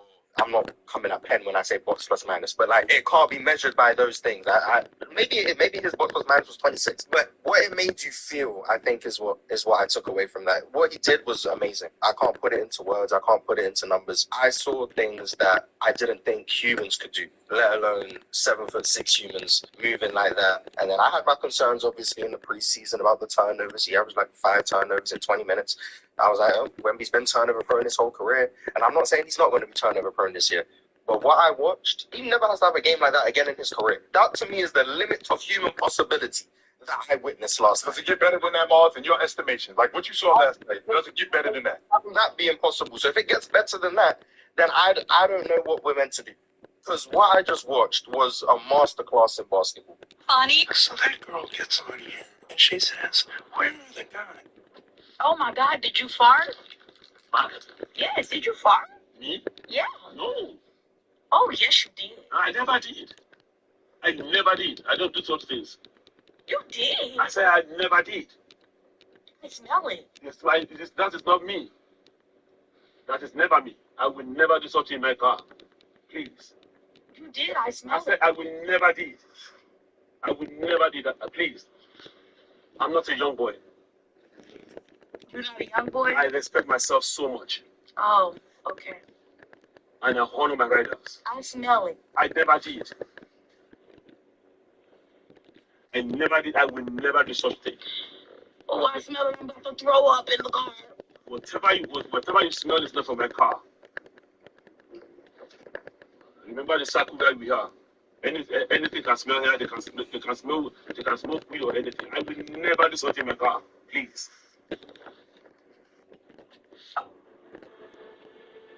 There's a whole class of billionaires that are trying to live forever now. And I think we are on the verge of being able to.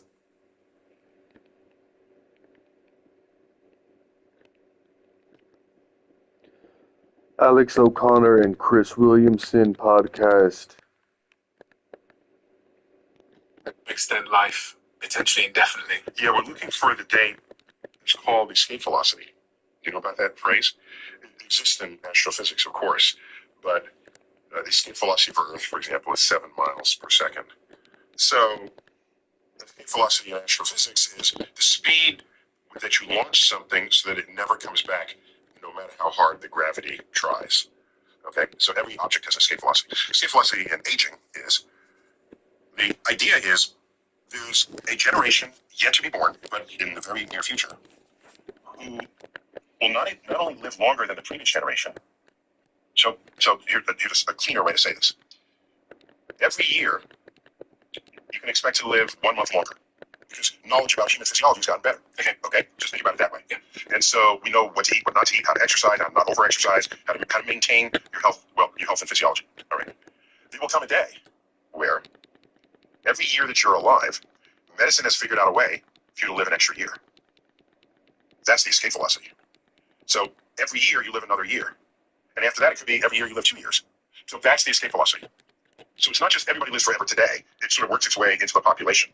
And yeah, I don't want to live forever. I don't. Take me off this earth. Provided, I still have more to give, more books to write, that in my judgment would make the world better than it currently is. So I don't want to die before I get as much of that done as I can. Are you scared of death? No. Although, it's easy to say because I'm not at death's door. And I had someone rationalize with me. There's a whole class of billionaires that. I wish I could remember before I could remember things, bro, because I wonder what I was doing. Like, before I could remember doing things, bro, what was I thinking? What was going through my head then? I wish I could remember before I could remember things, bro, because I wonder what I was doing. We're kind of the guys to our deathbed that are going to be known for this one character that sticks in America's cultural memory. Yeah. And how do you navigate that? I love it. Great. Do you? Tell me about that. I mostly love it. I would say I 80% love it. Yeah. Sometimes when people call me Dwight, Yeah. and they're like, "Hey, Dwight, can I get a?" Oh, Dwight, it's Dwight. Guys, it's Dwight. Hey, Dwight. Yeah. It's like, it's a little bit like, guys, Dwight is a fictional character on a TV show from 10, 11 years ago. Yeah. It's So that's where it kind of gets like, well, seriously. then you know that's how big the character became, because it seeped into their psyche so deep that they don't even know that your name is Steven. So they have this problem. I don't know if it's a problem, but it's at least, recognition of your previous work. Sorry, Rain. Okay. No, my name is Rain. Oh, good. We're kind of the guys to our deathbed that are going to be known for this one character that sticks in America's cultural memory. Yeah. And how do you navigate that? I love it. Great. This is all we want. We want a man who acts like a man, who's manly, who takes care of things. Leader. I don't need to feel how they have their hands, but I need to feel so feminine around you because you are so masculine that I can turn my brain off because I know you've got it. I trust you. I trust your intellect. I trust your character. I trust that I can close my eyes and follow you blindly, and I'm going to be happy about where I end up. That's what it's about. We go out. I don't have to use my brain. I don't have to think. You know what I mean? Order the whole thing for us. Take me, plan the thing. Say where to. You tell me where we're going, and we're all set. This is the politically correct way of a prostitute asking you to finance her lifestyle. All they want is providers. The moment a woman tells you a real man is a man that pays for every single thing, she has to turn her brain off. What God wants a woman who brain shuts off and surround her? She sounds useless to me. These women be pretty useless. There's no use case for the average woman because all she wants you to do is to pay for everything. She basically wants a dad. Look what she listed. That's your father. You want your father. These women want caretakers. They don't want partners. So the moment you start hearing a woman talking about, she didn't mention anything about values. She didn't mention spirituality. She didn't mention anything about, a good father. Nothing about morals. Nothing about that. It's all financial means. That's all these women want. So stop wasting your time with these low-value women because I don't care how good a woman looks. I don't care how much money she may have. The moment a woman tells you that she wants you to buy her, she's not low-value. This low-value woman is just saying that all I want a man to do is put more money in my pocket. Because you're already good. You've already established so much. You're going to want to help a man out as well. You're going to want to see a man get further. You're going to want to invest in him. And think about this entire time. She speaks nothing about what she's going to reciprocate, what she's going to feed into him. What comes with that? All that comes with that is some standard box you can get anywhere. I'm telling you right now, you can get this anywhere. There's a girl in the Midwest right now with the same box as her. So stop wasting your time with these low-value women, man. It's just my values only. So fun. You know what, bro? I'm just saying this. Ain't nobody saying it, bro. Having bitches. Having bitches. I like fucking different bitches every day. I said it. I said it. I'm so fuck, bro. Think about it, bro. Who's gonna want to eat Wendy's every day? Think about it. Who's gonna eat Wendy's every day? Oh my God, you almost. Hey, how you doing? I'm here to book it up.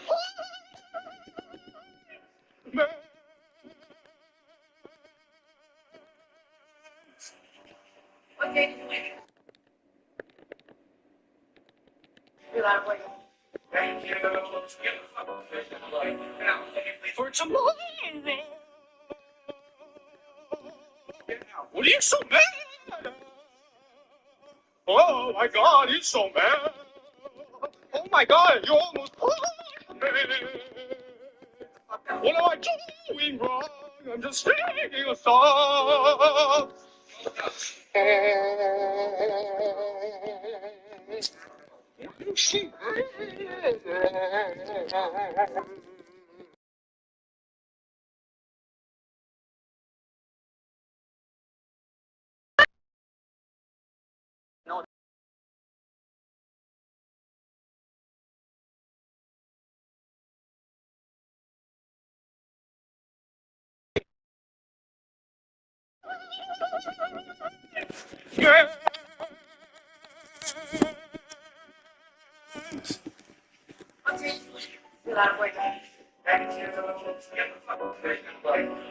Yo, cute dog.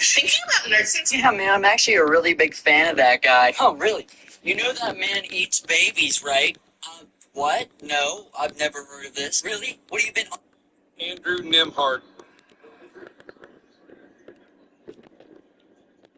Andrew Nimhart out likely for remainder of season with torn rotator cuff.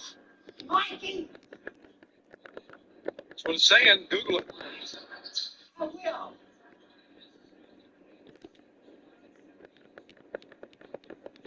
Season-ending injury suffered at the end of quarter number 2 against the Oklahoma City Thunder.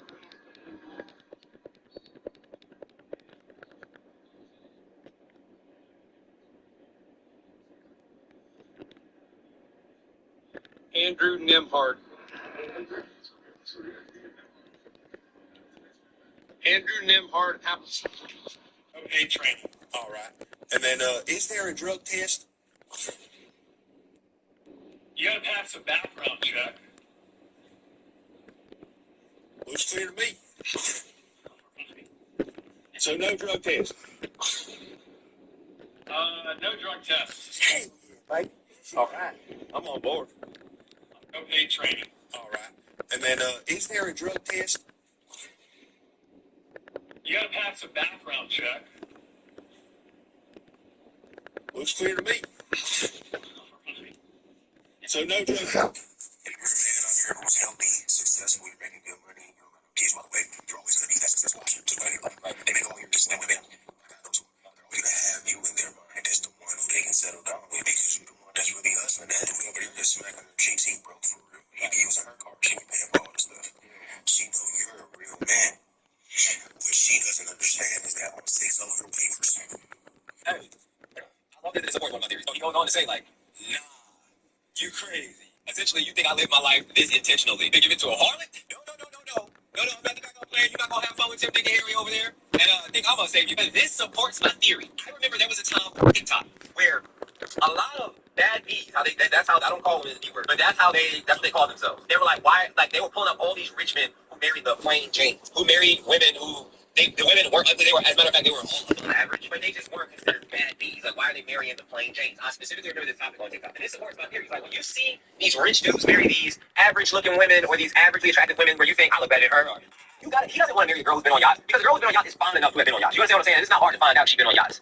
You know what I'm saying? Obviously, anybody knows all the girls ain't been on yachts, but you get what I'm saying. He's not gonna marry a girl who's been blown out 3 million times because she's fine. Like, that's the only reason you get blown out. You understand, right? Not because you're an excellent personality, it's because you look good. This supports my theory, bro. The really, really rich guys, those guys y'all point out your wild and shit, they kind of feel like it. They're like, no, no, no, I'm having fun with the same girl these guys have fun with, and I'm gonna find my wife somewhere. It's gonna be intelligent, smart, you're gonna be nice to me, and she's gonna have pants like that. I promise you, bro. You gotta write this one down.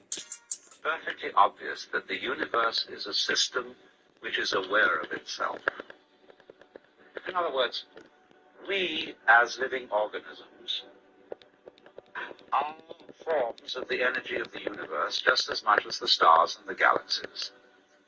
And through our sense organs, this system of energy becomes aware of itself.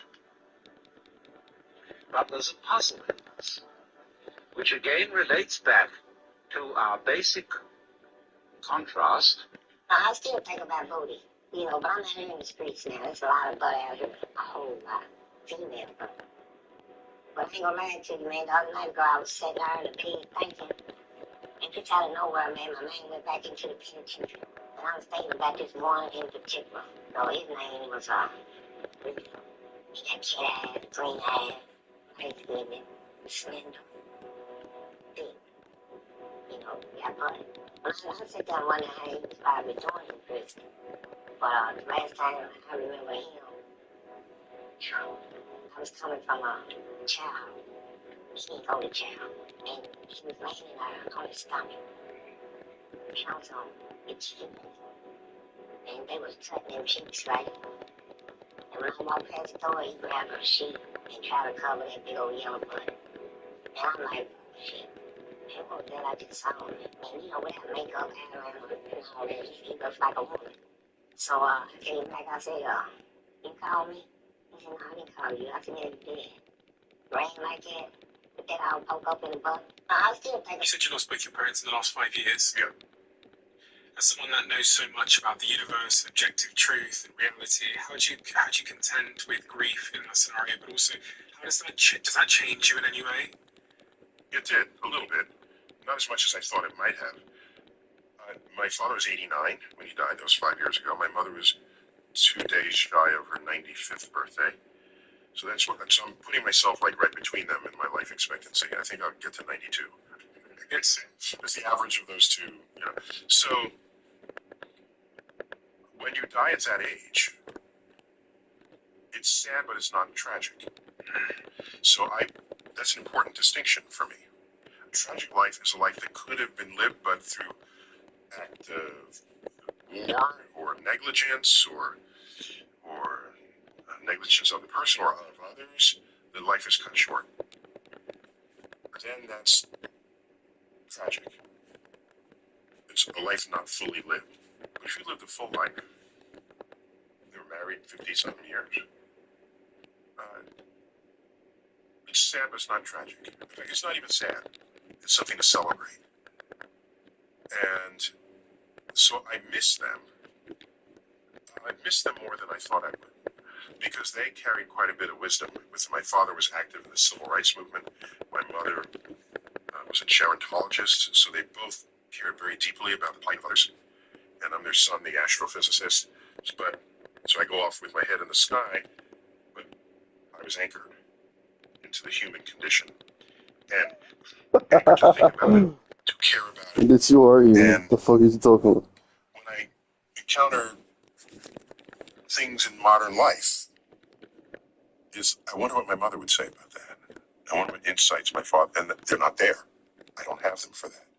So the way it's changed me is, it has put a greater expectation of me on myself, to make sure I have wisdom that I can share with my kids, my two kids, the kind of wisdom that I gleaned from my parents, so that, again, this is not wisdom of what car to buy or what job to have. Sexuality is a spectrum, then that means someone's the gayest.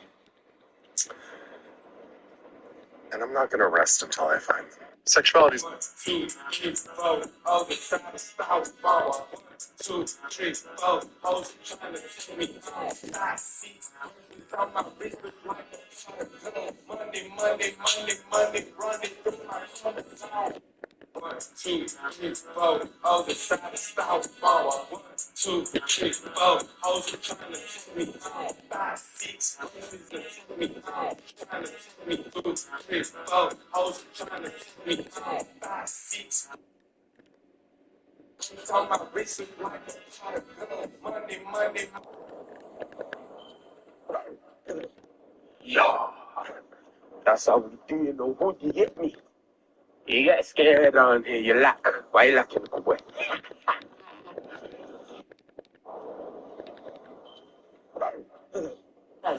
Excuse me, everybody! This man right here came to me a true boy to get his mouth! Hey, yo, Chris. Come over here and have a conversation. Come over here and have a conversation. I got your phone calls recorded. I got your pictures. Who's this? I'm just checking. That's that is you. No, it's not. I'm God. That's not me. So what's your phone? I'm God. Let's go call the cops right now, or we can have a conversation if you want to be honest. What's the conversation? Are you going to be honest? Or we can call the cops. Let's go over here and talk. So, how old is that person? I don't know. You don't? Okay, so let's start with A. So you're under the assumption that you're meeting us. Well, I thought he was lying because he sounded older. Did it? Yeah, he sounded like he was. So how come? You don't get it, man. You don't get it. Ah, he's not getting it. I'm in you today. No, you said that. Why did you get it? Why did you stop? I'm not expecting that. Yeah, first my body, my accent. What's wrong with my accent? You're telling me, man. Tell me what you're telling me. What do you mean, man? People like me. Telling me now. Oh my God, are you from Jalana? No. Are you going to tell me how? Are you going to tell me how Jalana people talk about Jalana? Are you from Jalana?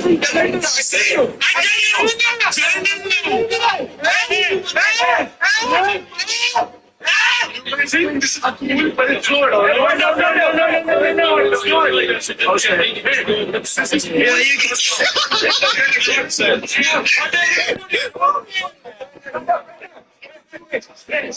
Oh, yeah.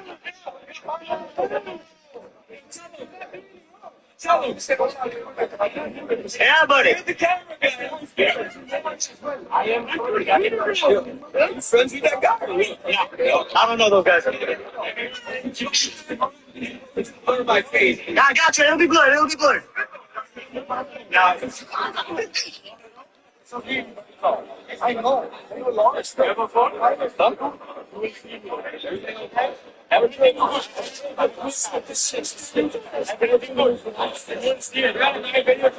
Exactly online for the country. Okay. For the country. But I'm not enjoying it. I put 7. Exactly. That's what we're going to get used to it. Oh, no. You don't think? No, I don't think so. I don't know what you're talking about. You're all eager to come talk to me.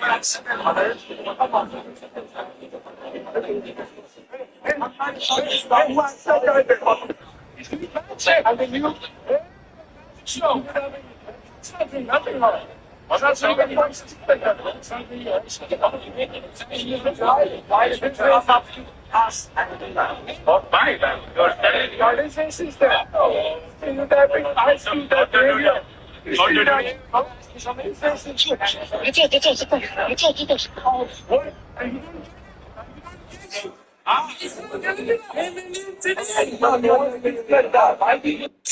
Bruce Wayne is a more complex character than Peter Parker. 3, 2, 1. No. I can. There's plenty of things that are complex about either of them. I would say they're tied, but I wouldn't say he's more complex necessarily.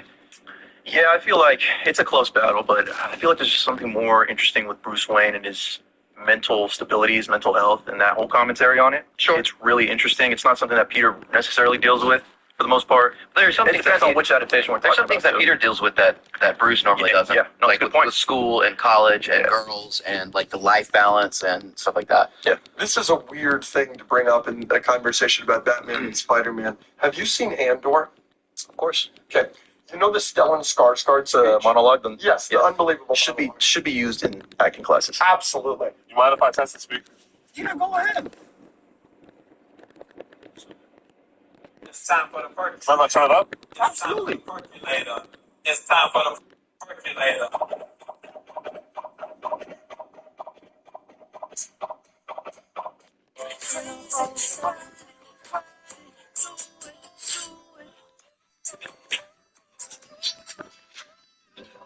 Grind it, grind it, grind it, grind it, grind it, grind it, grind it, grind it.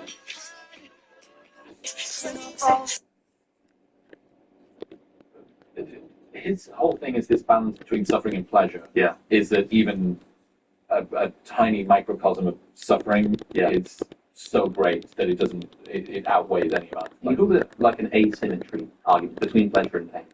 So I just pulled that out of a 5.5-year-old canteen conversation. Got the memory on you. Thank you. I mean, This is if why I that's made it so far. not a great advert for a tasty drink, Yes. 0 calories, Some 3 million subscribers later. I want wisdom. And he remembers. I think what a lot of people would consider is life worth living. One crude way of working it out is adding up the pleasure, minusing the pain, and sort of seeing what you're left over with. Is it worth living overall? Bennetter thinks that, crucially, before you exist, the potential pleasure that you might experience if you come into existence doesn't matter it's literally irrelevant. But the potential pain that you would report.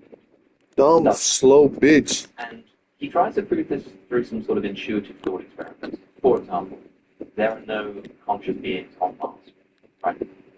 We don't really think that it's a bad thing that all this Dumb fucking bitch. We don't think what a tragedy that all the potential pleasure that could exist on Mars isn't actually happening. But we might think that it is a good thing that there's no suffering up there.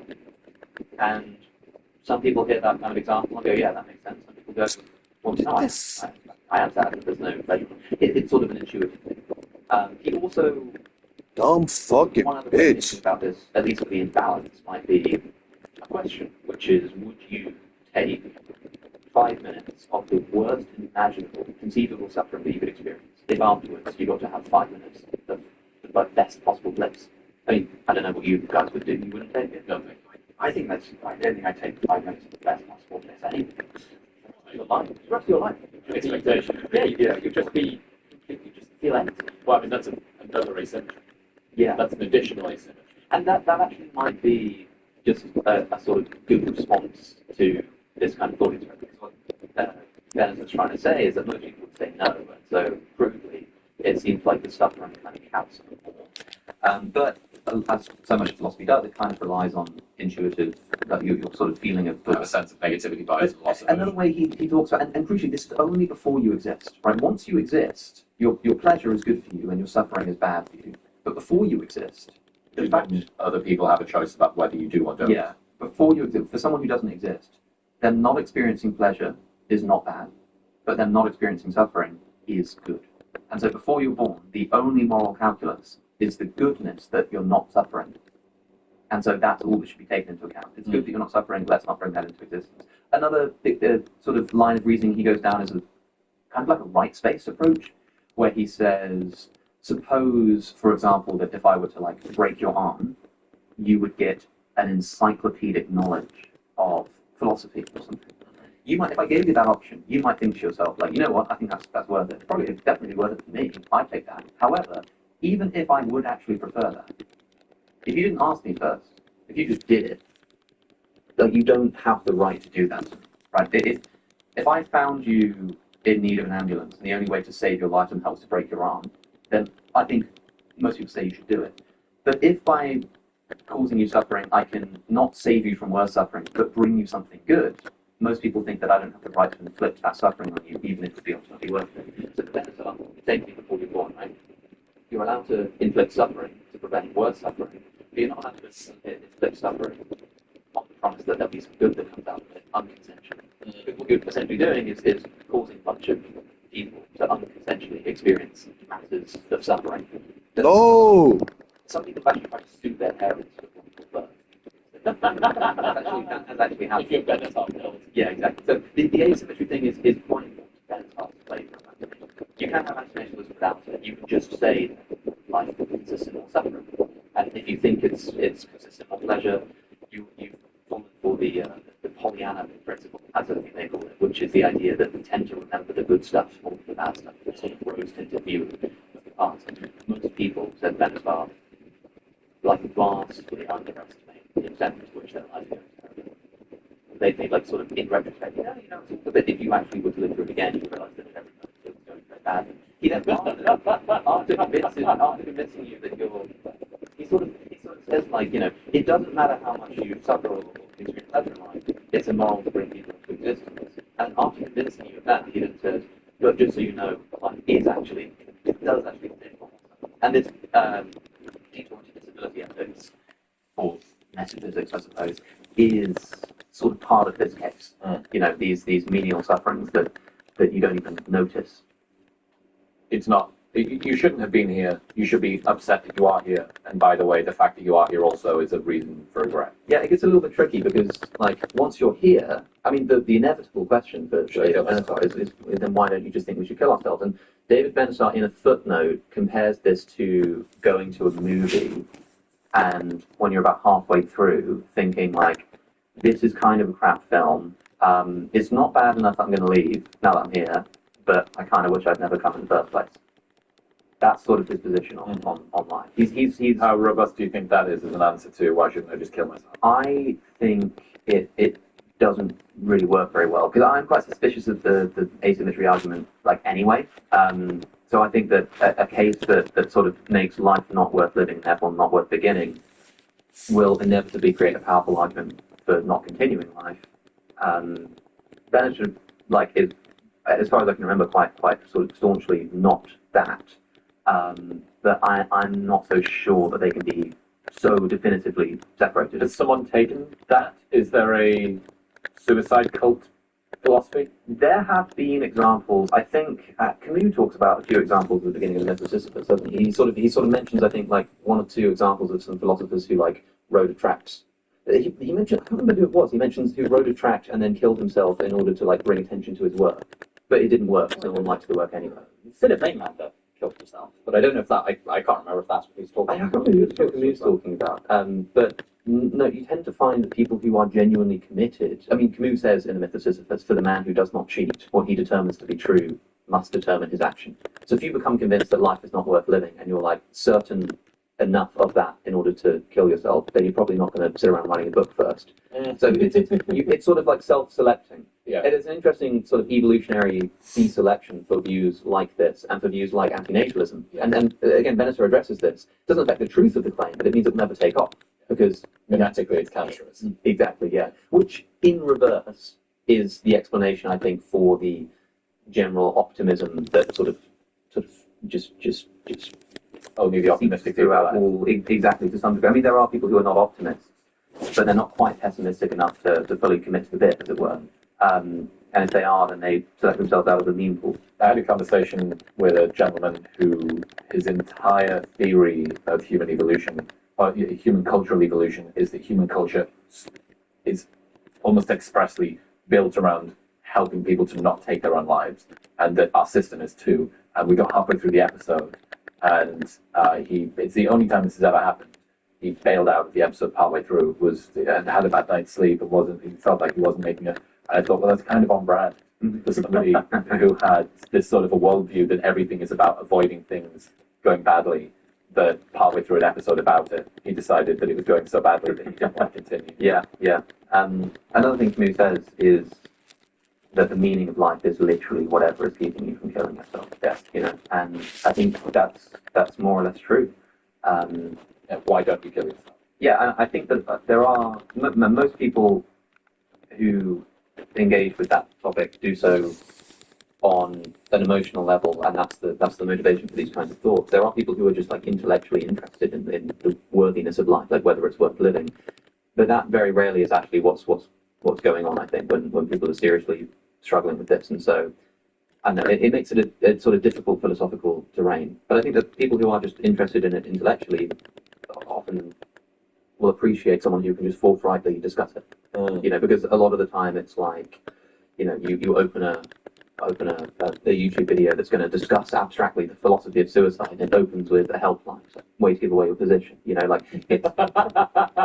So I think people like loads of ideological bias in the suicide discussion. But I think people want to feel like they're being taken seriously, right? And if you come with a philosophical or emotional conviction to the table, and someone before you even get started says, "Hey, just so you know, like, you know, we're gonna move towards this direction." I think a lot of people would appreciate like a forthright, direct approach, which is why so many people are attracted to the myth of Sisyphus, like me, because it's starkly open with that. You know, there is but one serious philosophical question, and that is suicide. And it captures a lot of people's attention because even people who aren't feeling suicidal are like, "Well, yeah, that's interesting." Before we continue, good news.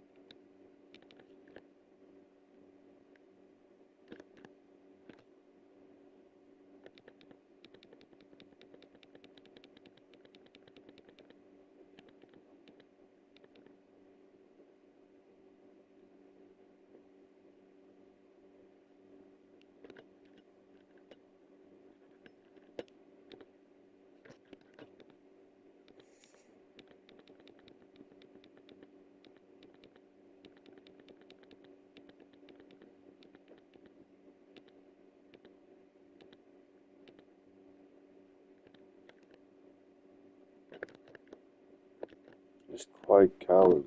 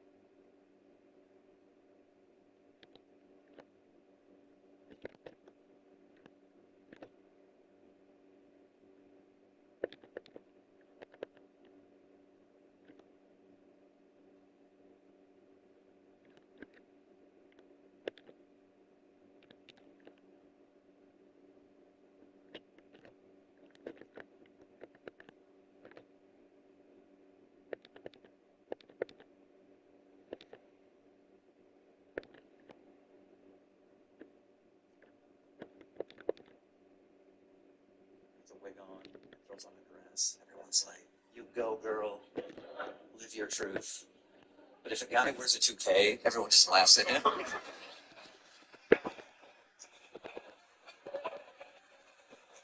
And he's just trying to identify as someone with hair. Society's like, nah, we don't play that shit. If a guy removes his penis, like puts a wig on and throws on a dress.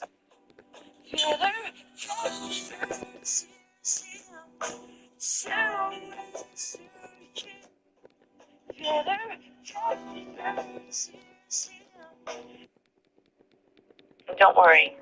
Everything that you.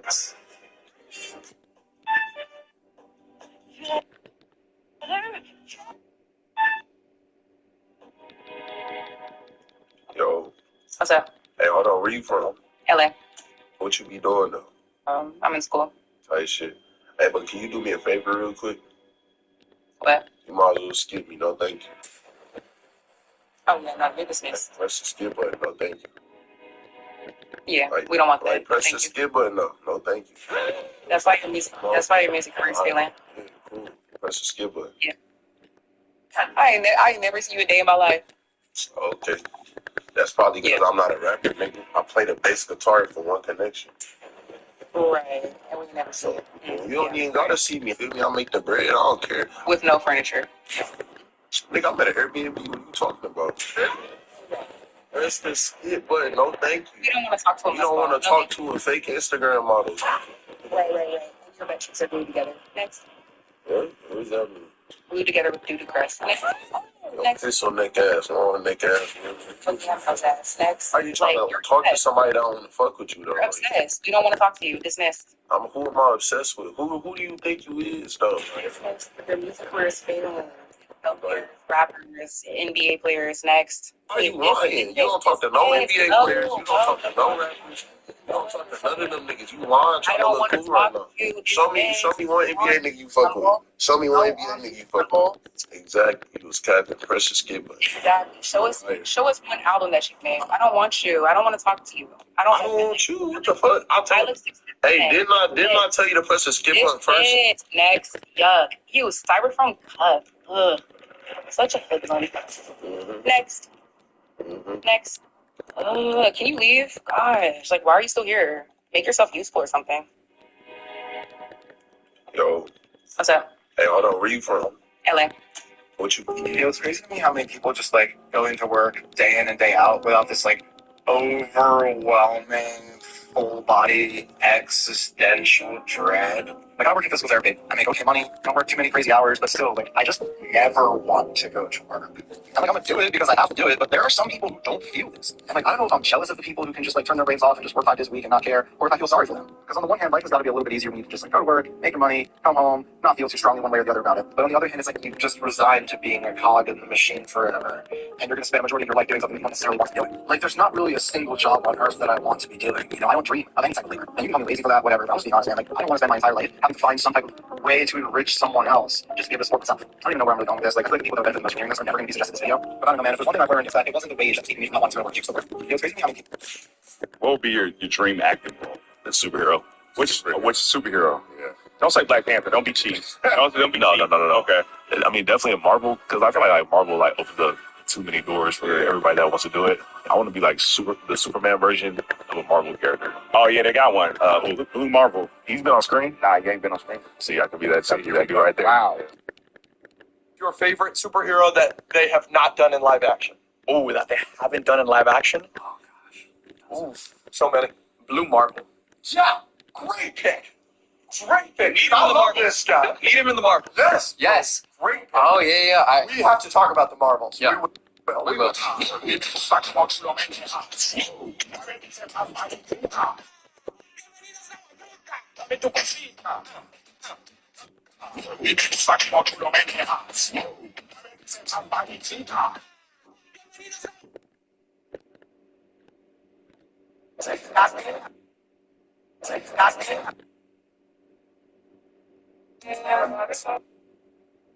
Sure, Blue Marvel is an awesome. What would be your And so it got to the point that he was one of them real energetic dudes, man. He don't want it like once or twice. He want at least 4 or 5 times a day, every day. And he pumps hard, man. And so you can't really.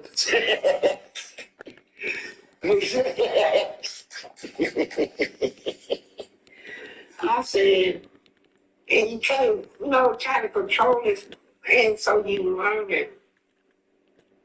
What ladies go through with niggas, right? You tell a nigga and you see how these niggas are and shit, right? So you like, damn. So like, yeah, So he turn you up five times a day. And then all of a sudden, all this shit, I start off like, this ain't shit, right? She just.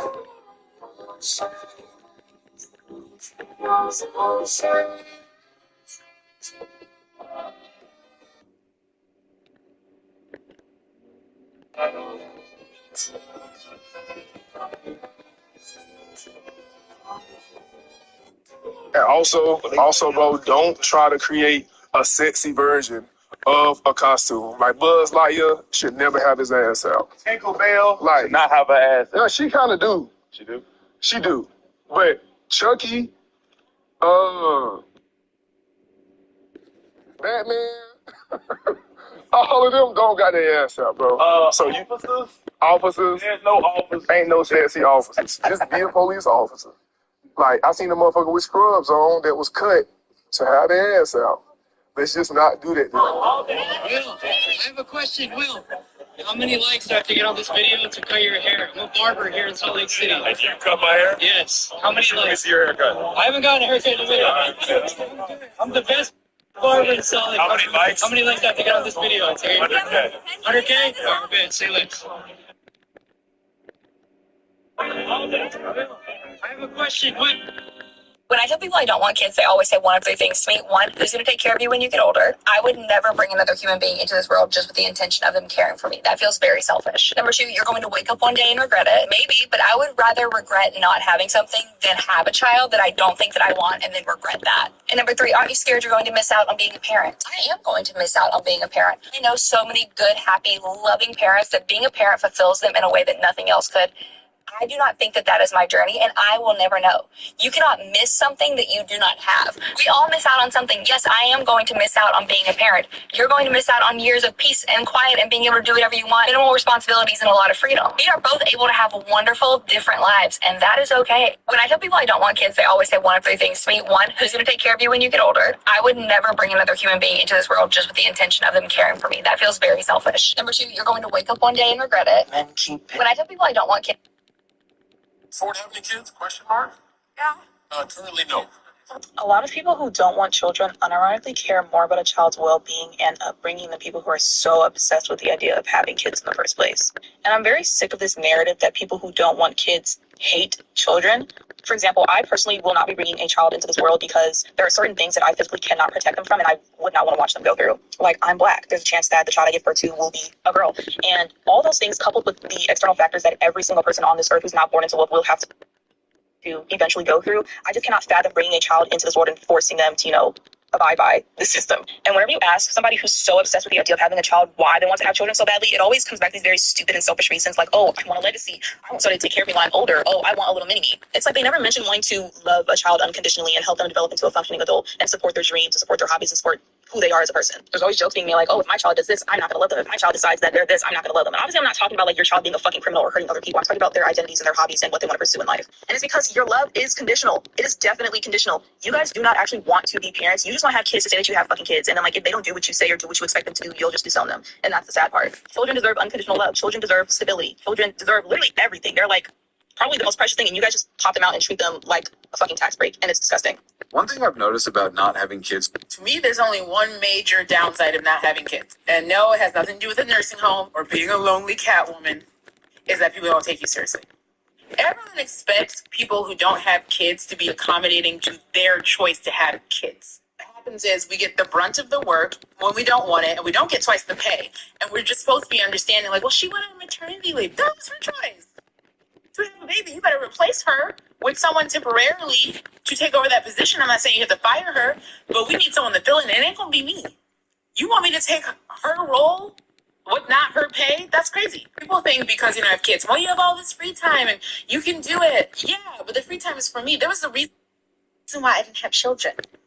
It was to make sure my free time was for me, not to do your job and my job. I still got a dog at home. He has to use the bathroom. He has to walk. So no, I can't stay 2 extra hours later just so you can go pick up your kid. Go get a babysitter. Go get a date. Whatever. Your choice to have a child is not my responsibility. Ever. To me, there's only one made. There's this creator on here that made a TikTok saying about how like the childless are ungovernable, and I think the movement is called like anti-natalism. I think that's what it's called. And him talking about like how basically once you have kids, you can't take financial risks, you can't do what you want, you can't be who you want because everything you have to like think about the kids. And it reminds me of this time when I was in my early 20s. I had a boss who once like walked in, and there was like a group of salespeople in a room. And I'll never forget the time. She literally was like, yeah, I love when y'all have mortgages and I love when y'all have kids. Obviously, I didn't have either at the time. She's like, I love when y'all have mortgages and I love when y'all have kids because that basically means you're like committed to work for me. And that never escaped my mind where she was basically saying like her most loyal employees like have mortgages and have kids. And I don't have either. And I think that's why, I mean, I've definitely always been like anti-kids since my like teenage years. And of course, everyone's like, you're going to change your mind. You're going to change your mind. And I'm 32 now. And I unequivocally never, ever, ever want kids because I love my freedom so much. But that's just a little nugget that I want to leave you with. There's a creator on here that made a TikTok saying about how like the People be like, you really don't think you're ever going to want kids? You're not going to change your mind? You'll probably change your mind. No, we're not going to change your mind. You know why? It's Monday at 12:50. I woke up in Howardville. I decided my back hurts. I'm going to go get a massage. Here I am at the spa. Looks myself a little 1 hour full body. Stop for a latte before. And then we're going to go into the sauna and the hot tub because it's included in my day pass. And then I'm going to leave. And I have a few errands to run. They're not urgent. Probably going to stop at a few stores. Maybe a little home goods, a little TJ Maxx action. Take my sweet time because I have no one to answer to today. And then I'm going to go home with my husband in my house and rap and enjoy the rent we pay for and the quiet. The key word, quiet. Why would I ever want to change that? People be like, you really don't. Just saw an interview where Why go through with the sterilization at this point in your life? You know, are you just like, there's no possible way this could ever change? Like my friends or honestly just people in society ask me and they will say, really, like you don't think that you'll change your mind? My response is usually, would you ask a parent that? So would you ask a parent, well, what if you change your mind about wanting kids and now you have 3 of them? You can't go back either. Like kids are just as permanent. And in regards to that, I would, in an alternate universe, if I was to change my mind, in my mind right now, there's no possibility of that, but I would rather regret not having children than regret having them. I feel completely fulfilled again in my life now. I had this couple buy a car for me the other day. Super cool, super cute older couple. And the wife asks me, oh, you drive? And I told her I drive sedan. I don't really need all space in an SUV. And she's like, oh, I take it you don't have children. And I was like, no, I don't. I just have cats. And her husband looks at me and goes, smart. You're smart. And that confirmed all of my life decisions and plans because nothing about having kids is appealing to me. I really don't want them at this point. I mean, when I was 17, I was like, yeah, cute, you know, I want kids. Now that my frontal lobe has developed, no. I had this. we just might be cooked. We got people saying shit like this and thinking that it makes sense. It is one thing to not have kids or to not want kids because you cannot afford it. It is a whole other thing to try to dump on niggas that you have kids. How are you going to say? Not trying to brag, but let me brag about the fact that I don't have kids. Like if you think about it for 1 second, your bloodline is ending with you. Why the hell do some people that have kids, some people that don't have kids always feel it's necessary to compare the lifestyles and say that one is better than the other?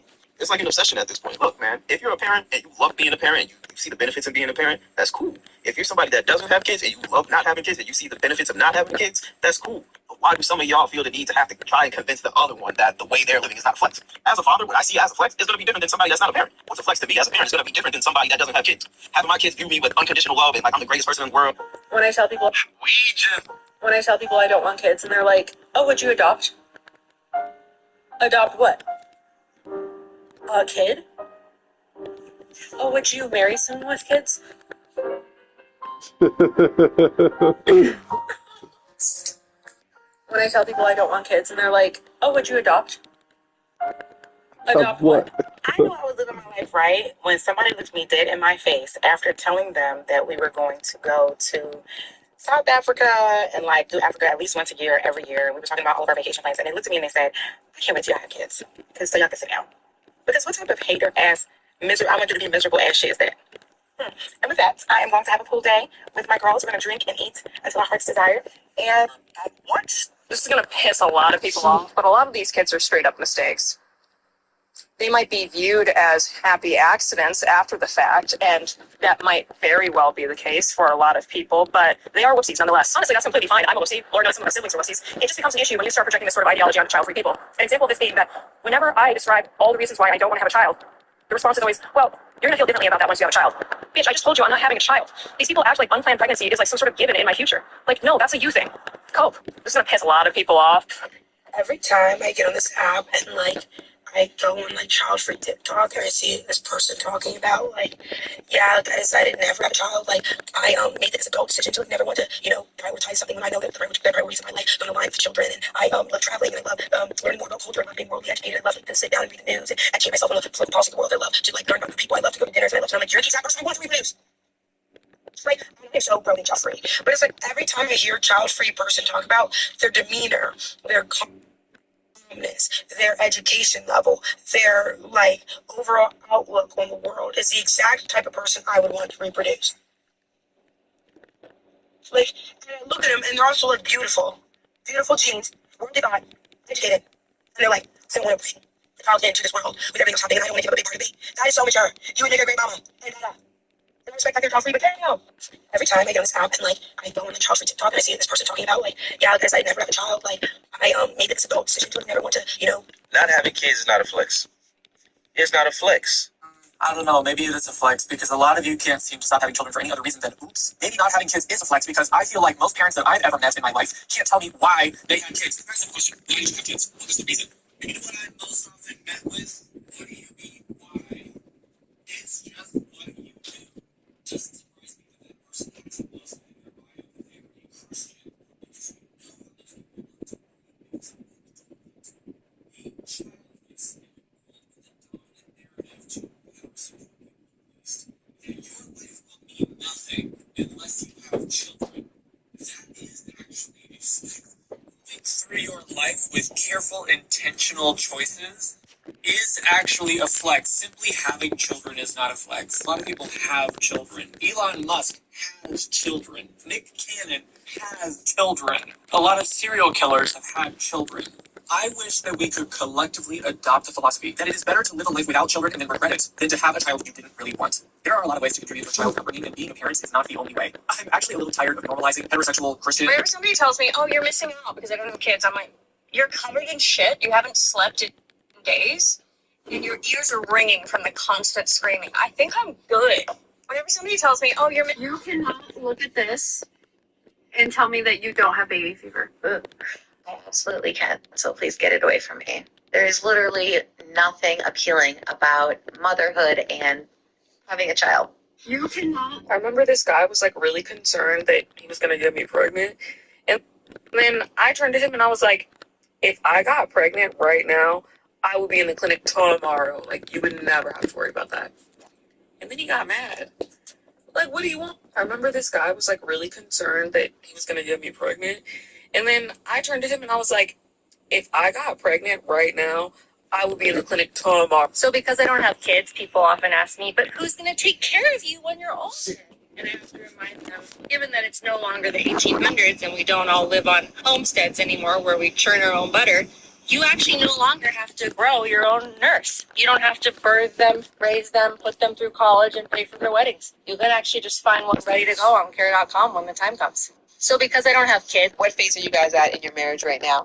We very recently kind of finalized the decision that we're not going to have kids. It's something that thank you. You're the first person to say that. It's a decision that we've been thinking about for over a decade now, and kind of kept kicking the can down the road. We'll keep talking about it. But thought of vasectomy last month. That desire for kids never really emerged. I know if we were to have a kid today, I know I would love it. I know I'd be a great parent. It's not about that. But just being able to look at my kid and say your mom wanted you so bad. I wanted you so badly. And I never felt like I could get to that point. Yeah, but it's really hard to separate the want from the shoulds. Yeah. You know, Amen. And I think that was the journey for so long. It was, once we started at least just considering the possibility of, oh, well, what if we didn't? Then you hear that other voice, all the shoulds, and the family and society and friends, and yeah, I mean, like, we still hear that all the time. I think for me, it's been a really positive practice in kind of killing off the people pleaser in me, and like, why would I make a huge life altering decision like that for somebody who isn't me and somebody who isn't my wife? What phase are you guys at in your marriage right now? And if I was a woman, I would have my tubes tied, clipped, and burned at birth. I don't give a damn if that ain't possible. It was going to be possible for me. And if I was a woman, I would have my tubes tied, clipped, and... Oh, you're not going to have children? Well, who's going to take care of you when you get old? The same people that are going to take care of you when you get old, bitch. A lot of y'all parents got a lot of fucking great kids. Because what makes you think they will be even able to take care of you when you get old? When many, if not most of y'all grandparents have started their homes. Because your parents can take care of them. You think you? What are you going to do when your kids have kids? Your kids have kids. You think your kids will be able to take care of your own kids? You think they can take care of you if they have kids themselves? Most of us are going to be in the same motherfucking place with the CNAs. Is that what the big concern? Most of us are going to be in nursing homes. We're still going to kids at home. And what if your kids don't like you? Because that's a question like this. You're probably not a legal person. What if your kids take your last and leave you for dead? Then what? People want to live their fucking lives. You think when your kids get older, they can afford to take care of your old, wrinkly, smelly ass? You gotta stack up your fucking bread. It's not cheap to take care of Ellie. People that are married and don't have children and don't want children, they are really the ones that got life figured out. And they don't get enough credit. Because, like, I don't envy many. As a child-free man, I always get asked this: who's going to take care of you when you get older? The answer to that is simple. That's your children. Your children will be getting paid to take care of me when I get older. Just know that if you remain to stay child-free, there will be consequences. Just understand that. Number one, to the people that choose to remain child-free, the consequences are, number two, just know that if you remain to stay child-free, there will be consequences. Just understand that. Number one, to the people that choose...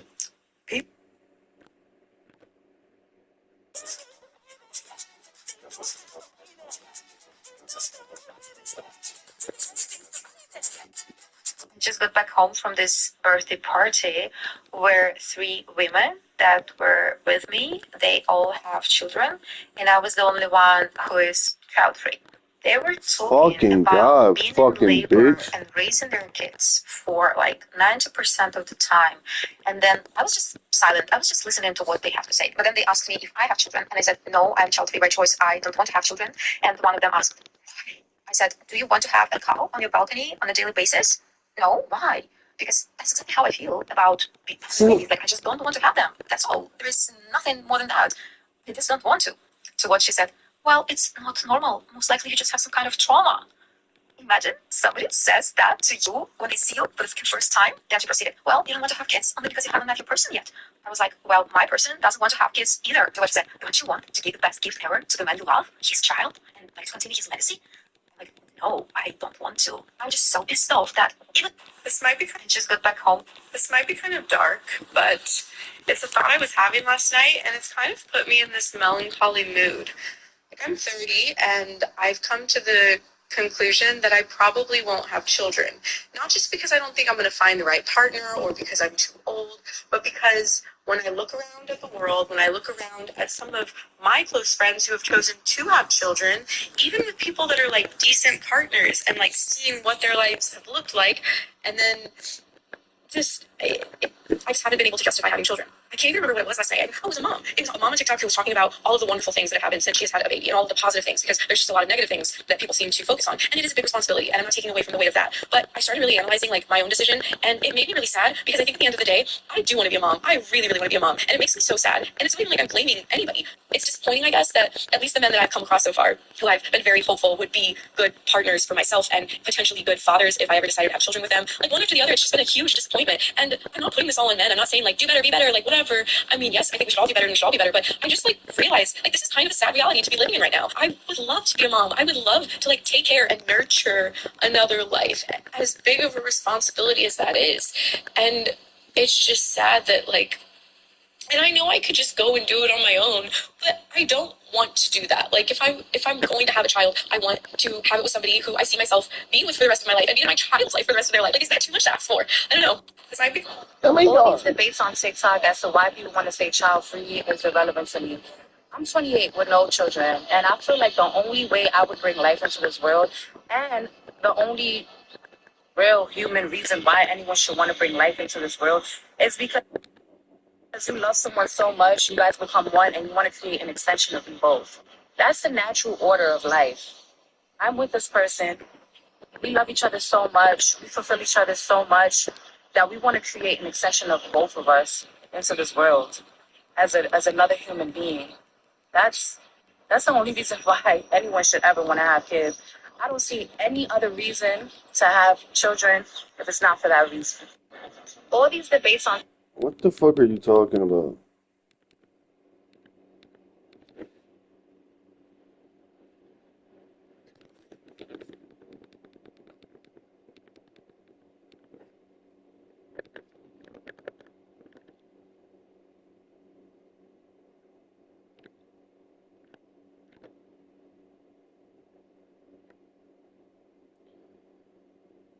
so. I'm not the first person to say this or anything, but I'm starting to notice a rise in a specific kind of content that I think a lot of other people are noticing as well.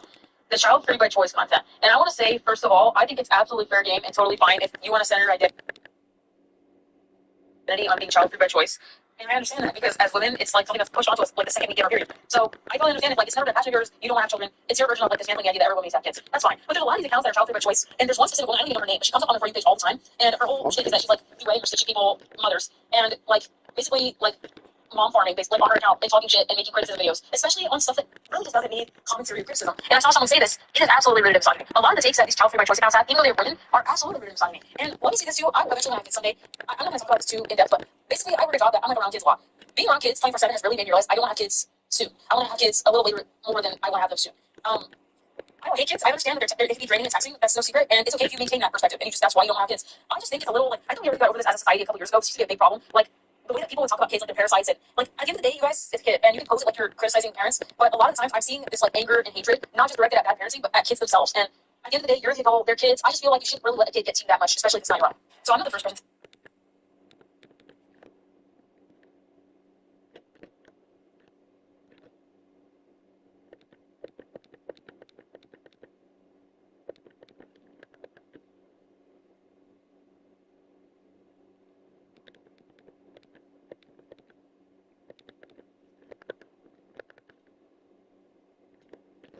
So I was watching this TikTok where this girl was talking about how other TikTokers that are child free are like making TikToks stitching mothers that she doesn't think that she should be stitching, criticizing them or whatever. And then someone commented that child free is valid, but anti children is evil.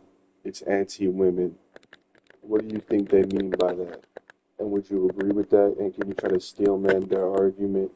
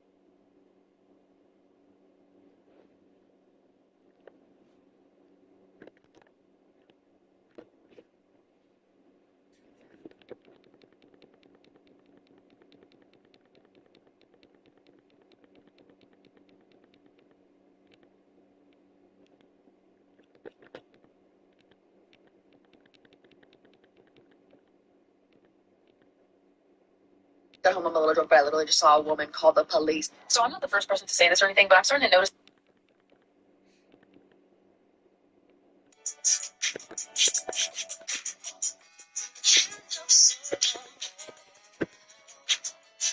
Gee, I wonder why some people feel massive amounts of anxiety about going to the doctor.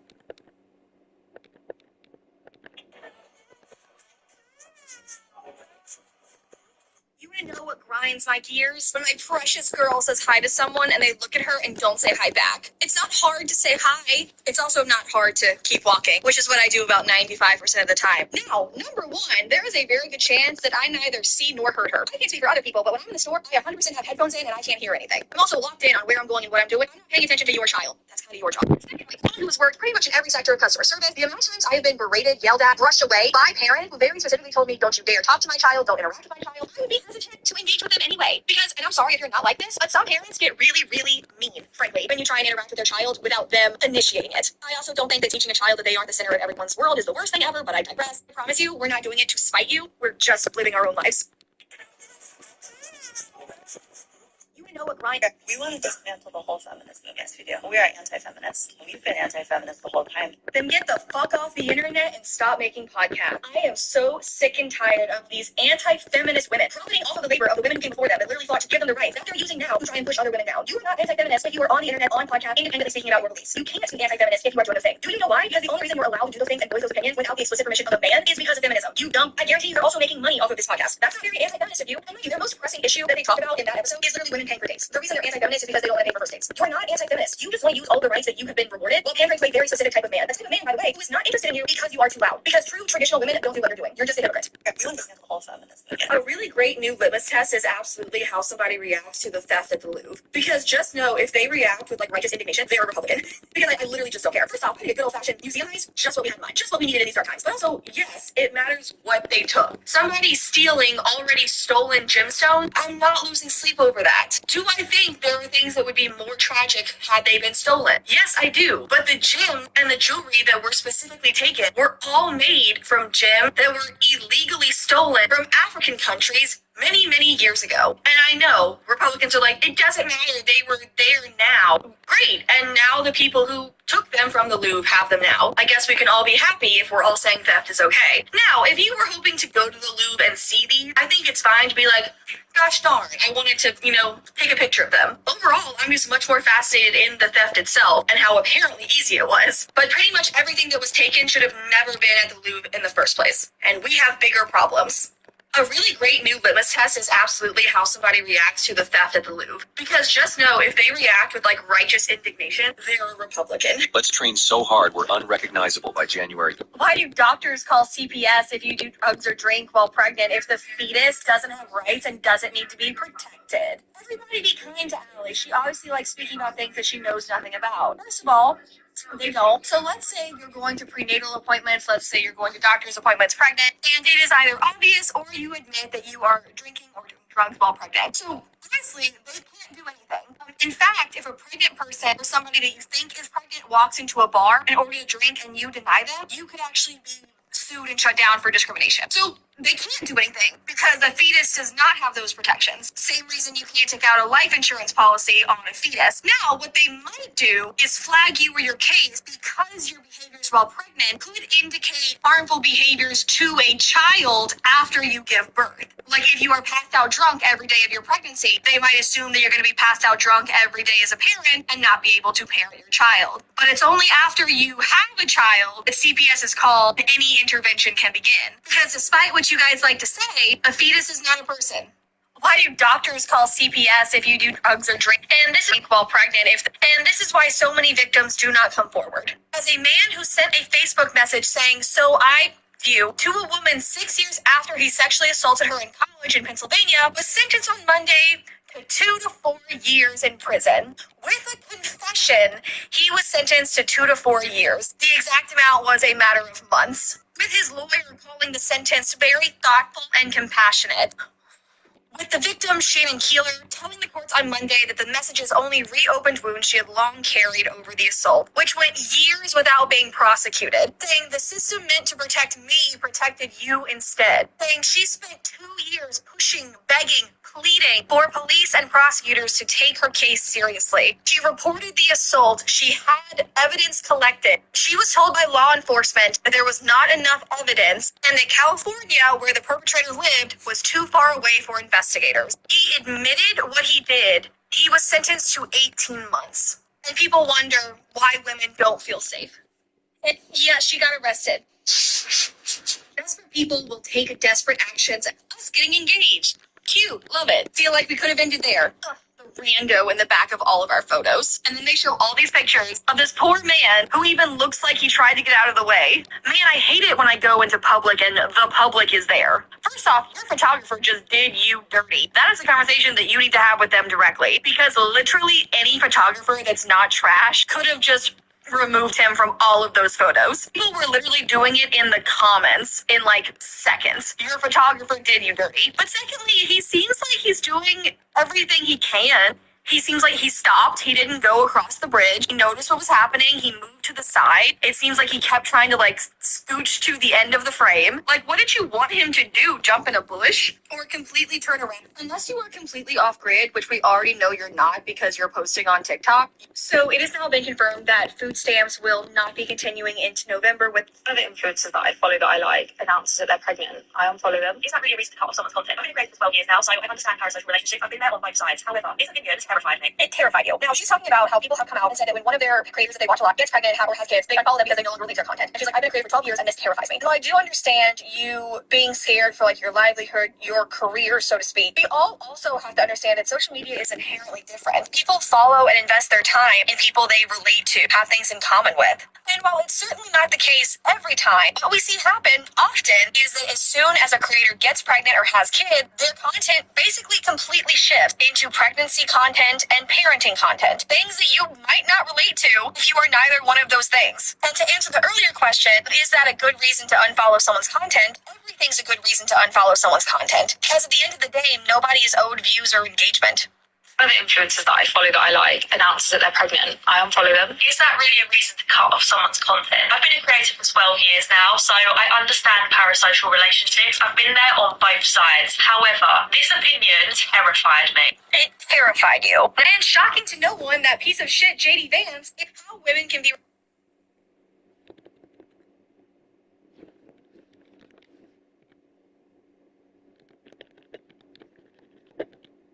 got home, I'm a little drunk, but I literally just saw a woman call the police on kids at a brewery. It was the most amazing shit I've ever seen in my entire life. So basically, we're at this bar that's like an outdoor patio scenario kind of thing.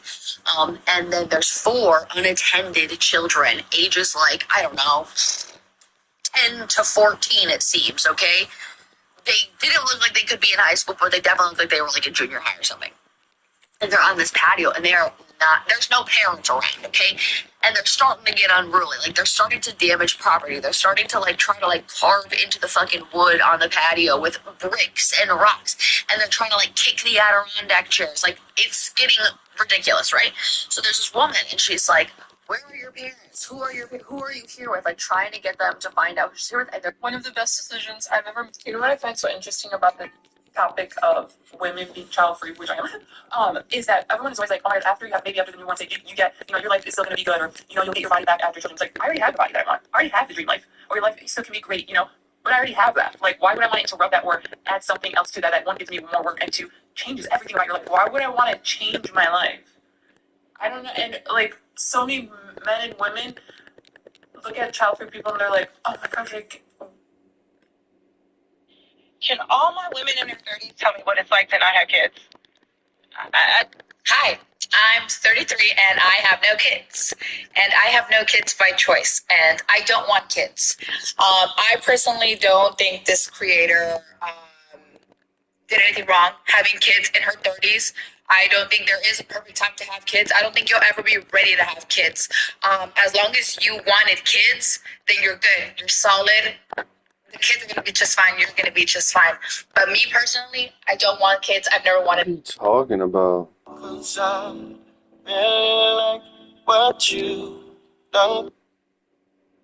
Men keep. When I tell people I don't want men keep pissing me off. The reason why Gen Z has such a hard time with growing up is because Gen Z does not have any of the milestones past generations have. You know, even when the millennials were getting fucked with the 2008 recession, they were still up in the club. They were still partying. Like, somehow things still felt cheaper back then than they were now. It didn't feel like it. That was the case. They were still able to get, like, $800 apartments and shit. You know, they were at least partying to mask the fact that the older generations were fucking them really hard.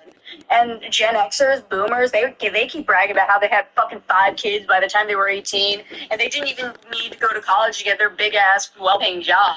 But Gen Zers, they got nothing. They got shit. It's so cruel that even after the 2008 recession, and even millennials were kind of disillusioned with the great American dream, it was still pushed on the Gen Zs. Even when COVID hit, they still say, you go to college and get a good job. Even though the fucking boomers and Gen Xs will constantly brag about how that wasn't needed for them, and they just needed the fucking winner's mentality or something. It's like, I wish they would just fucking tell the truth. It's just like, if you do drugs in the right bathroom at the right time, you will get a job. It doesn't matter about hard work or marriage or any fucking bullshit like that. And I know some Gen Zs have their shit together, but at the end of the day, what really is success in America? Oh, you gamed the exploitive system in your favor. Congratulations. You want a medal? You're going to push out some kids so they can work at the Amazon warehouse in 10 years? Great fucking job. You're doing nothing for us. And really the biggest divider between Gen Zs and the past generations who also went through these economic hardships is that they still got money at the end of the day. Especially Gen Xers and boomers. Fuck those guys. Mao Zedong was on some real shit. He was on some great timing. I suppose we need our own revolution, and we're calling it a great step in the right fucking direction. Yeah, you. You spent. It really fucked me up how, like, my girl could look so good, so soft, so her embrace is so warm, and just, it's great. But, like, whole time she go to the toilet and really blow that motherfucker up, like, she really be shitting for real. Like, I can't really. It really.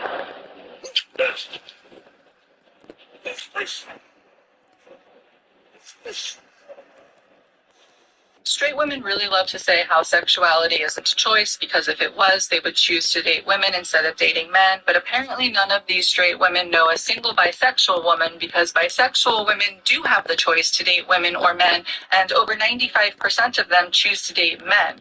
And they don't choose to date men because it's impossible for a bisexual woman to date another bisexual woman. They date men because it's significantly easier to date a man than it is to date a woman. I mean, the level of introspection and accountability alone required in a relationship with a woman is something that most straight women could never aspire to. And if you think about it, think about the conditions that a man requires in order to want to progress a relationship to the next level with you. Typically, all they expect from you is that you be somewhat attracted and somewhat pleasant. And if we're being honest, you don't really have to be that attractive or that pleasant. But to progress a relationship with a woman, you have to actually make an effort and seduce her and prove that you're a respectful person who she can trust with that level of intimacy, and you're not going to do something to hurt her or take advantage of her in the future with the level of intimacy she's trusted you with. So when straight women are out here expecting everyone to feel sorry for them for the relationships they choose to be in, just remind yourself that they are playing life on the easy default mode, because dating a man is easier in every way possible, and that's not even touching on the very real homophobia that exists when you're dating someone that's the same gender as you. Yo, you too serious. What happened earlier? What happened to the game before that? I cooked them 5-1. Bro. I was serious. I cooked you 5-1. What's going on? What's going on? I'm playing with you. He's playing with you. You're not even serious. Yo, you too serious. It's always some thick shit trying to be a stud. Like, girl, put that big ass butt in a dress right now. Always some thick shit trying to be a stud. Like, girl, put that big ass butt in a dress right now. Always some thick shit trying to be a stud. Like, girl, put that big ass butt in a dress. Every time I tell you that, I'm just gonna say, fuck it, I'm gonna goddamn listen to these folks, go get me a little job, go fill this shit out, cause I'm just not gonna be the boss right now. I'm not gonna do what the fuck I want to do right now. When we first heard of the existence of Victor Wembanyama, remember when the videos first came out, and you're like, who is this individual, and how is that a real human being on the planet? The guy I saw last night in Dallas was like, okay, yeah, Cooper Flagg, nice career you had there at Duke, and I know this is your coming out party here, but I've got 40 and 15 to drop on you with not a single turnover, and doing it in every way, shape, or form, whether it was backing down Anthony Davis or fronting Anthony Davis. He is shooting threes, and he is backing you down, and he is also dribbling on the perimeter through his legs to try and break you down like he's Allen freaking Iverson, and then getting an and one and running the floor and dunking on you that way and playing defense. Holy smokes! If he stays healthy, I can't compare it. You know what I mean? Like, yeah. Listen, we always talk about Ohtani in baseball doing things that you just never see another human being do in that sport. The unicorn. I mean, somebody this big, this tall, with the ball handling skills and the shooting skills. He's he's putting it off the glass also in a very easy manner.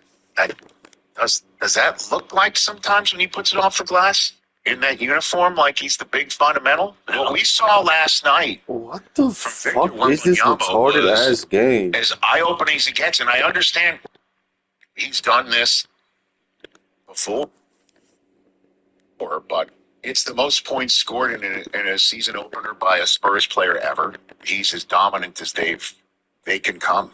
When we first heard of the existence of Victor Wembanyama, remember when the videos first came out, and you're like, who is this individual? People are really scared they'll regret not having kids, but I spend every waking moment grateful I don't have them. I go to bed at night, thank God I don't have kids. I wake up in the morning, thank God I don't have kids. I go out to the bars, thank God I don't have kids. I stay in for the night, thank God I don't have kids. I go out for lunch, thank God I don't have kids. I cook a homemade meal, thank God I don't have kids. I have a productive day, get everything done on my to-do list, thank God I don't have kids. I have a lazy day, I'm in bed all day, get absolutely nothing done. Thank God I don't have kids. I drive somewhere. Thank God I don't have kids. I walk somewhere. Thank God I don't have kids. Watch TV. Thank God I don't have kids. I listen to music. Thank God I don't have kids. I sit in silence and stare at a wall. Thank God I don't have kids. Traveled like 6 times this year for business and for pleasure. Thank God every single time. Thank God I don't have kids. My birthday. Thank God I don't have kids. Christmas. Thank God I don't have kids. Valentine's Day. Thank God I don't have kids. Mother's Day. Thank God I don't have kids. January, February, March, April, May, June, July, August, September, October, November, December. Thank God every single day I do not have kids. Oh.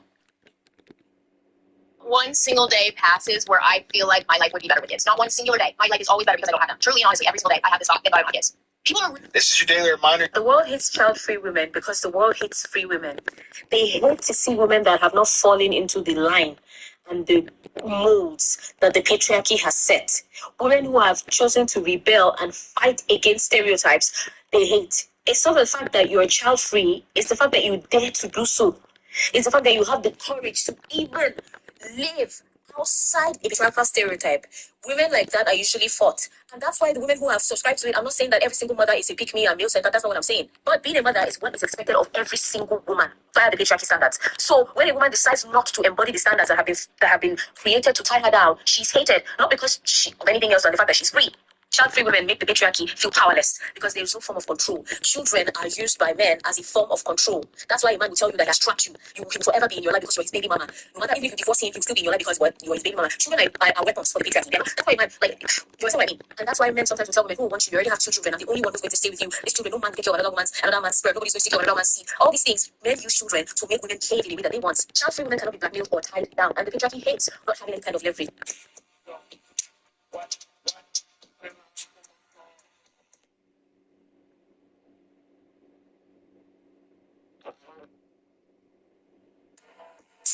The United States of America is on the road to something very significant.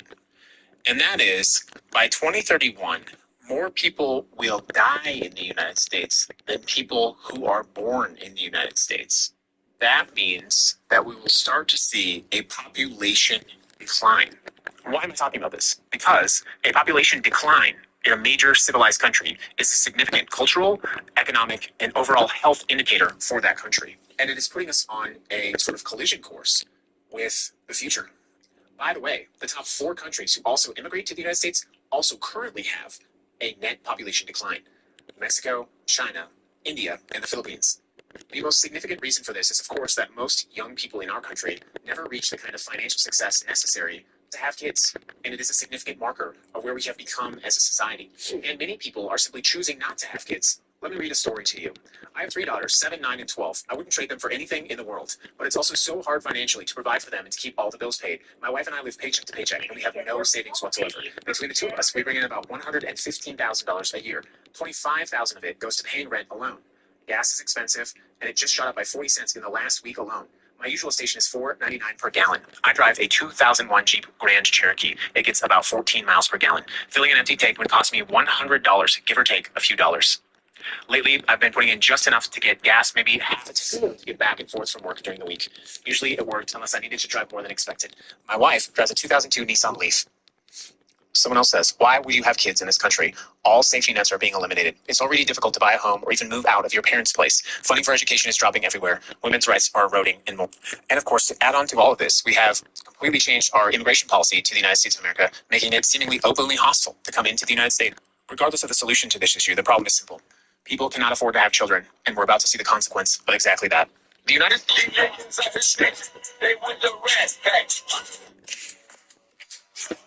Yeah, I know how people be like, I've been cooped up in my house for days. I need to get out the house. I need some fresh air.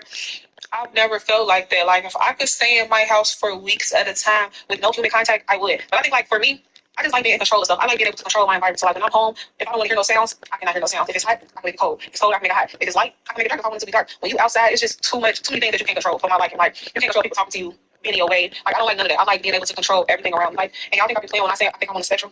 But I think I am for real. Like, hearing too much noise overstimulates me. Too much movement around me, like too many people moving around me, I'm overstimulated. And as soon as I get home, I'm back home. Like, my dream life is me never having to leave my house unless I choose to. Like, literally. Y'all know how people be like, I've been cooped. I don't want to do this anymore. I'm tired. I've had breakdowns, not just mental, not just emotional, but because I see it clearly now. This is all a really fucked up, out of date game. Money isn't even real. Debt, credit scores, rent, mortgages, they are pieces of paper or numbers on a screen. None of it is real. But the consequences, those are real. On us. And this game only exists so a few people can feel powerful. Their entire identity is status. And the only way they feel something is when they're dominating other people. And we're all supposed to play along. Work ourselves in the ground, lose our minds so they can keep this fantasy going. I'm tired of living in a world where survival is a game. Tired of pretending this is normal. Honestly, I don't know what happens after whatever this is.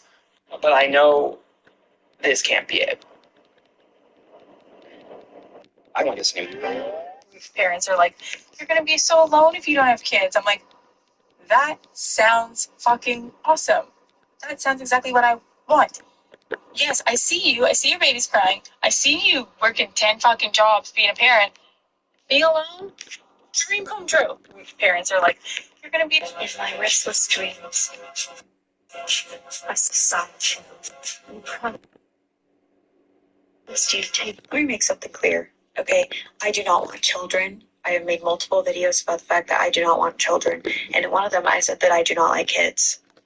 I don't. And you know what? I'm allowed to not really like kids. I never said I hate them. I never said I don't want them to exist. I'm just saying I don't really like them. I don't want them. I don't really like them. And you were a kid once too.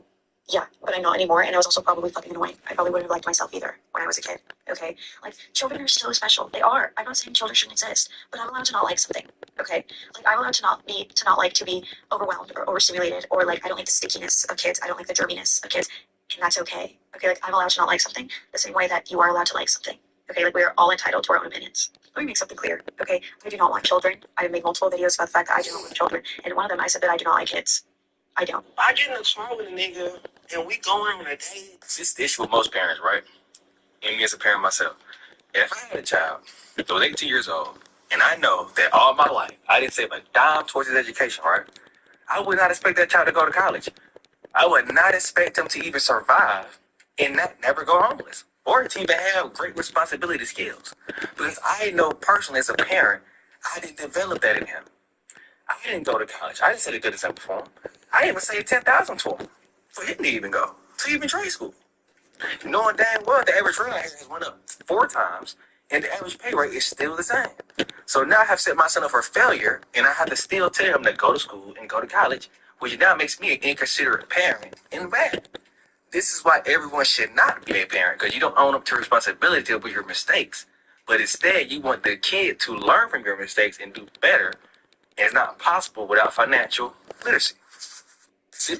67% of Americans now live paycheck to paycheck. That's up from 63% in 2024. Let's get these numbers up. 40 million Americans are set to lose food stamps by next week due to the current shutdown. Let's get these numbers up. 58% of students who graduated last year are still looking for a job.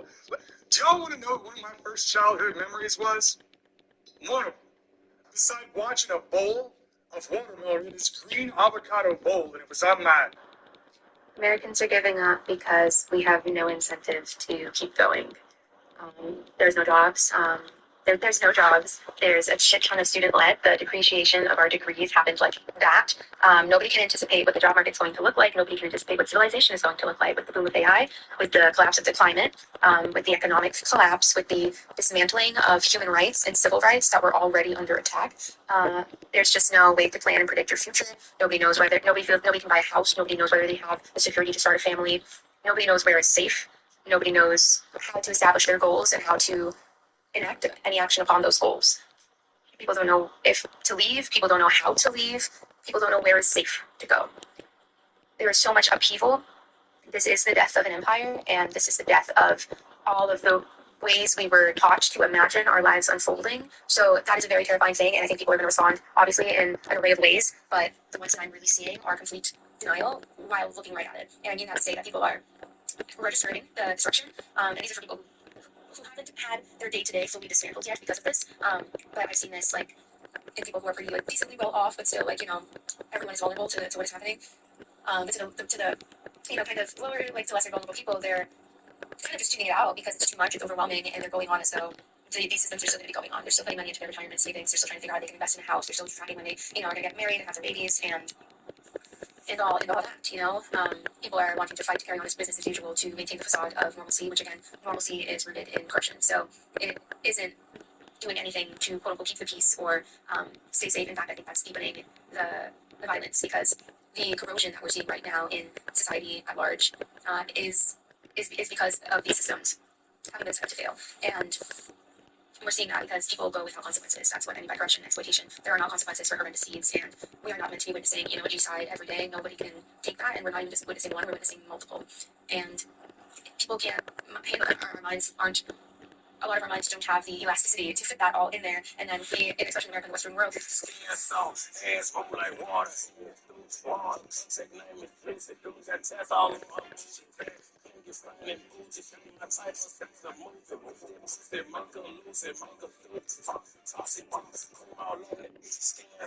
Dad, don't do too much. Okay, everybody play on the glove, y'all. Don't listen.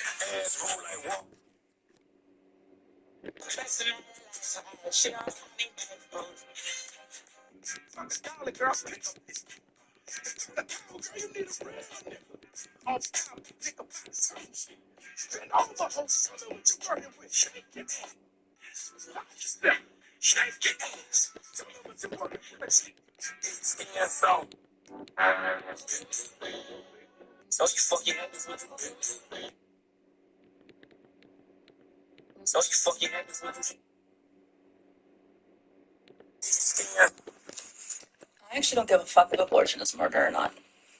You can call it murder. I don't care. Because the fact of the matter is that nobody is allowed to use anybody else's body so they can live. If I had a child who had a rare birth defect that required that they needed a kidney of mine to live, and I have two perfectly functional kidneys, and I can give them one of my kidneys, and I would live, I would be fine. And they would live, and they would have one of my kidneys. Nobody can force me to give them one of my kidneys. It wouldn't even, I would be fine. Nobody can force me to do it. Nobody can force me to donate blood. Nobody can force me to give up part of my body to keep somebody else alive. And so if I have to give up my body for 9 months to keep somebody alive, they can't force me to do that either. Because even if I were to die and I have a bunch of organs in my body that people can live, I don't have on my identification that I'm an organ, I can't take my organs. Because even a corpse has more right to their body, more right to bodily autonomy than a pregnant person does. I actually don't give a fuck if abortion is. I really just wish that everybody would wake up and decide to not go to work tomorrow or the next day or the next day or the next day. Aren't y'all fucking tired? Aren't y'all fucking tired of doing everything that the government has told you to do? And the price of everything keeps going higher. The goalpost keeps moving. The promises keep getting broken. The frustration keeps growing. The rules keep chaining you down. The politics keep setting you back. Like, I really do refuse to go back to my 9 to 5 because I'm tired. Just think, bro. Just sit down for 30 minutes, put your emotions to the side, put all your feelings to the side, and think, yeah, slave owner and the slaves prayed to the same God. We see who prayers he answered. Like, you cannot be a Christian and also be a critical thinker. The two do not go hand in hand.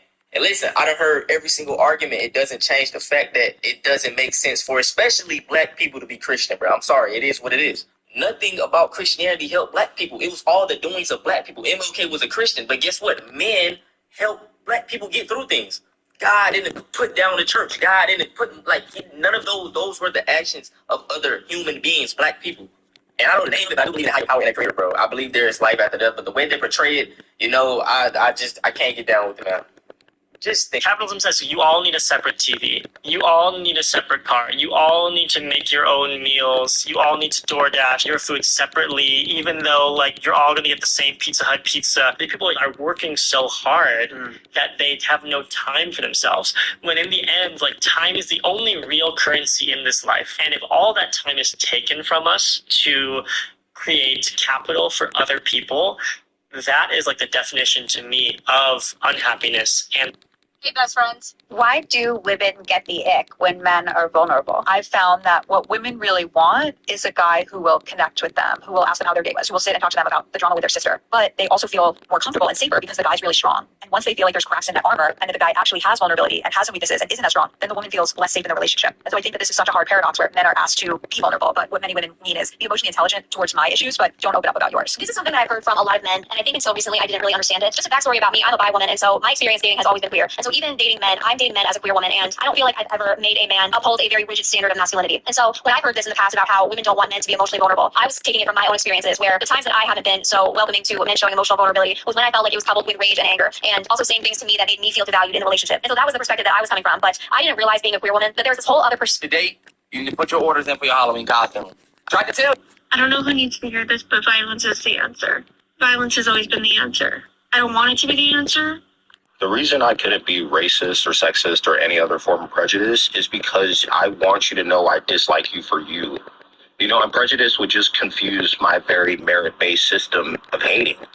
You know, because people think the solution to racism, sexism, homophobia is like more love. I actually think it's more thoughtful hate.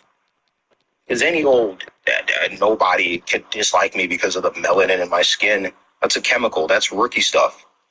I dislike souls, the essence of who you are as a being, bro. Like, you don't like women. Your Y is the Y chromosome. That's nothing, dude. I tabulate an amalgamation of all your decision making your whole life, and that's what I dislike. You can't replace a chromosome or change a chemical in your body. That's you.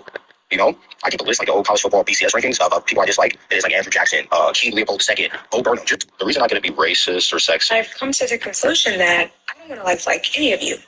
I don't want to mimic any of your lifestyles or your behaviors or your life choices and decisions. I want a life that's completely different than anyone I know, because most people that I know are extremely unhappy. No one's living out their passions. No one's chasing their dreams. No one likes their job. Everyone hates the mother of their child, or they hate the father of their child. The dating pool is trash. No one can find a good relationship. Everyone who is in a relationship is only in it for personal gain. There's no fulfillment. There's no purpose. There's no wellness. There's no joy. There's no happiness. There's no peace.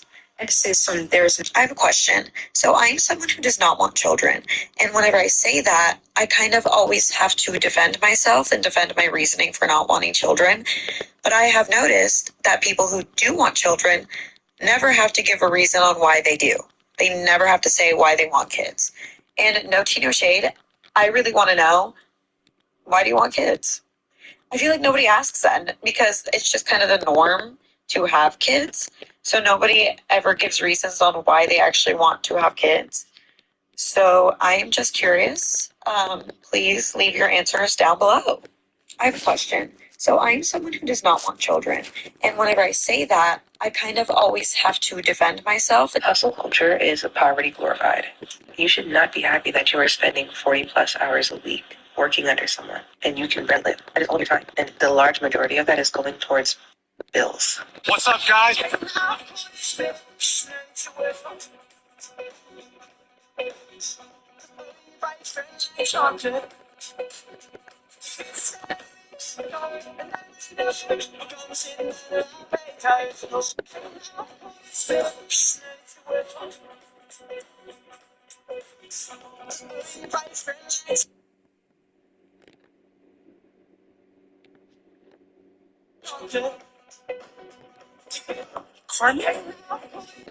Karma does not exist, and the second that you guys admit that fact, your lives will elevate past the point that it is at now. I think that a lot of you guys mistake the consequences of one's actions as karma. A lot of the things that you guys will say are karma are simply just what happens when you continue to do things that aren't good. You're going to run into consequences, cause and effect. This isn't some universal karmic thing that you can count on. If the evil person in your life stops doing the thing that they did to you, to everybody else, there's going to be no repercussions for what they've done because they're not doing it anymore. There's no karmic debt looking for the person who stole $15,000 worth of items from Walmart. He never got caught. He stopped stealing. Like, I think y'all are using the fantasy of the people who have wronged you, who are millionaires and doing PS5. I want to share with you all something that I think everybody should know, and I don't know why we don't talk about it more. Okay, guys. Everyone, get your thinking caps on. Actually, you want to know another interesting conversation we can have right now? You know the reason why I decided that I was going to make this video? So I'm about to say some controversial shit right now, but whatever, you know what I'm saying? I feel like we've been lied to. I feel like they've been playing on our face. Like everybody, all the men want to tell us how, like, you know, men are supposed to lead. Men are supposed to lead, you know? Women are supposed to be behind us. But then in the same breath, we say how great women's intuition is, how we always listen to our lives, how we always listen to women in our lives to make our lives better. How you gonna say a woman has great intuition and then say she's supposed to be following us? Why does she have to tell us the message when we can just like get behind? You could treat your girl good. You could do everything right. She's still gonna miss that dude that cheated on her, though. I'm super look. So my radical opinion that I don't even think is radical at all is that I actually think everybody should get food stamps. I think the United States government should make sure that every single person living in the United States gets food stamps, enough to cover all the food that they need. No income requirement, no proof of anything, just an automatic thing that everyone gets. Here's why. They're telling me we live in the richest, most advanced country in the history of the world. In the history of the world. And we can't guarantee food to all of our citizens. That doesn't sound like the richest, most advanced country in the world. Sufficient. We should make sure everybody has food, and I cannot believe that anybody thinks that's controversial. Literally at all. It blows my mind that people think that. It blows my mind that every time I say that I don't want kids, people think it's like an attack on their life choices. Try to convince me, like, I promise it'll be the best thing that you ever do. It'll change your life in the best way, yada yada. What it reminds me of is when somebody is trying to tell you that whatever they're eating is like so delicious, but it's a food that you genuinely don't like, and you're like, I'm so glad that you're loving it, and I trust you. I bet it is delicious, but I don't want any. I don't like that. That's exactly how I feel about wanting kids. So after posting one of my recent videos about being child-free, this one woman comments, child-free people are just a bunch of people with childhood trauma. Yeah, no shit, Sherlock. In case you haven't noticed, a lot of millennials were raised by people who came from a generation where even awareness of things like emotional regulation or borderline personality disorder, anxiety, depression, the concept that most of us probably shouldn't even get married or have kids before the age of 25 because our brains aren't done developing. So most of us were raised by essentially little children walking around in adult bodies, spilling their unregulated emotions and mood swings all over us, while most of them were married to the wrong person, and we all felt that. Yeah, we're a little traumatized, but also it's trauma turned into wisdom. The wisdom of seeing what happens when people who don't take the responsibility of parenthood seriously at all and do it just because it's what you do it before they've even emotionally developed themselves. And a lot of people are still doing that, so I guess I'm grateful for the trauma. You guys always have childhood trauma, but nothing gets past you, huh? So after... What if everything happening right now is a segue into everything that we want? Like, all of this is the wake-up call that ushers in universal health care, student loan forgiveness, and free education. I just pissed off a ton of people by saying that. People are going to come in my comments calling me delusional and cognitive. But if I got on here and said, we are absolutely cooked, there is no hope, we are headed straight into Nazi Germany, and there's absolutely nothing we can do about it because I know it's abuse. Nobody would have a problem with me saying that. Everybody in my comments would agree with me, and people being there saying, oh, well, yeah, I agree, but it's going to be worse. Both of these takes are equally delusional. I don't care how bad things are right now. I don't care how bad the future seems because you study history. You have zero evidence that something miraculous won't happen tomorrow that can end all of this. Is that likely? Completely irrelevant. Nobody knows what is going to happen tomorrow. Cue for the... So you want to stream? And it's one thing that I can't stand. It's a person that will chastise people for how they treat their parents or like treating their parents bad. And the idea is like, why are you yelling at your parent? Why are you saying this about them? If you are not there to experience how they did me in that house, you cannot have an opinion on whatever the fuck I have to say Fucking about them. retarded bitch. People grew up with parents that coddled them, that bought them whatever they wanted, that were genuinely just very good to them. And they don't know what it feels like to harbor bad feelings about your parents. You don't get it because you're not in my shoes. Like, don't ever speak on what you don't understand. Okay, your parents were completely fine with your identity. Your parents never treated you differently because of how you behaved or how you acted or who you were as a person. So you have no right to Fucking retarded bitch. Costco with your wife.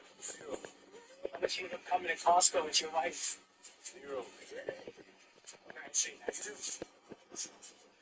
Listening to Costco is not the most enjoyable place, but why are men so quick to spit on their wives on camera with a stranger to close to behold? Not to invalidate your messenger or anything, but I'm pretty sure the point of the video isn't anything to do with the wives specifically. I think it's more so the stereotype of men don't like going to the grocery store, and then the wife is the one who takes them there because the wife is the one who goes grocery shopping. Them giving it a 0, I believe, speaks more to Costco than it does how they feel about spending time with their wives. I mean, I guess I could be wrong, but that's just how I perceive it. Like, I feel like it'd be similar to be like, hey, how much do you like watching football with your husband? And they're like 0, because they don't like sports or whatever. So I feel like anything here is actually problematic. It's more so the fact that they're just feeding into the stereotype that, like, you know, women do groceries and men don't like groceries. Because personally, I like Costco, and I like going over there. I have a good time over there by myself. So yeah, I don't know if I'm just wishful thinking about half glass full, but I don't see this as them criticizing their wives in any way. And I have to say this isn't an argument, but I just feel like if we were to take the percentages of people on the internet we can find directly or even indirectly bad mouthing their partners, I think women would have the lead. That's all I'm just gonna say. Like, we've literally had women make videos saying they are attracted to their husbands, get hundreds of thousands of likes, and people kind of be like, oh yeah, me too, I totally relate. No.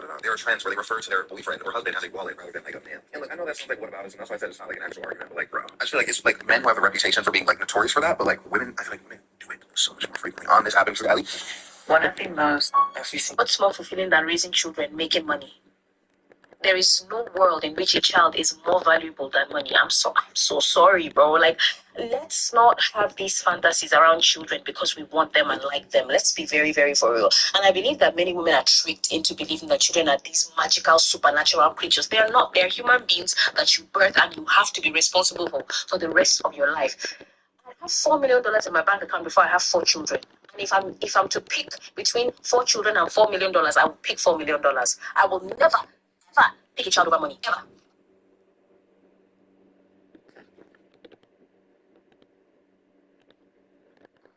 As a woman, I have dissented the fantasy that is becoming a mother. It is a burden, it is work, it is labor. You know what I labor for though? $4 million in my bank account. I would rather labor for $4 million in my bank account if I'm going, because it involves labor either way. Being a mother and making money involves labor. I would choose the labor that will bring $4 million in my bank account. The labor that will bring 4 children into my life, that labor in my hand. Jesus Christ, amen. Since I was a little girl, I told my family and especially my mom, I'm never having kids. And as someone who was raising a family, my mom had 17 kids, all from the same parents. I was the 4th oldest. I would say, no, I'm never having kids. I'm never doing this stuff because I saw how miserable she was and everyone around us was so miserable. And she would always be like, you are. And I'm like, no, I'm not. And then just because it came from like religious, cultish conditioning, she'd be like, you know, you're having kids. And I'm like, no, I'm not. Anyways, I'm 31 now. I don't have any children. And it's the best thing in the world. So, most of the time, don't listen to your parents. That's what I like to say. If you see that that's not the life you want, use your brain. Think outside the box. Fly away. And create your dream life. Since I was a little girl, I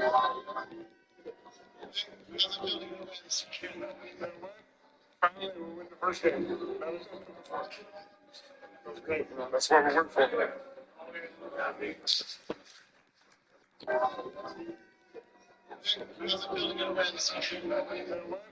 Finally, we win the first game.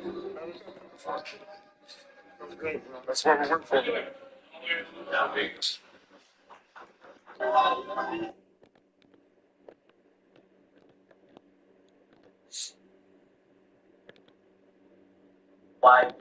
Why did the San Antonio Spurs need to make a statement right now?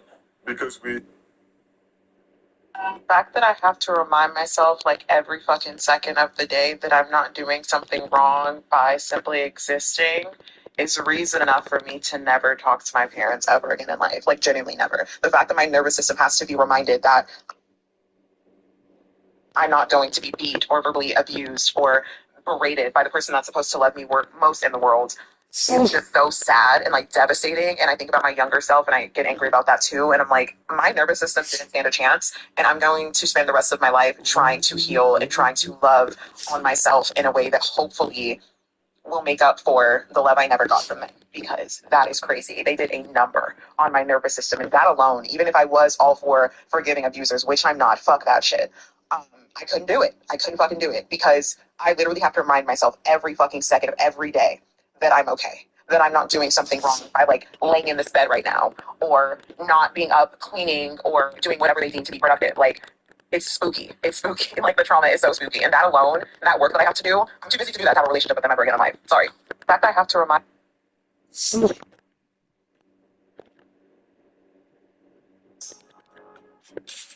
Once Apple decides your storage is full, it's over. No amount of deleting apps, switching.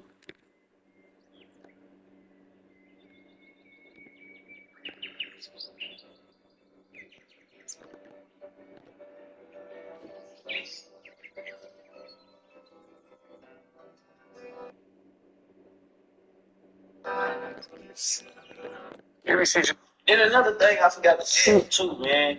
We live in times where the equality is like this, right? Like, these bitches is really getting to the chili. They RNs, they all type of shit in the medical field, dentists and all this other shit. They got good paying jobs and shit. So I'm not about to financially stress myself out paying 100% of a bitch bills that's really getting to this chili. Like, what the fuck? No, I'm not paying a bitch bills that's getting to this motherfucking chili, man. Hell no. Gonna get your ass on this program, alright? Speak this Israel to you. Get your ass on this program. You feel me? And we're gonna use your finances as a tool too. We're gonna start big. We're gonna do something with your money you bring in too. Because we ain't spending 100% mine, and I ain't got nothing but stress. That's the only thing I'm saving up is stress. I ain't saving up no money for a rainy day or nothing. You feel me? Because a lot of these bitches want to spend your money and keep theirs and fuck their money off on dumb shit. Going on trips and shit every month, every other month and shit. You know what I'm saying? Buying all this high ass aesthetic shit. You feel me? Just throwing their money away. These hoes throw their money away every fucking day. Online shopping every fucking day, man. You feel me? The consumerism women is so crazy. My thing is, I'm not financially stressing myself out to 100% provide for a bitch when she's capable and able bodied, she's into this bread too. Like, nah, fuck that. We live in different times, man. Y'all trying to take old school shit and apply it to modern time. It's not the same. It ain't mixing. The old school shit not mixing with the modern time. Everything is about evolving and adjusting and growing. We're not in those days no more. We're not in those days where grandpa and pop and all them paid 100% of the bills because the warehouse job they had in those days, 90s and 80s and 70s was good enough to take care of the whole family. We just don't have that no fucking more. You get what I'm saying? You got people, they got bachelors and all these other degrees and shit picking up a second job. But half of them not even in the field that they went to get the education for. Like, what world do we motherfuckers live in? You feel me? Like, I ain't gonna make this long. I want to add that on too. Then another thing I forgot to add too.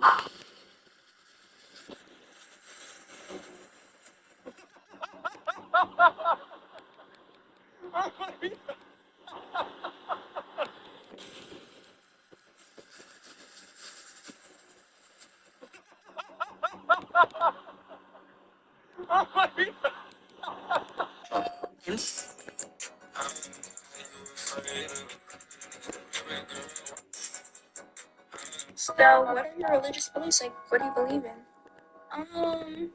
I'm not really a religious person. You know, I respect people's religions and whatnot, but I couldn't really consider myself any specific thing. Love the devil. So, what are your religious beliefs? Like, what do you believe in? People with victim complexes are the most annoying, insufferable fucking people on the fucking planet. Stop acting like you didn't do anything. People with victim complexes are the most annoying, insufferable fucking people on the fucking planet. One thing that I noticed over the past couple of years, especially on the internet, is that people can't wrap their head around that everybody doesn't want fucking kids. Marriage and children is the ultimate commitment in life. And if you already know that you can commit to that, especially for at least 18 years, you're actually more intelligent than most. Because a lot of people are having children and they know they can't handle that. People are making executive decisions to not have kids because it's too expensive. That's smart. Certain people don't want kids because it's fuck them kids. It's fuck them kids for them. I think that there's so much to life to explore. Children, I want kids. But it doesn't alarm me that plenty of people don't want kids, especially in an economy like this. You tell a motherfucker you don't want kids and they acted like they found you in a dark room and you board channeling a demon into that. Like, it ain't that deep. The economy is already plummeting. It doesn't change around in the next decade or two. Why would you bring kids into a world that you can barely afford yourself? One thing that I noticed over the past couple of years, especially on the internet, When I was younger, I used to fantasize about being in a different family, particularly the Full House family, the Tanner family. I had my whole life pictured out with this family. I was going to be the fourth sister, Marianne Tanner, and we were just going to live this wonderful, beautiful life. One of the things that attracted me to this family is that the dad was strict, but he wasn't mean. And most importantly, they did not have a mom to put them down. I would have vivid dreams and fantasies of being in anybody else's family except mine. When I would watch Full House with my parents, my mom would figure out a way to compare me to Michelle and Stephanie Tanner. Like when they would say their lines or they're going through their scenes, my mom would literally like light up and say, "Oh my God, they're so smart." And then stare at me and say, "You could never do something like that." My ex-husband knew how much I loved Full House. I could recite lines, I could reenact scenes. It was truly my comfort show and my escape from reality. He would not let me watch the show at home. If I had it on when it was playing on Nick at Night, he would make me turn it off. He would get really angry and tell me to turn it off. Like, no, not this shit again. Turn it off. He just hated that I would watch the show because he knew how much I loved it. What most parents, especially on this app, don't understand is that it is very hard for a child to grow up and want to get away from their parents, like completely disconnect from them. It takes something that's happened for years, trauma, abuse, neglect, to the point where the child will grow up and realize that there is nothing I can do to connect with my family or parents. I need to get away from it. And these are the same kids that have part-time jobs, they go to school, maybe they pick up a trade, they get their own apartment house, and they get the fuck out of there because they realize there's no chance that the parent is ever going to realize what they did, apologize for it, or make up for it. And then what do you see? These same parents hop on this app and say that their 5 children don't want to talk to them anymore. Well, there's a reason for that, because kids don't just see you fuck up one time and say, oh, that's it, I'm cutting contact. It must have been so many times to the point where they realize there's no fucking going back, which is why I don't believe a lot of the parents that get on here and say it. If you have 4 of your children that still want to see you, connect with you, be there, and there's one, there's a chance maybe that child just went rogue. They want to be on their own. They don't want to associate with you. I get it. But if the majority of your children are getting the fuck away from you and you don't understand why, you need to reflect what you did, how you raised them. Was there neglect? Did you show up for them? Did you praise them? Did you teach them confidence? Did you guide them? You need to really look at yourself and realize, did I do my part as a parent, and did I equip my child for this world? If the answer is no to all of those, you're a terrible parent or were a terrible parent, and now you're facing the consequences. What is with black parents and not finding an easier path to give their kids to reach success or to reach higher heights of recognition and power and glory and all this other stuff? Why are you...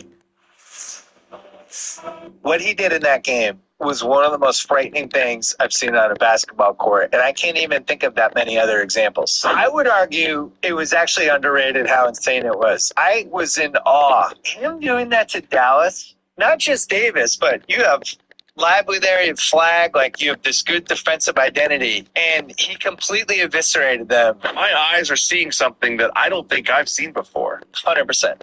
I can't compare him to anybody. For all of the years we've been watching basketball, I can't compare him to anybody. No, it'd be like if there was a 7-foot wide receiver who was basically like a 7-foot Randy Moss, and they were just throwing 50-yard passes to him, and he would just jump up and catch them, and we were like, what's going on? How is this a human being? The speed is incredible. I mean, what he did in terms of taking Anthony Davis out sort of north of the circle, he starts shaking, his crossover, he double crossovers, he has these, and he just flushes the fuck out of it. What? What did I just see? What he did in that game was one of the most... What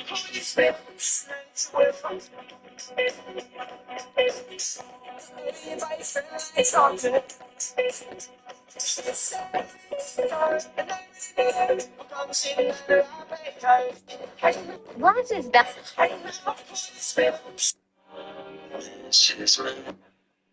And I remember this little white boy asked me, he just came from another prison. He knocked on my door. I said, yeah. He said, what's your name? I said, don't matter what my name is. What you want? He said, that big black guy told me when he left my cell to have my thing out and he'll be back. What was he talking about? I said, you know what he's talking about? He's talking about your dick. He wants it. He gonna suck you dry, bro. And why you over here? What should I said, man, I don't know what you can do, but I ain't not getting into that. I'm not gonna fight this man, man. And niggas, hey boy, you crazy. You don't feel no pain. You hit him, it turns him on. So if you ain't gonna kill him, you need to stay away from him. So he came right back down the hall. He was sweeping. Called the little dude up, bro. I let them talk. and was mopping him through the door. Got squatted on his knees, pulled his little thing through the door. And was going in it, and the cars caught him. And I remember this little white boy asked me, he just came from another prison. He knocked on my door. All that shit. He said, I'm thirsty. I need something to suck. And he'll come up to your cell, bro. You be sitting there reading a book, writing a letter to the family. He'll hit the door and tell you, when he come back, you better have that thing out. You better have it out. I remember this little white boy asked me, he just take part of my thing. You know, I screamed in you twice, bro. You seen someone drop soap and lose their butt. Yeah, I have. You know, I screamed in you twice, bro. Ain't no more hood talk and all that old this and that, man. You a girl now, bro. Why can't y'all just go back to the way you were? You can't do it, man. It's different. I'll get in you. It changed the whole game. Ain't no, no, you girl now, bro. So you made him a girl? No, you made yourself a girl. Well, he's gonna take the street. Man, booty support. Trying to maintain that toughness, and you don't accept it. I can't accept it. You gave me some booty support, and so now I got you in the category now that, we still cool, but you ain't like my dog, you like. Why? Was you in love or something? No, man, it don't work like that. It's like, man, when somebody gives you some, when you get booty support, see, that changes. Come on, and like one guy, we trained each other, and his name was Nelson. Okay, so when we found, the main thing he got is overhand. He's good on his overhand. He's still facing. You're not crazy.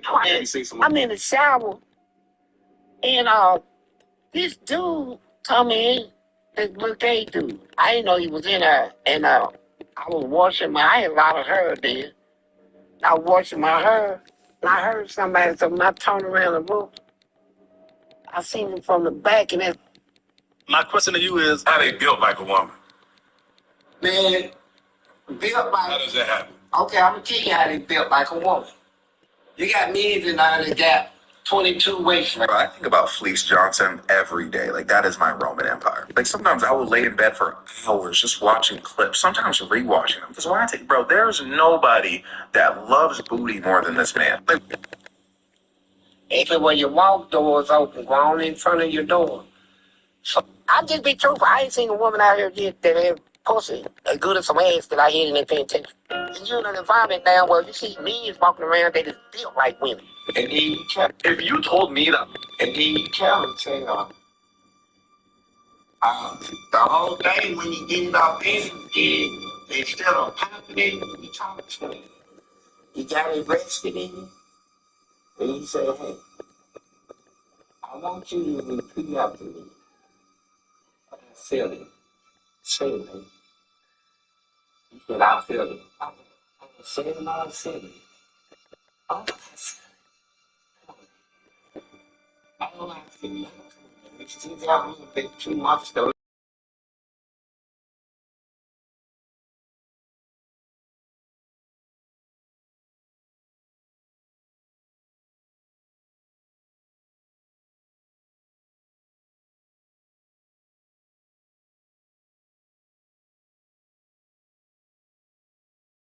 It is such a void existence to not be born into a biological entity that is neither a support system nor a safe space for you. Like, I don't think people understand how scary the identity of a black sheep is. Nobody knows how to consume your existence.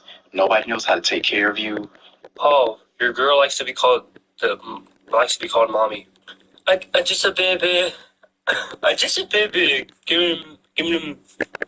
Oh, your girl likes to be called Guys, I have to express to you how I am so excited to grow up. I'm so excited to grow up and never fucking have kids in my entire life. I can't express to you how much that I think having a kid or kids sounds like the worst thing imaginable. Especially now when things are getting so expensive, so ridiculously expensive, and I just cannot wait to graduate college with my girlfriend and just have no worries about buying baby food,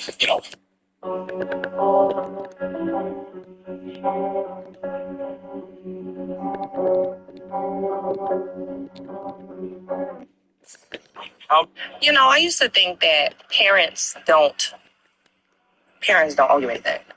People do owe you stuff. They owe you respect. They owe you basic human decency. And if it's your parents, they owe it to you to teach you how to become a responsible adult to live in this world when they're not even here no more. And I think the problem is that a lot of parents stopped teaching their children that and they started criticizing. So even too, when these kids are growing up and they're getting past 18, you know, the baby pictures are no longer baby pictures. These are real life adults. They get scared.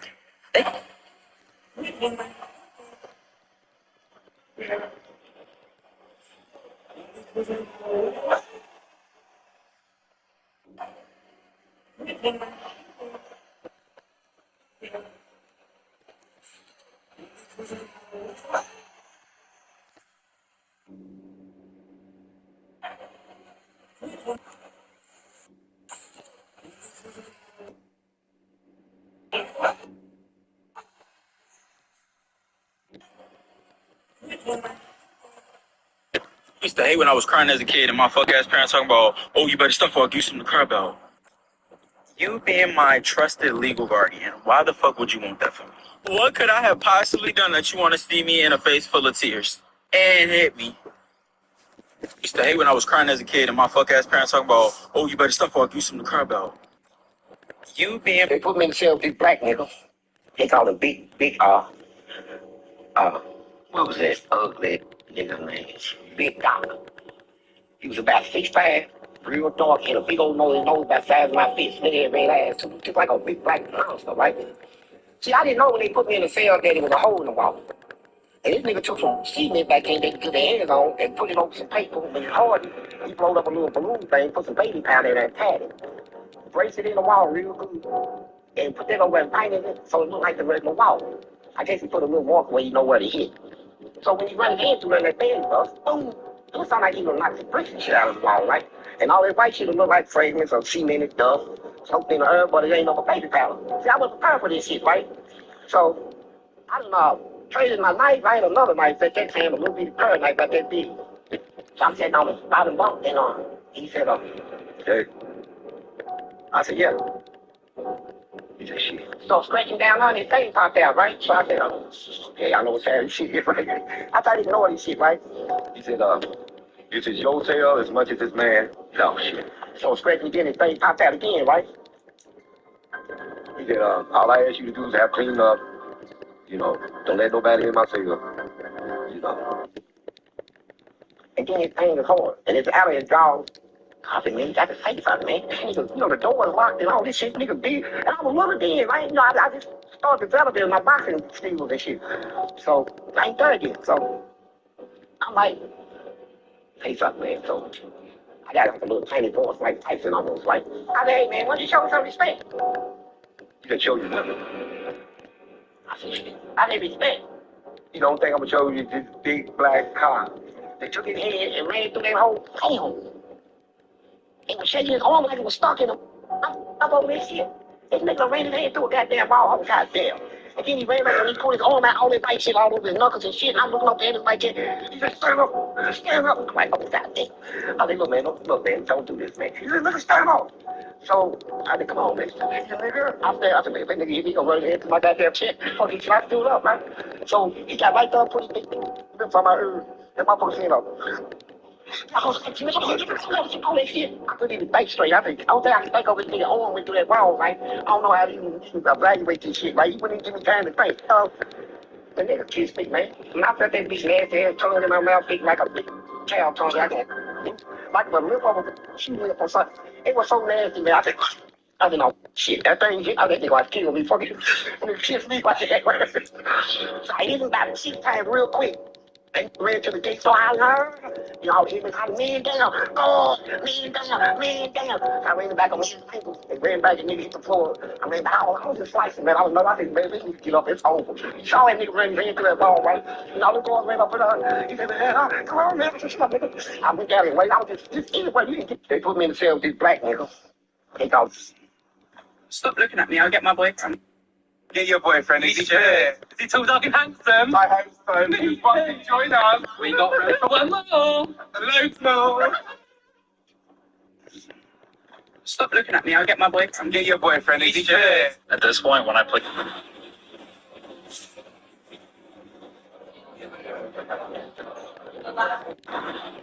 I understand my family's mad at me because I told the world that my dad is a bug chaser who groomed us and wanted us to take care of him when he purposely got HIV. But can I just say, my dad would be loving this attention. I bet he's secretly loving it. I think my dad has like histrionic personality disorder, comorbid with whatever the fuck else. Two main responses that I've been getting from Christians when they find out that I'm an ex-Christian and see my videos about the Bible being mythology are, one, they think that I don't know the Bible, I haven't read it. And two, people are saying I have never had an encounter with God. I've never had some kind of grand experience. Okay, I have some questions. Number one, why do you think you know me? You don't know me. I read the Bible. That's why I don't believe in it anymore. Hello? I didn't stop believing. Things I would say to a group of people to turn them up. Hey, let's get it. Why the fuck would you chase after a woman when you the one that gotta pay for everything? Make it make sense. Why the fuck would you chase after a woman when you're the one that's supposed to be leading? You're the one with the authority. Why are you chasing her? Stop thinking with your lower self and get your motherfucking mind right. Always remember, if you're chasing, she's running away from your ass. Regain. Why the fuck would you chase after a woman when you the one that gotta pay for everything?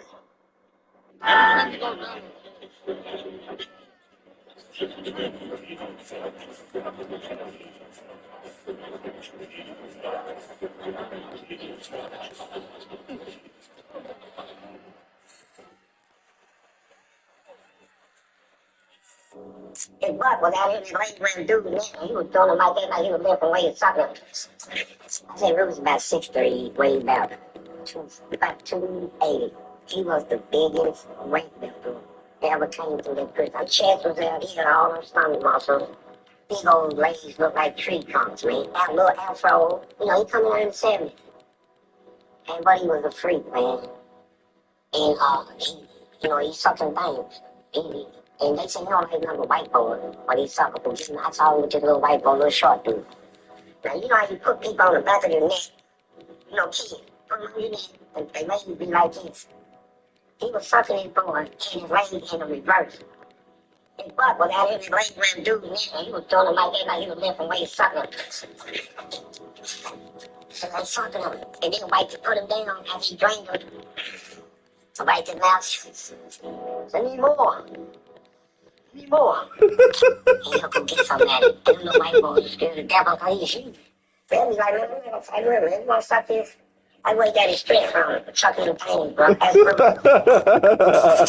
VTAX Christianity stops people from being able to hear another person's lived experience. And what I mean by this is, if your theology is that belief is a choice and you go to heaven or hell based on that choice, you cannot hear somebody out when they talk about the fact that they're no longer convinced God is real and they can't force themselves to believe God is real, because then they have to question their entire theology, because that's what their theology hinges on, is that belief is a choice. Even though a lot of us recognize that's not how that works. For me, and I say this a lot of times to Christians, this was a slow burn of me no longer being convinced God was real, and I so badly wanted to hang on to that belief. I so badly wanted to still be convinced of it, but I wasn't. And it was a really hard time. It was a really hard grieving process, but I just couldn't force myself to believe in God. A lot of times I ask these Christians, hey, if I ask you to stop believing in God for 5 minutes, could you do that? A lot of times they say no, but then they still act like it's reasonable to tell me that belief is an on and off switch, and I can just choose to believe in God whenever I want. That's just, that's not how that works. So a lot of people ask me all the time, like, how do I tell my family? How do I tell my parents? How do I tell my friends that I'm no longer Christian? If they are Christian the way that that is their theology, you should prepare yourself to not be validated in anything. I'm gonna kill you, hurt. I was pushing him around. He's coming back, by the way.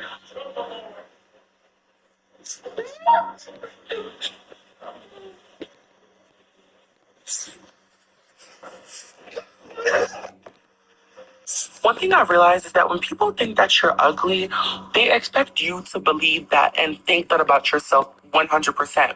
And so when you don't, they start to hate you. Not Like, I ain't flirted in so long, Nikki, I don't even know how to be attractive no more. I don't know. That's real. I ain't been attractive in like years, so I don't know how to be attractive. I just know how to be honest, and I'm telling you right now. Okay, listen, Reggie, you are ugly, but you don't have to say that. That's You not gotta, right. you gotta learn your, be confident in yourself. Like, I ain't flirting.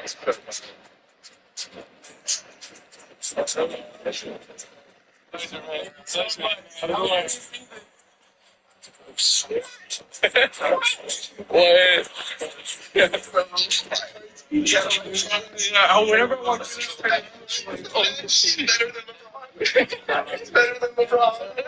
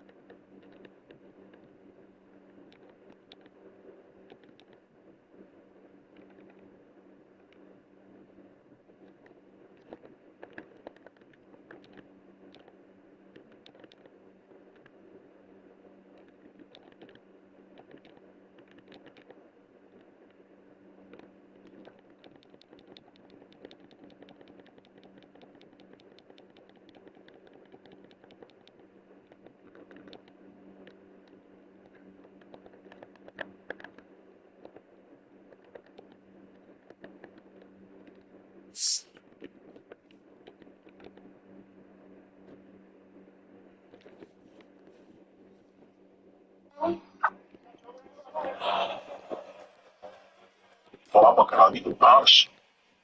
Honest, me. Well, like I sold something for you, bro. I ain't steal nothing for you, bro. Why you looking like that? Do you like it? No. I like that deal, though, boy. Yeah. Well, I'm gonna call you honest. I need you to stop dunking them cigarettes. I can smell them through the wall. What about you there? Oh, you don't know what goddamn phone tell me what the fuck is this? I'm just letting you know I can smell your cigarettes through the wall. Oh my god, it's so bad. My cat. I don't you got fuck what you can smell, motherfucker. My cat. What is this? Don't tell me don't you guys be again, little girl. I'm just letting you know. I can't breathe because you're smoking some cigarettes and I can't breathe. And bitch, I'm just letting you know, take your ass to a nursing home and live. You know, I was molested as a child. What age was that? I was around about 11, 12. And do you feel like that changed you a lot? How did that change you? It changed me tremendously. Because at the time, I was having problems with I got siblings at home. There's 7 of us in the family. There's four boys and 3 girls. And one day I walked in the room and caught them having sex. And so I said, I'm going to tell them. So what they did was they all came up with a story. So when my mom and them came home, they came up with something and had me get whooped for something that I didn't do just to stop me from telling what I saw them do. And so at the time, I didn't have nobody that I could talk to and tell them what's going on and stuff. And then when I got molested, I didn't have a big brother I could run to and say, hey man, this guy did this to me. Because my brothers now was mad against me for me seeing them do what I saw them do. You know, I was one of 3 girls. And there's 7 of us in the family. There's four boys and 3 girls. And one day I walked in the room and talked them having sex.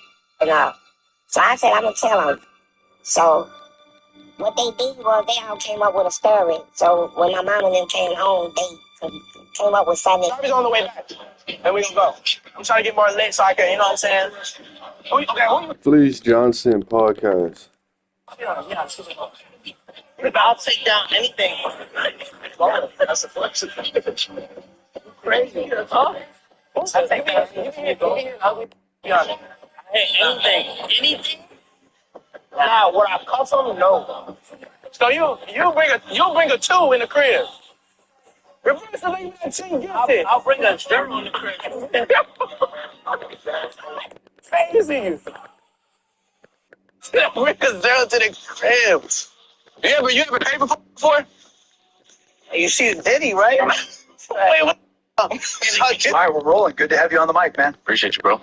Yeah, people keep asking me how I feel about the last few years, all the. I just feel like my mama know how to talk shit, so I just feel like it just, yo, mama. No, I just feel like my mom. What do you like to listen to in your pregame routine? I listen to a lot of stuff. A lot of time I actually like to listen to nothing.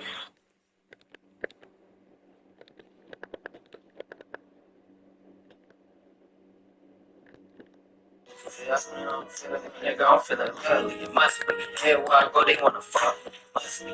My nigga, who got that must be? It must be OGs, cause he stays on the must be. Yeah. I'm feeling nigga, I'm feeling ugly. It must be. Hey, where I go, they wanna fuck. Must be. Growing up, I used to always wonder, like, damn, why is my dad so angry? Until I got fucking old. This shit suck, nigga. He could have been more mad, to be honest. Growing up, I used to always wonder, like, damn, why is my dad so angry? Until I got fucking old. This shit suck, nigga. He could have been more mad, to be honest. Growing up, I used to always wonder, like, so I'm NFL side. I'm in here. But there is no your size in the NFL. I'm not feel like Saquon Barkley. You're NFL size. Really? Yeah. Wait, what that mean, gang?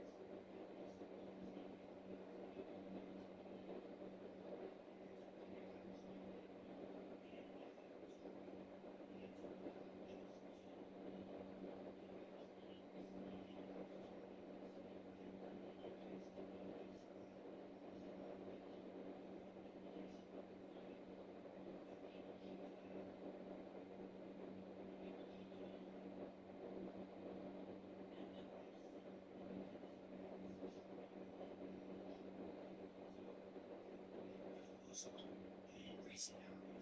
historical memory. In recent memory, the world's gotten harder in the last 50 years, right? For young generation people, that's fact, economically, whatever, right?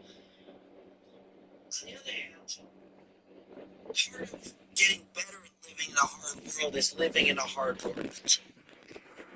And so the response of many people to simply curl up in a ball and not interact with the world, like that's fine, but you need medical treatment. You need psychological treatment. Like, I'm sorry.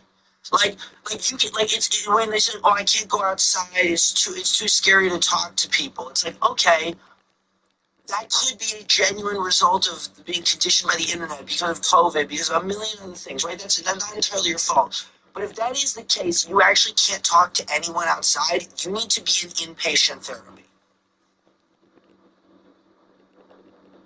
Like, it's not, I'm just a girl. Like you need help. It's not normal. And if it's not that bad, you have to ask yourself, maybe just fucking go outside. It's okay if you need inpatient therapy. There's literally zero shame in that. But if that's not the case, fucking go outside and shut the fuck up. You people can't do anything.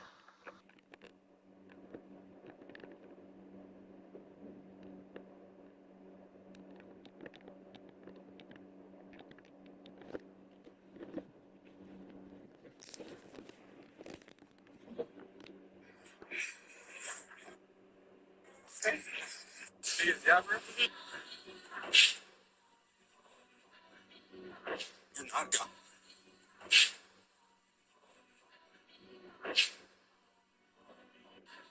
You're not God. You're a 1-year-old child, okay? I know for a fact that pants came before. Think it was a 3? Yeah. Yes. We want to play this down. We want to play the game. Yes. I'm going to answer on ask Chris if you want ask those. I had a panic. Whatever. No, when the ball goes into the net, I thought I had a panic.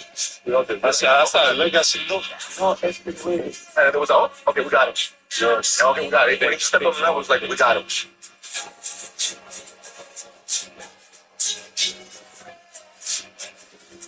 Shit.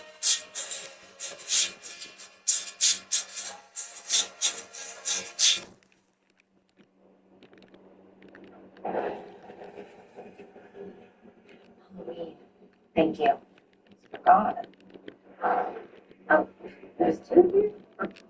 You guys know each other? We got for that video. It's all new. What's a PDF spaces with AI do? Do a skeleton board, still in FTE. Heavily express with the GPU. Make custom to the function. All of an AI system that has functionality. Scour targets and has to share every page, every doc, every. I think Joel used to be blonde or something. I did a blonde Halloween costume at one point. Yeah, I see the tip. So, how you doing, Mr. Adams? I don't know. I can't help but feel like you're kind of trying to rizz me up right now. No, man, I was wondering if you was in the dressing room putting on some makeup or something, right? We were working on getting the Zoom call all set up. So no, I'm not wearing any makeup. Are you trying to say that I look like I'm wearing makeup? No, you can't. You lying. My God, I didn't even think about the fact that this interview might go this way. No, I'm gonna let you ask the question. Okay, yeah. I feel like now you've got me feeling like you're trying to feel me out for being your next sissy. And I just want to say, I have a sterling reputation, a lifelong reputation of heterosexuality, and I am a married man, sir. I'm married too, and the beat goes on. Who are you married to?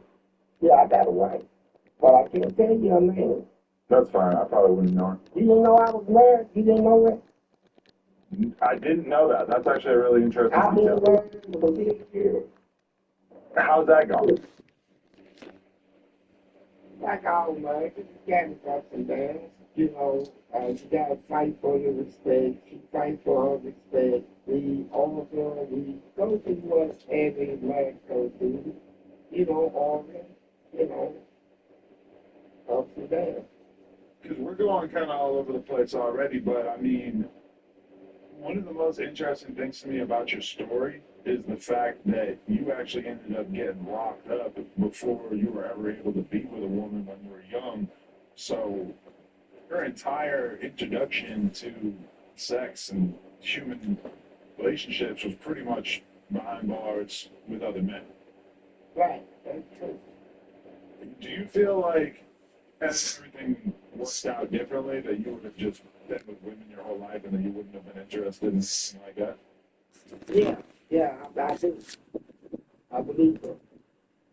That's wild because, I mean, I don't want to get into the most depressing stuff right away, but I watched an interview where you were talking about how you were basically having other men come at you from a very early age.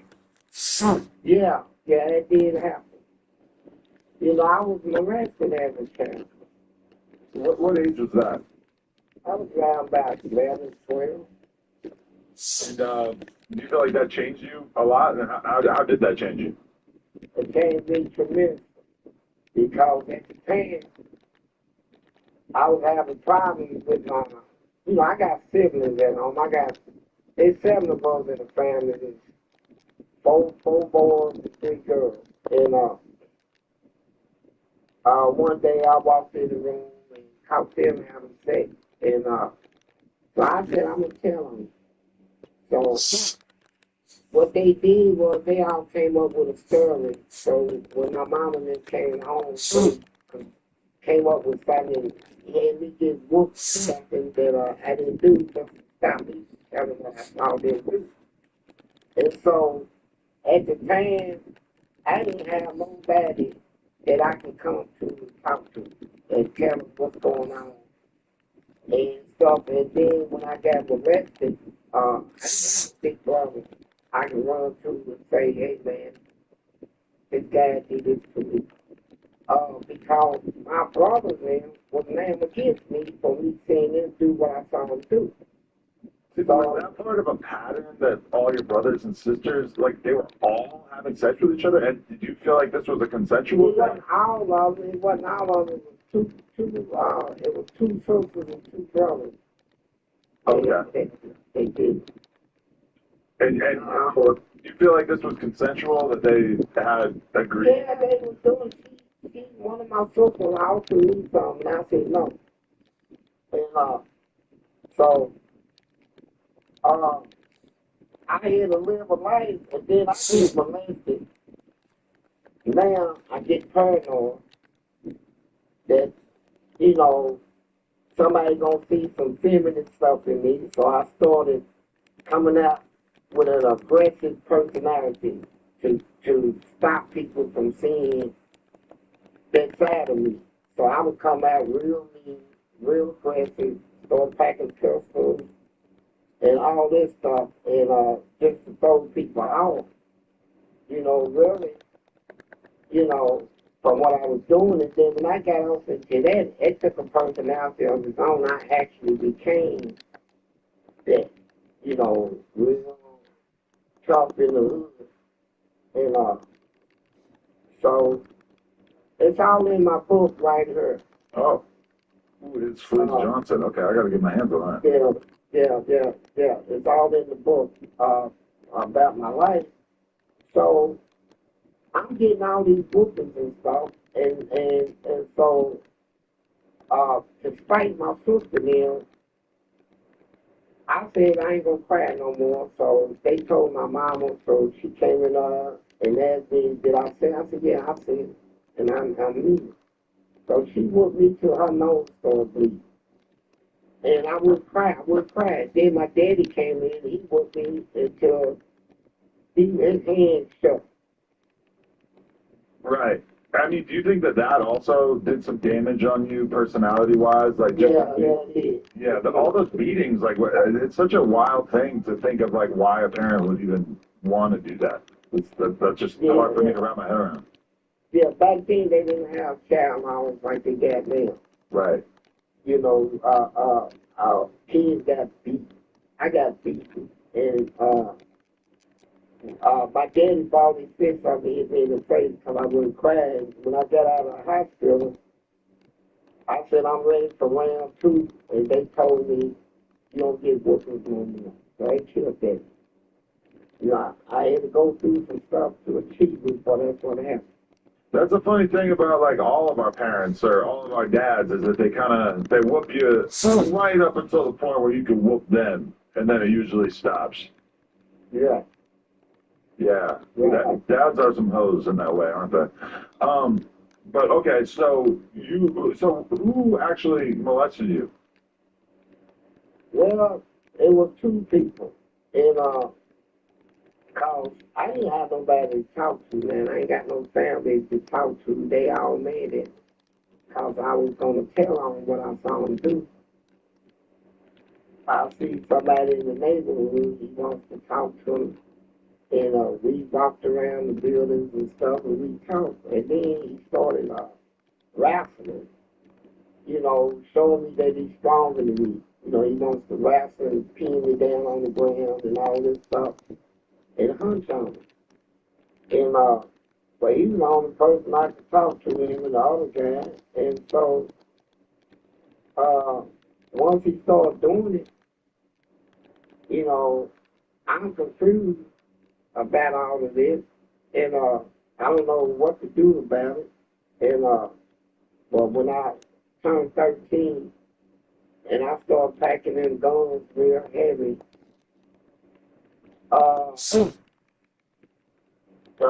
Two guys that did it come up there. They put it like that. They did. I know, and it's a shame that you can't say more about how exactly that went down, but that's... No, I can't.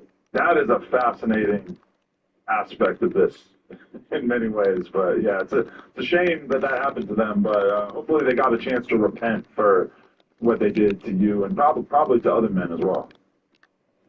Yeah, I doubt it, but they get.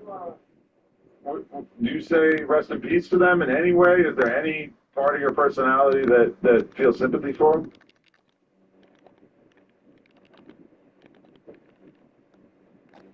No. No, it's not. No. It's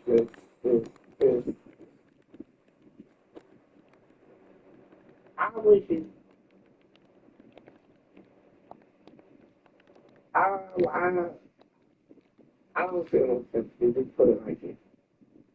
They got what they was coming from when they did. So,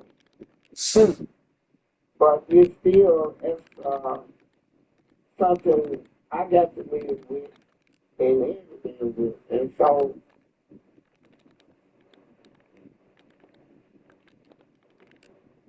That aggression that came in me, stayed in me. And I kept getting sent to, I was sent to all kinds of places. I was sent to all the boys' camps, detention centers, juveniles. Every one of them I went in, I tore it up, and they closed the place when I left. And so they sent me to a mental hospital, Central State Children's Ward. I told my sister and them, if they keep messing with me, I'm going to cut their throat in their sleep. And they went, I was going to do nothing. But they told my mama, and she called the police, and they came and locked me up, and when I went to court, they sent me to a mental hospital. And when I get out there, I escaped. I escaped twice, and they caught me.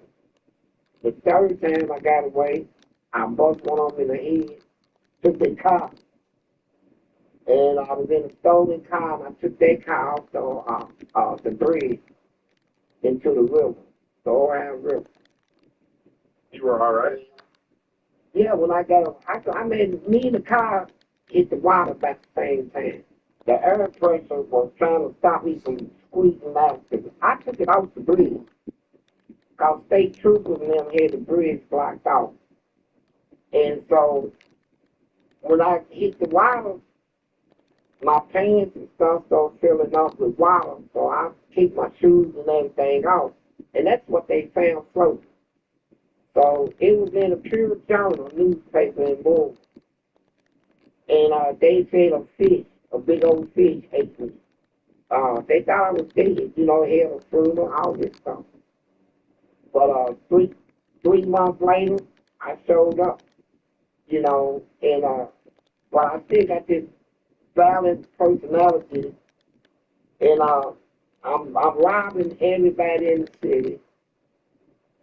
I'm robbing. I started robbing dope men because of this woman. She died with a needle stuck in her arm, and she was a real good mama type to me, and so when I found that out, I said I'm gonna rob all the dope dealers, and I'm gonna throw the dope away, keep the money. And that's what I did. I robbed the whole city, and then I used to mess with the police.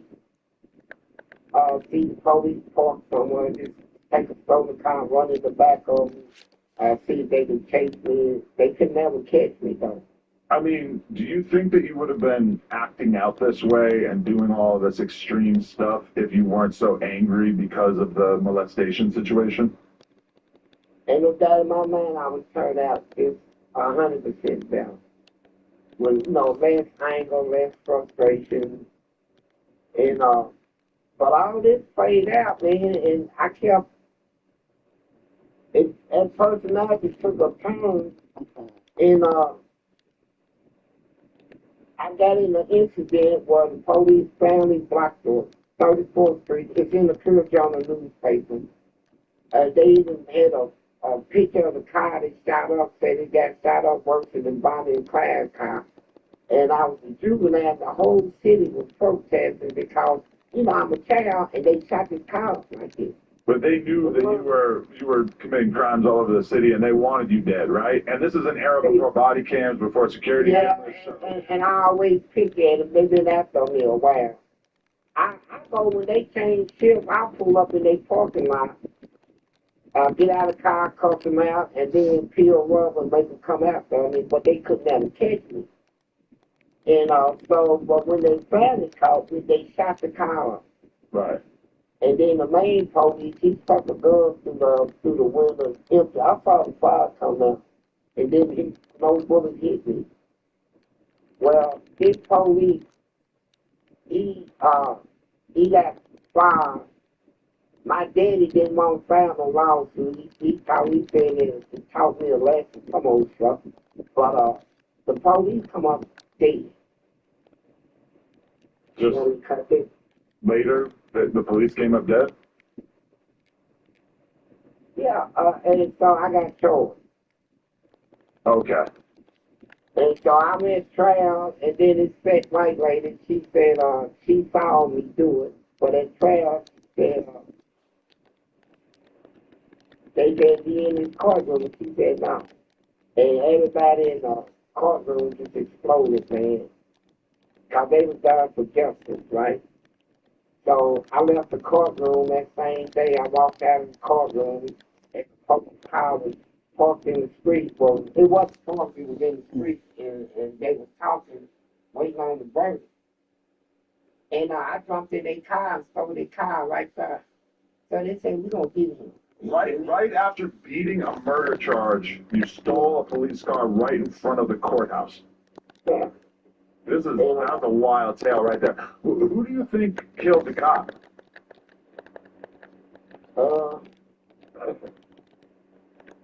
I don't know. That's wild. And this was in Louisville. Yeah, he killed himself. So, no.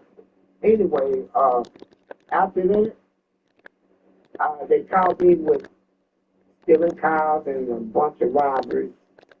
And they said, he's not getting out of this. We're going to send him to the penitentiary. I was in jail at 14. You know, then I turned 15, and then turned 16 in the penitentiary. And they made sure that I was going to prison. And I thought that I was just 10 years. Was this before they had separate jails for teenagers and stuff? No, they had separate jails and stuff. But everyone I done been in, I done when I told the place up, they said they ain't gonna take me back. You know. I went in our fighting and stuff, so they said we gotta play some. It's harder as fucking bitch. You know. So you're 14 in the state penitentiary, surrounded by, I assume, a lot of very cold-blooded gang members, killers, etc.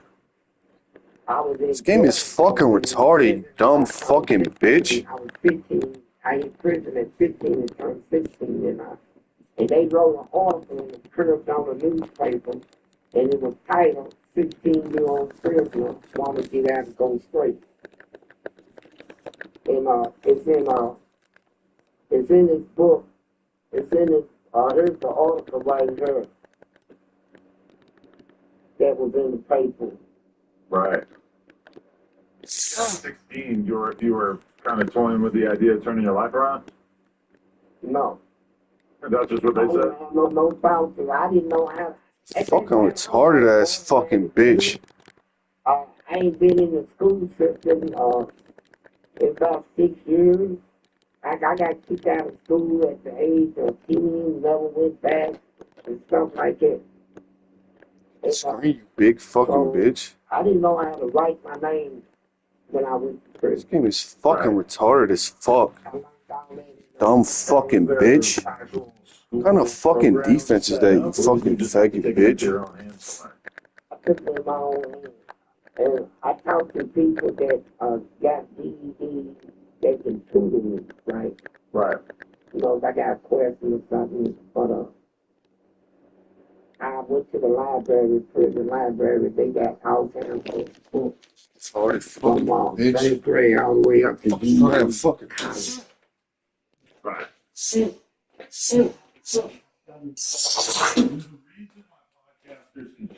Any topic into an episode. Just like there's a reason Morgan & Morgan is America's largest injury law firm with over 1,000 attorneys and more than 100 offices nationwide. If you've been seriously injured in an accident, your case could be worth millions. But the truth is, a lot of people either don't file at all or get taken advantage of by insurance companies. When you hire Morgan & Morgan, it's like hiring a legal army that has your back. If you're injured because of someone else's negligence, you deserve to be paid. No shortcuts, no lowball offers. In fact, they've secured some... It's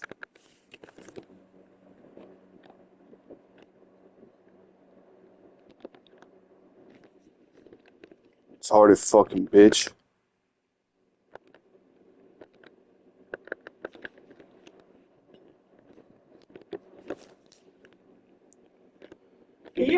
Yo, we are back with another video, and you can see my double run is taking, so I'm gonna try to make this video quick, but I'm gonna show you guys how you can rep up even faster than ever before. I know I made an updated video on how to rep up fast, but I've been told per comment section from my boy Xbox, I'll pop up this little reply on the screen, that there is a new method, and I'm gonna make a video on it so you guys can all see it. But before we get into the method of before, get into the good concept, make sure you guys hit that like button up. I'm going to make a video on it so you guys can all see it. But before we get into the method of before, we get into the good concept, make sure you guys hit that like button up, subscribe if you're new, and turn on notifications so you got nothing but more bangers on the way. So we are at 18.8%. I'm going to show you guys what I'm talking about. So here, and let's run. We're going to go back to breakout. So before I show you guys that triple threat breakout is the method to rep up fast. I'm going to play 2 games as a sample size. You guys saw that I was at 18.8% rep.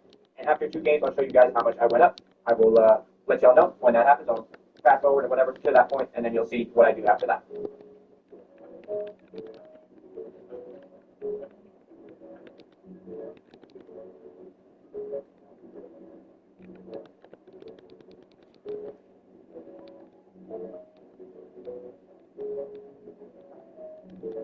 All right, so we just finished our second game, and now we're going to go back to the menu and show you guys how much we went up over those 2 games.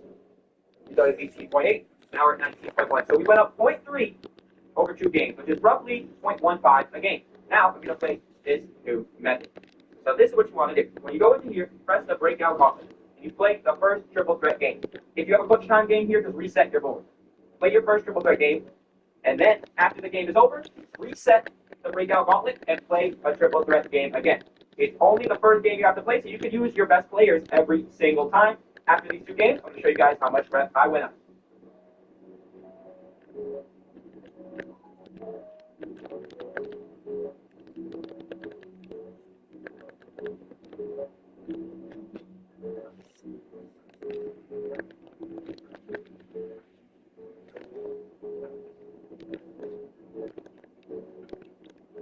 And there we go, bang. All right, let's back out and see how much rep we got. All right, I go here to the MyTeam rep, and we're at 19.6.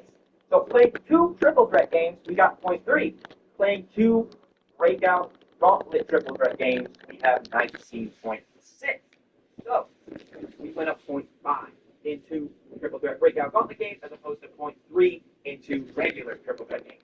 So the fastest, most updated way to get reps is by playing the breakout gauntlet first game, ending your run, and restarting again. And this is only if it's a triple threat. If it's not triple threat, restart until you get triple threat games.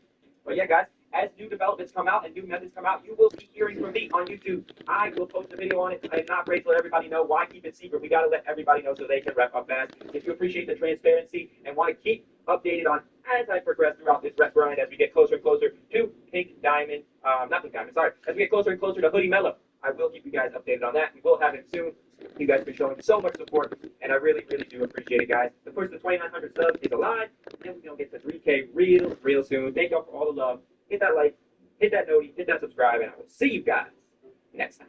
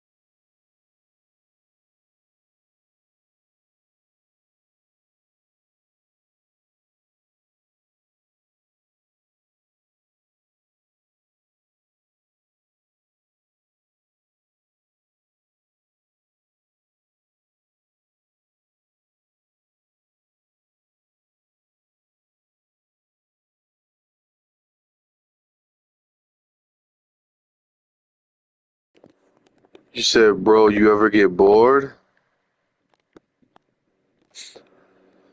That's a multifaceted question. It's like, yeah, I'm always bored, but I'm always thinking about something in my head, always pondering questions and shit. That keeps my attention. I also do other things. I'll watch a YouTube video. I'm really not paying attention to the game. I'm pretty much just watching a video.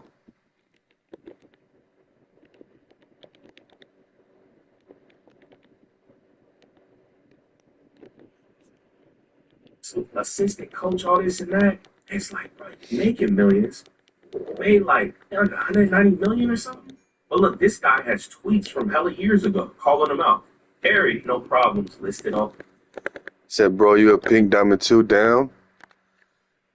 Yeah, they added this double rep method. They added it like a week ago. I didn't find out about it until the other day. If you open packs, before this patch, like before last week, if you open a pack, you'll get like a card with a dynamic goal. Like it'll be like, get 10 points in the paint with this card. It used to be just a one-time rep bonus, but now if you get a dynamic goal on a card, you get 30 minutes double rep. So I just been opening hella packs. That's why my MT is down. I should be at like 9.5 mil right now, but I'm opening so many packs. I'm at like 9.1. And so I'm only playing when I have double rep. My shit is going up so much faster. I used to only get 0.1 per game. Now I get 0.2 or sometimes 0.3. And it might not seem like a lot of difference, but that shit is, it cuts the amount of games you need to play in half.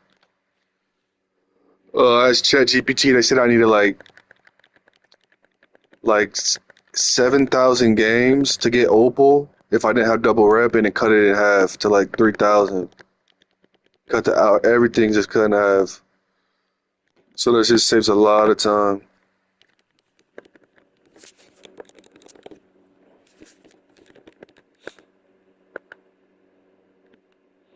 I don't even know if you're still in there and you can hear me. But yeah, that shit does, it's crazy. I could have been pink diamond probably almost 4 if I was doing this method the whole time.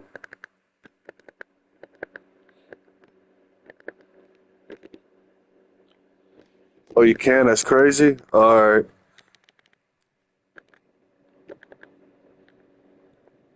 Yeah, he said, when you think you get mellow? That's what I'm saying. Carlos saying he probably gonna get him November or like mid-November. Now you were saying top rep is probably gonna get him 2A on Xbox. He's probably gonna get him early November to mid-November. And he said late November. I'll probably get it around that time too, probably early December, mid-December. But yeah, I'm already at 44%. I started today at 1%. So if I wasn't doing this double rep shit, I would barely be at 22% right now. But yeah, this shit costs a lot of MT, but the way I look at it, like, I'll probably end up spending like a mil or a mil and a half MT on all these packs, but I'm selling a lot of these cards back, so I'm making a lot of, get the hell out of my damn stream with that shit, man. You're annoying. I'm selling a lot of this a lot of my cards back, so I'm making a lot of the MT back. And it's like, would you pay 2 mil for Goat Mellow like 2-3 weeks earlier? And hell yeah, I would. That's the way I'm looking at it.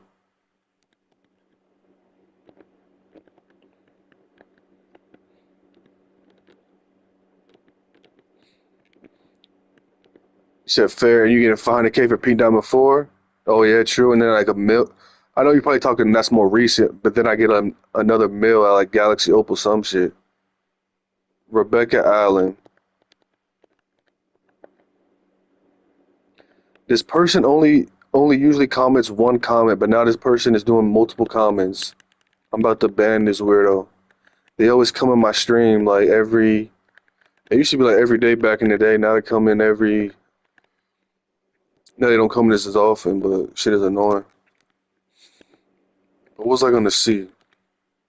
Oh yeah, I get 500K, and then I get every gold badge. That's gonna be a lot. Then a mil at Galaxy Opal 3.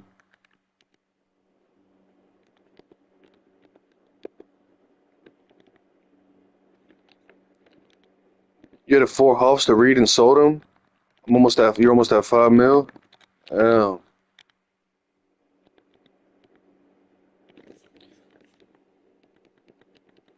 that's what's up.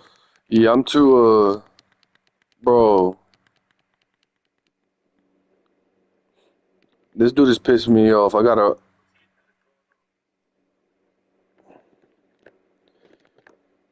got paid 350K. Oh, got 350K pay 140. Yeah, that's a good little profit. Yo, can you see this guy's comments? Um, Fuji, can you see this Aaliyah Aziz person's comments?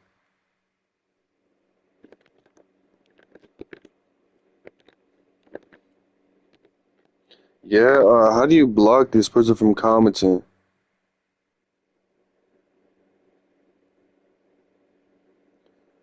I hid this person from the channel. She's annoying.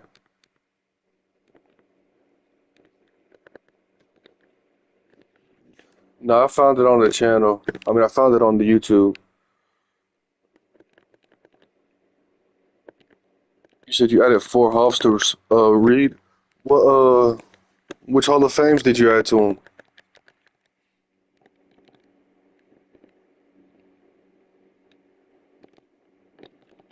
Bro, get the fuck off my dick.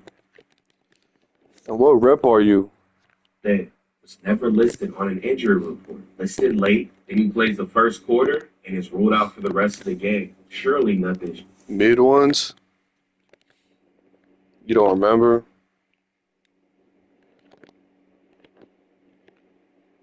Like Ruby 4? That's crazy. That just shows me like people don't really look at the Hall of Fame badges. Maybe they just see it has more badges than normal. They bid more or something. I don't know. But do you think you'll do this rep method or you don't think so?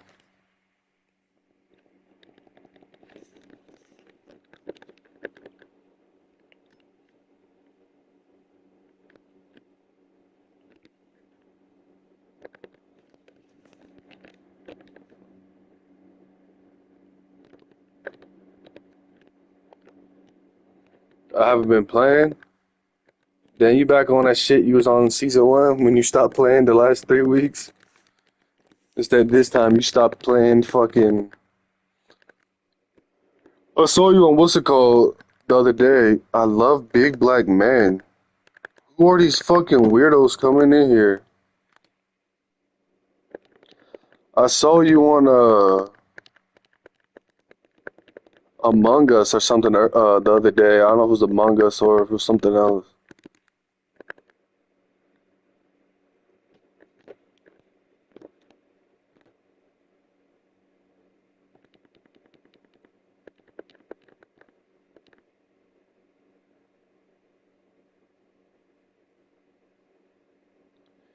Said yeah, I was hella bored.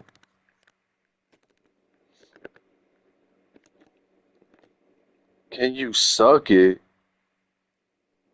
Bro, what the fuck are you talking about?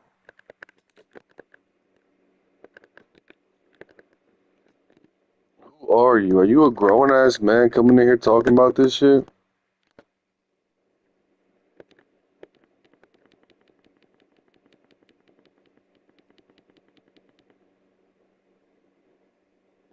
Bro? Who you calling bro? I don't know you.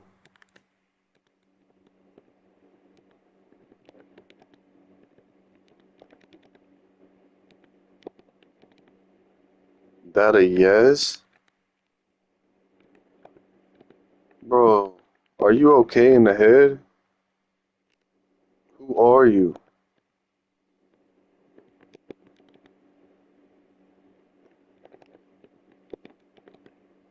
Like you distracted me, making me wasting my time and shit.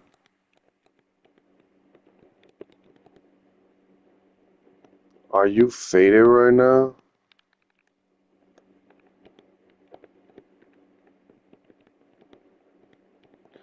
Do I sound like I'm faded?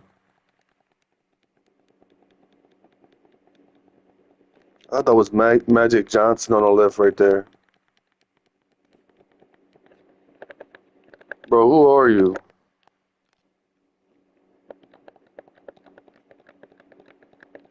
You sound gay. Thank you, I appreciate that.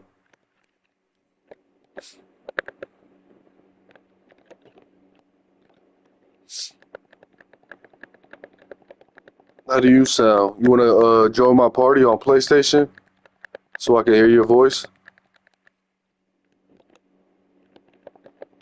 Or are you a little pussy coward bitch that wants to hide behind a little comment?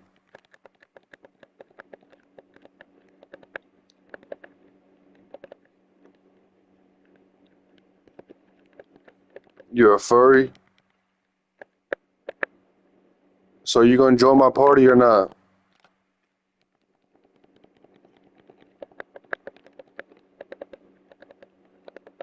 What's your PSN?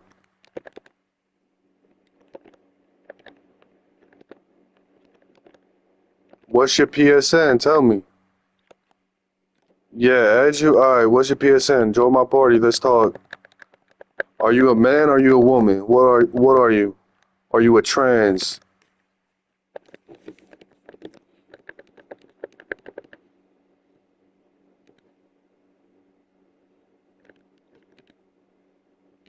I love midget porn 06.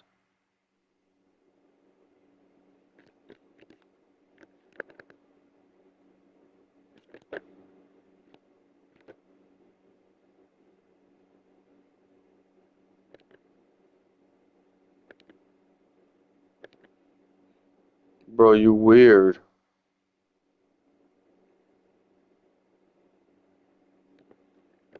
That's crazy, Fuji. I don't know if you're still in here. I can go back to when you first commented on. I didn't know I could do all that.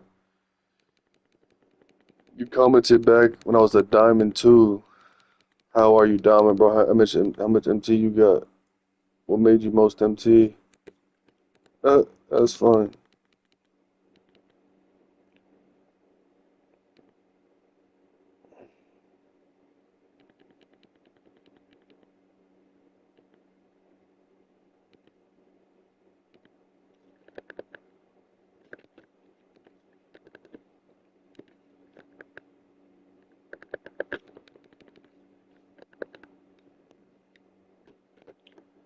You can see first messages. Yeah, like if I go to my phone, I click on your name, I can go to channel activity, and it shows all your comments. I didn't know YouTube had all this.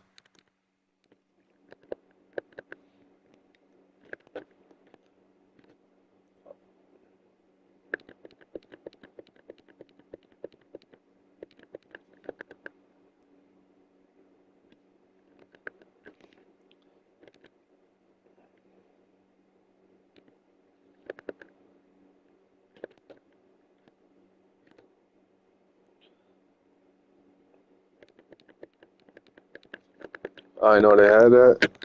Yeah, me neither. You add me, bro. Are you the Aaliyah Aziz guy that I deleted or blocked from my channel? Did you really make a new page to come in here? Is that you?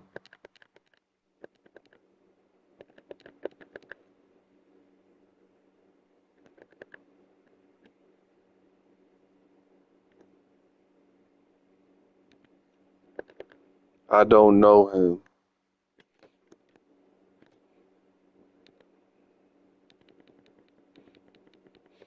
You said you add me. Alright, what's your name then?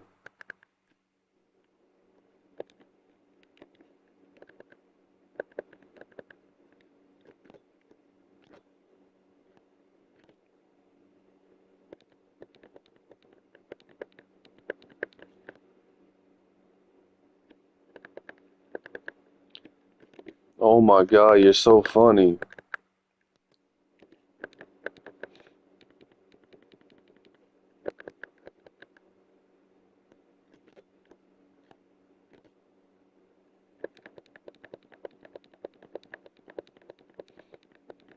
Alright, you bore me. I'm gonna watch my video now. Ladies, Chauncey Billups caught us right up and take his two best players, Diddy, 37 by the way, out of the game with 3 minutes left in a 5-point game and never put him back in. You'll never convince me some of these teams don't blatantly lose on purpose. I don't give a fuck about you or your mom. Can he just not shoot free throws? Yeah, but he made his free throws, right? Why did this happen? This doesn't even make sense. Sports is fake, man. We got Mike Wayne's ancestors, man. Swag God, man. Why do you think this happened? Damn. Got showing some ways cheaters cheat. Your mom says she loves black men, big black men. Is that what she says? And midget porn? They be low overall. Is that why you're so obsessed with talking about it? Upgrade them so they You hear it through the walls? 76 overall, you see? And I guess he just bringing on the crazy guys. I know everyone keeps talking about weirdo. Still, 99% of y'all have not played a cheater, bro. I'm so serious. Everyone keeps talking about it. All these casuals, they're not out there like that, bro. Bro, what is wrong with you? If they were, No, I love. Bro, what the fuck is wrong? So many people complaining about it. Never played a cheater. I can understand some creators, yeah, of course, but like all the average people, y'all keep posting the damn Zen and all this weird stuff, trying to encourage people to cheat. And guys, if it was so simple to cheat, way more people would cheat. Don't waste your money, buddy. Do you know me, and you're like trolling me for your own pleasure, or you just a loser with no life?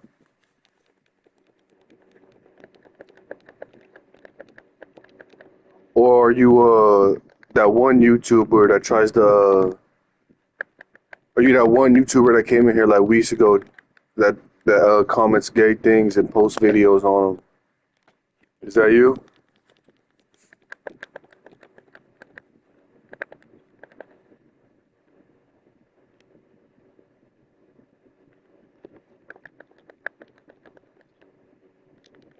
Yeah, I'm the YT guy.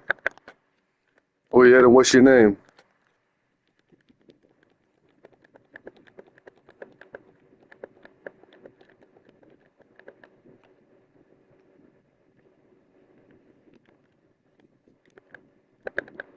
Then what was his YouTube name?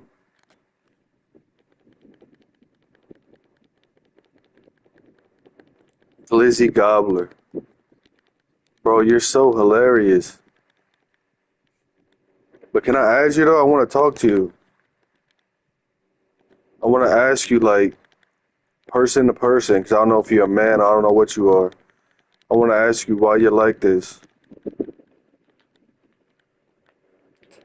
I want to ask what happened to you. I want to ask what happened to your mom that made you obsessed with furries and midgets and black men and gobbling on and gobbling on. I can't say the damn word.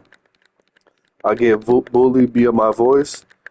You should get bullied for your typing. It's terrible.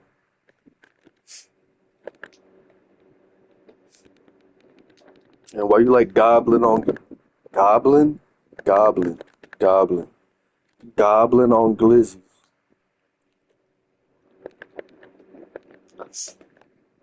You said shut the fuck up, list boy. You think so? I'm list boy, but you can't come into a party and talk.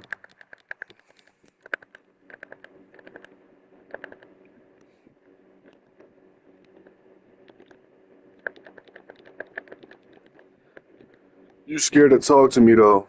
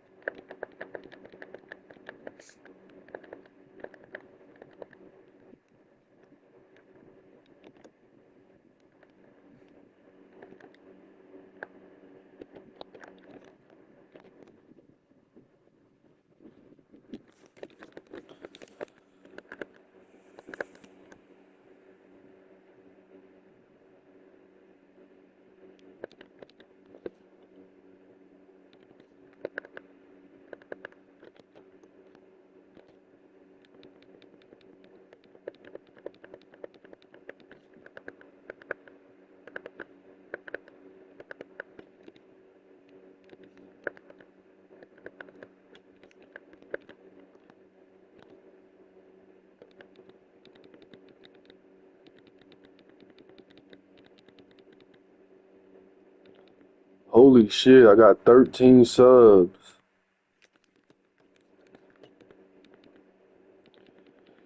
You say, yeah, be quiet. Son? Alright, you bore me. I'm about to ban you. You're really boring and you're not funny or clever or anything. So add me if you want to talk. My PSN is the same name as my YouTube. We'll see if you're not a coward or anything.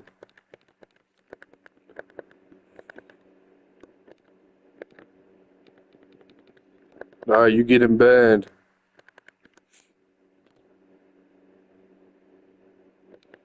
Hey, have a good day. How do I ban this bum?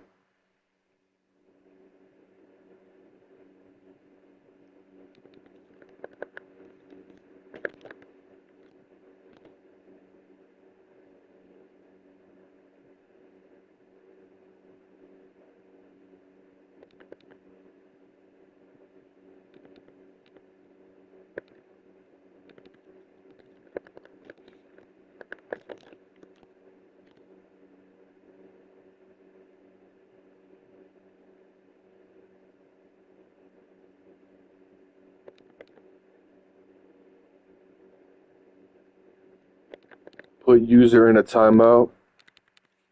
I'll put you in a 10-minute timeout. You're annoying me. Onion boy.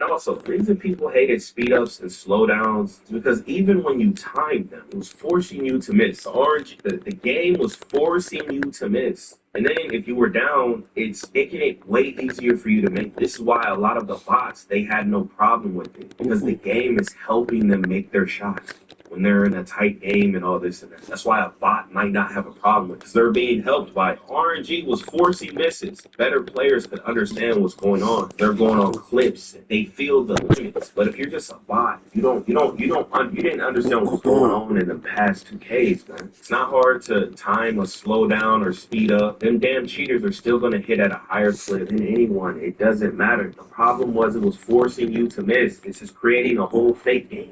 Whole fake tight game for optimized matchmaking. It's corny as hell. No 2K was ever like that, where it is really forcing the game to be super tight. But every 23 super tight that was embedded in the game at such a strong rate that it was really. Honestly, Phillips' career earnings was 106 million. I don't know how true this is. I heard they're getting error code. Damn, 2K. So a lot of people have been posting this damn hashtag player over profits. All these MyTeam guys. I don't know what's going on. I guess they spamming. They've had enough. All the whales. I don't know what a whale is. I guess this is just someone who makes a lot of money on the game. But they a whale. They have finally had enough, and they are spamming player over profits. Do y'all think something's gonna happen? Do y'all think they're gonna change this? I heard it went trending. I don't know, bro. They're making AI videos. They're basically telling and shaming everyone who's buying packs. Movement is working. Working. They spamming it in the stream. Hey man, we gotta do this with builds. Who wanna not make a build until they lower the prices? Who would? Garcelle tweets this out. How does the game feel sluggish? Stuck in mud, fighting and launch on legend. Y'all feeling the same, man? I'm hearing the game speed is hella slow. Game always been hella slow to me, man. Now 2K Central is posting a vid showing of someone cheating. I don't know how someone like this isn't banned. He has a 95 1%, 7,000 games, 93 point percent. What is 2K doing? Like what's going on, man? Like, do people gotta take it overboard to like make people respond? Like, does someone need to start screaming and showing they're cheating and like tagging the devs and showing them for like people to like y'all see this? They see this. Why they not banned? Any rank number 5, like 93%. And this guy's not even smart. Why would you do this? He got his Twitch linked up to it. Like, you can't be smart. Like, come on, my nigga. Like, make it. optimist, bro. Why do you think no one's gonna call you out with a 93% man? Y'all cheaters do not be smart. He's in the OVO crew. Y'all cheaters don't be smart. Even though they probably not gonna do nothing, it's like, bro, come on, like, be smart. Like, if you gonna be a smart, you feel me? Like, come on, bro. Like, come on, buddy. You know that's crazy. Like, if you gonna do it, like, I mean, it is easy to identify you, but it's like, come on, bro. I don't know, man. This guy posted this pic. He's saying this is a Bat City Clutch Sports Group, and that he wearing this. If y'all don't get me out of here, he's snitching on everybody, Ron and all that. I don't know what this means. I guess they're correlated to it, or maybe this is fake, bro. I don't. You can't tell no. So look at this. We have a Sim guy, okay, the real Sim Nation. He's calling out pro play. He's saying that pro play is the worst thing to happen in a sports game, and it's true. The movement is robotic and trash. It's what you guys aren't understanding. What is pro play, guys? It's not mocap. What is pro play? They are scanning players. You guys not understand that? What is that? That's real simple.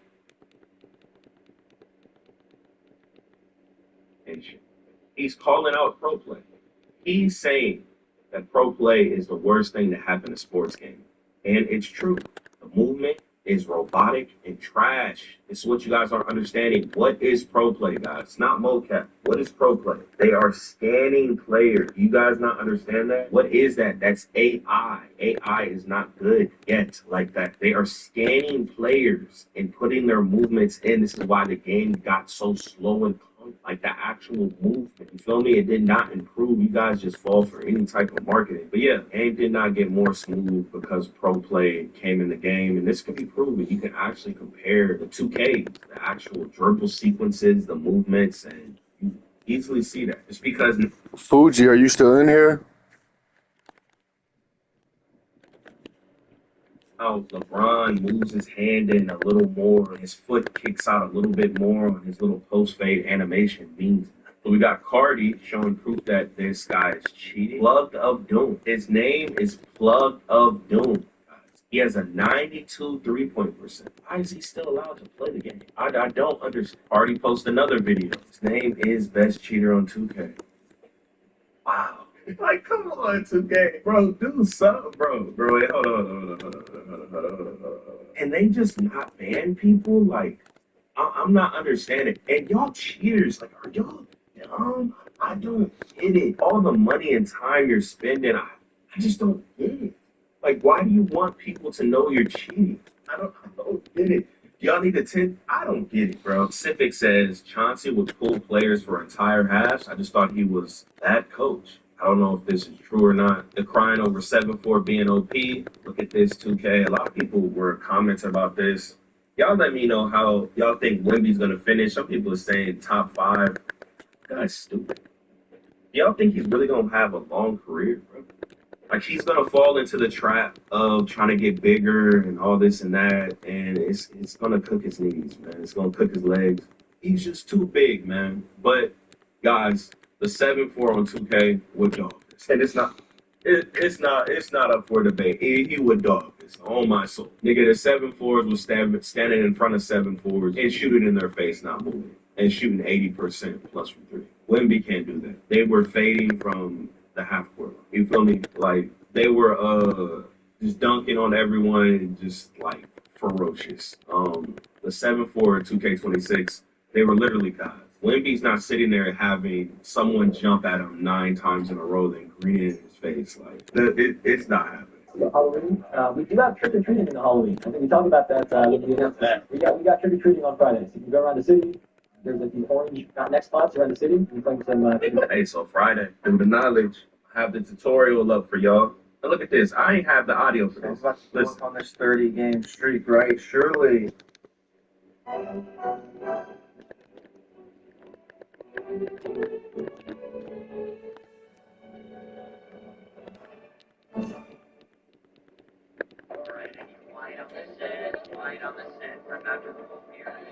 Exterior, right? Hollywood. Speed camera 1, speed camera 2, action. I was headed to work when a car crossed the center lane. Hit me head on. I was in pain. Dude, it's legit. Surely his name's not Best Cheater on 2K. Surely. I mean, it doesn't get more obvious, right? It doesn't. They're flaunting it in your face. Come on, 2K. Look on this 30-game streak, right? Surely. It's legit. Surely his name's not Best Cheater on 2K. Surely. Okay, cool. You want to change personality? So we got the Nate situation. Completely don't like in front of a female. I'm gonna notice it. What happened? That was so great. Oh my god, I hate when girls say that, bruh. Stop dealing with me. This is how I am. But if a man says that, what is he? Nobody says that. Of course, it's just brilliant manipulation tactics. It's like, bruh, even if you go mess with another bitch, all the same, they're all crazy. They all have psychosis. It's bad. Like, there is no woman of peace. So it's like, it's either you with a girl or you're not. Who doesn't want to be with a girl? Doesn't, unless you are a full boy skittle guzzler. You feel me? Like, you have to deal with it. Like, it's just like, let's like, be better. You feel me? What is this over? Bro, you told me that like you in a car. Bro, then I will never handle you again. I will never ask you to be next to you again. I will not come next to you. Dude said, Kirk. Do all girls argue with y'all too? I don't know about this level, but aren't like all women like hella problematic, man? I've talked to so many people over the years, man. I've traveled a lot, been to so many different colleges, so many different road trips, talked to so many married people, and it's just sad, bro. It's like, god damn, man. It's like there's something wrong with them. Oh, they stay home. I think that's something you're going out with you. Yeah, but that doesn't You got right on the fucking black. I'm telling you. You watch it. Oh, damn, she Joey Daddy them. Oh, what's going on? You see this hit me on camera? You saw the have you hit me on camera, right? What? You guys see this hit me on camera, right? The bitch just hit me on camera. Oh, Nate, Well, they no. got weirdo. The cops are yo. You gotta go. You're an abuser. Oh my god, what is happening? Fucking abuser. Shut up. You lying to everybody in the world. Yeah. This way you get recorded in life. You're a fucking freak. Abusing me with the baby. Look at it. What is Abusing me with the baby. bro? I'm not gonna for you. Everybody's gonna see you. Fucking weirdo.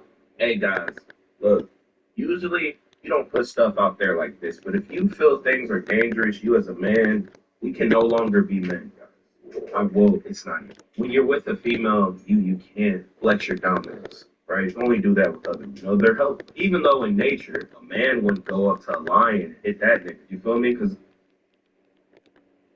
This way you get recorded in life. You're a fucking freak. Abusing me with the baby. Look at it.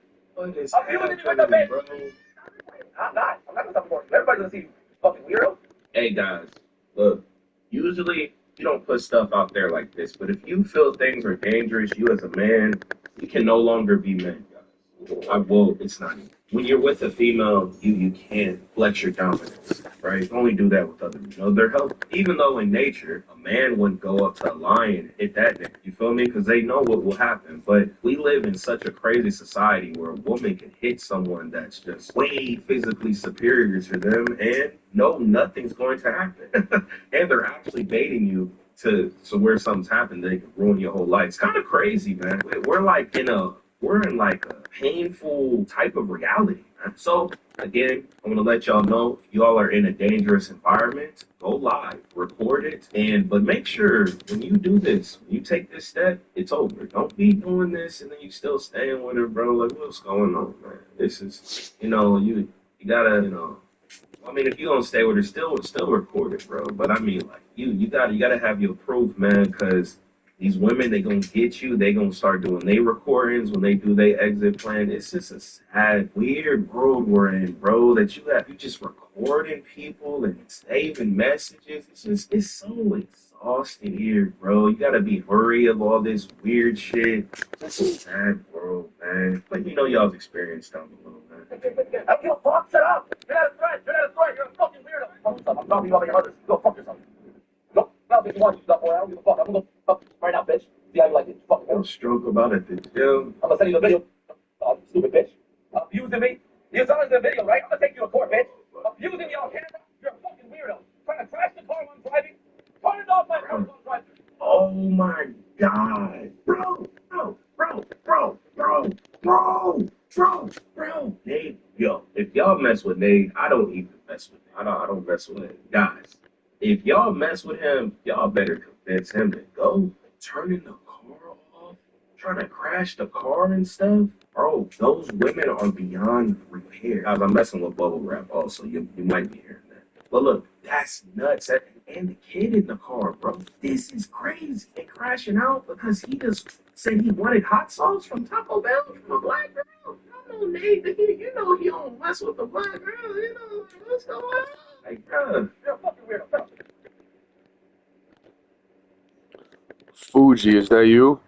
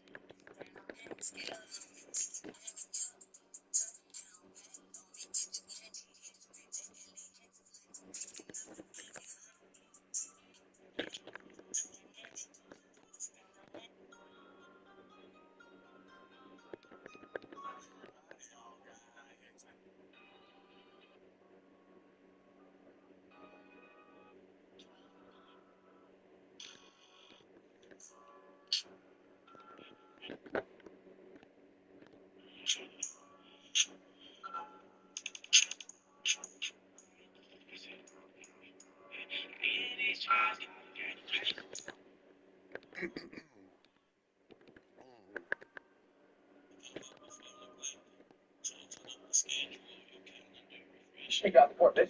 See what? What you mean a day after what? Yeah. The ball you stuff today. Go. Relax.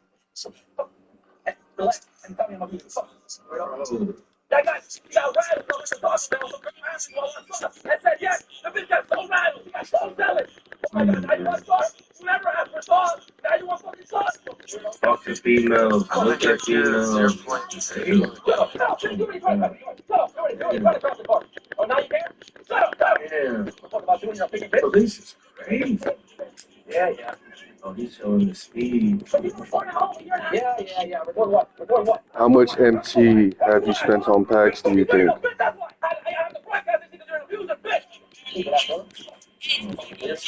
I'm at the mom's house now, bitch. It's over. I'm at the mom's house now, bitch. Yeah. Fuck you, Alex. Oh, bro. We're at the mom's house. This is crazy. What's going on, man? What's going on? You tell, hey, y'all want to know? How much MT on packs? Probably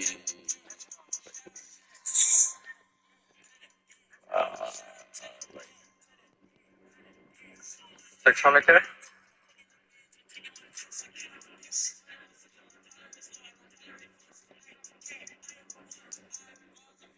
Maybe like 600K.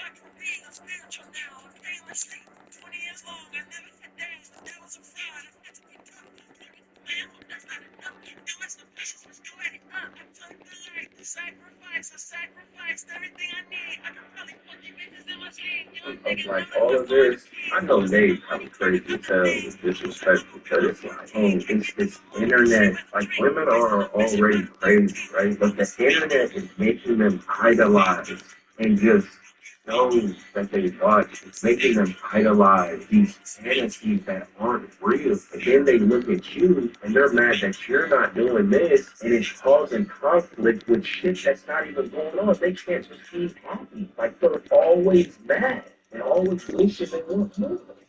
Bro, it's nuts. Like the world is crazy. I feel bad for all y'all coming up. A pool of women is good. If your woman doesn't have a father figure, it's not make a mistake. Go take this. But don't take it. Too killed that. Live the best life you can, but no, you don't have a good father figure. I ain't talking about the ones that just got money and spoiled it. Like really, real morals, bro.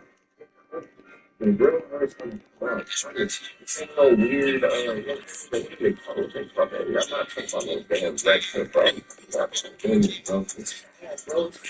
It's fried, bro. Unless a woman really been through a lot, she's been religious, but then the religious thing might be off too. Or she's been like betrayed, crazy. Just in general, if a person is not one of those three things, they're probably so. Hey, I'm gonna do that live. If you make it on stream, watch right. I'm not doing it. Get on my car. Get on my car. I'm not gonna get abused on. He's abusing me on stage. I'm not doing it. Get on my car. Get on my car. You know what, got mad? Then I asked for sauce. I talked about it. I asked for sauce. You got so mad. Get on my car. I'll get up. I'm not gonna do my body. Hey, me up. On stream. I'm gonna sit here and defend myself. No. Yeah, I'm a coward. Yeah, go ahead. Yeah. Just get out. Just get out. Just get out. Just get out. Just get out. Go ahead. Weirdo, get out. With the light on. Swear to God, get out of my fucking car. Get out! Get out! Oh my God, bro. I'm tired of being abused. I'm fucking tired of it. Yeah, I'm great. Can you get out of my car? You fucking weirdo, get out! Yeah. Get out of my car. Fucking I'll get out of my car here. Oh, what the? Oh, what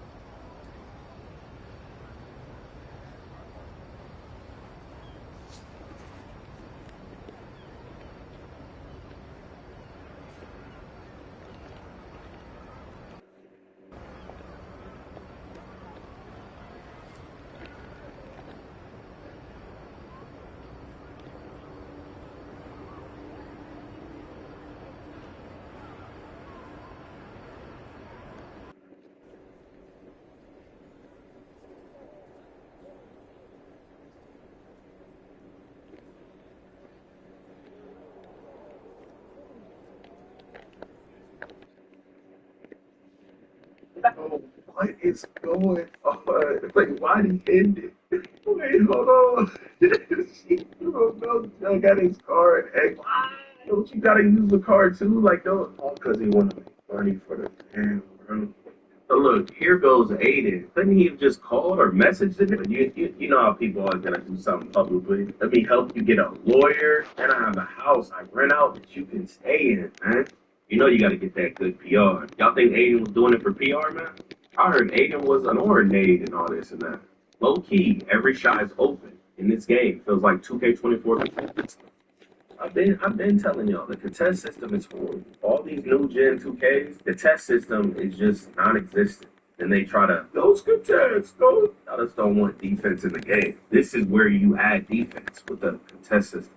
Damn, so I guess after all that, it's come over and apologize. It's fine for me to stay. Said do it for the kids. Damn, hardest decision of my life, 3 days. Bro, I'm gonna keep it 100, man. Nothing's changed. Females don't change. Fine for me to stay. Said do it for the kids. Damn, hardest decision.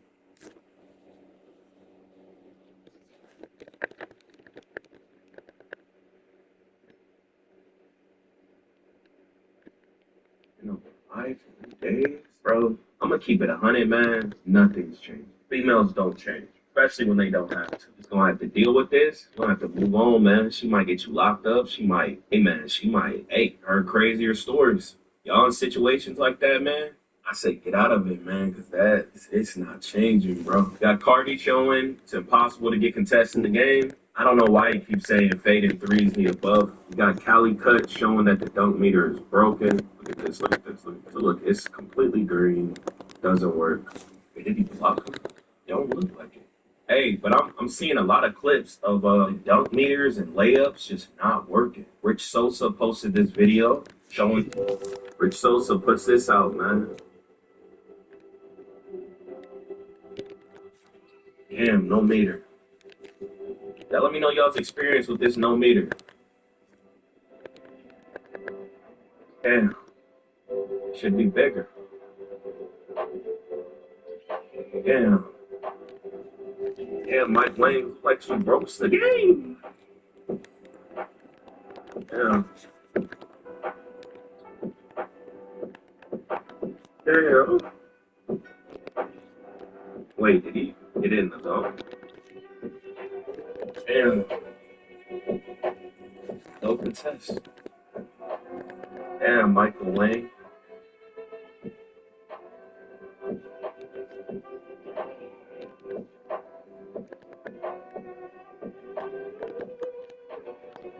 Damn. No window. Through the body. Ugh, pain in his prime.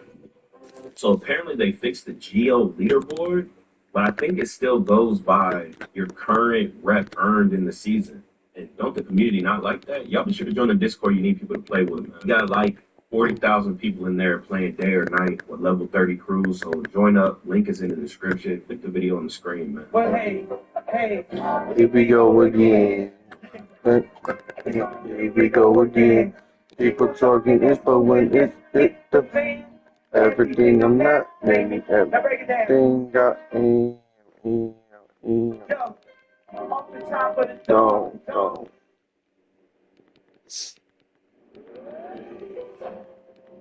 Yo, sell it. Of course, now in session, you dig? Thinking about food or something with the dog.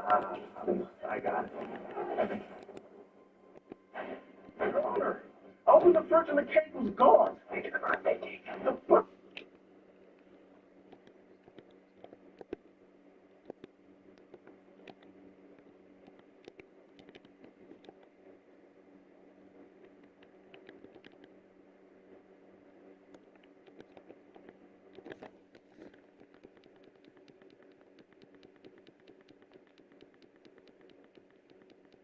Ladies and gentlemen, welcome to Guess the NBA Player. Joining with me today, I have 2 basketball savants, Sniper Jones.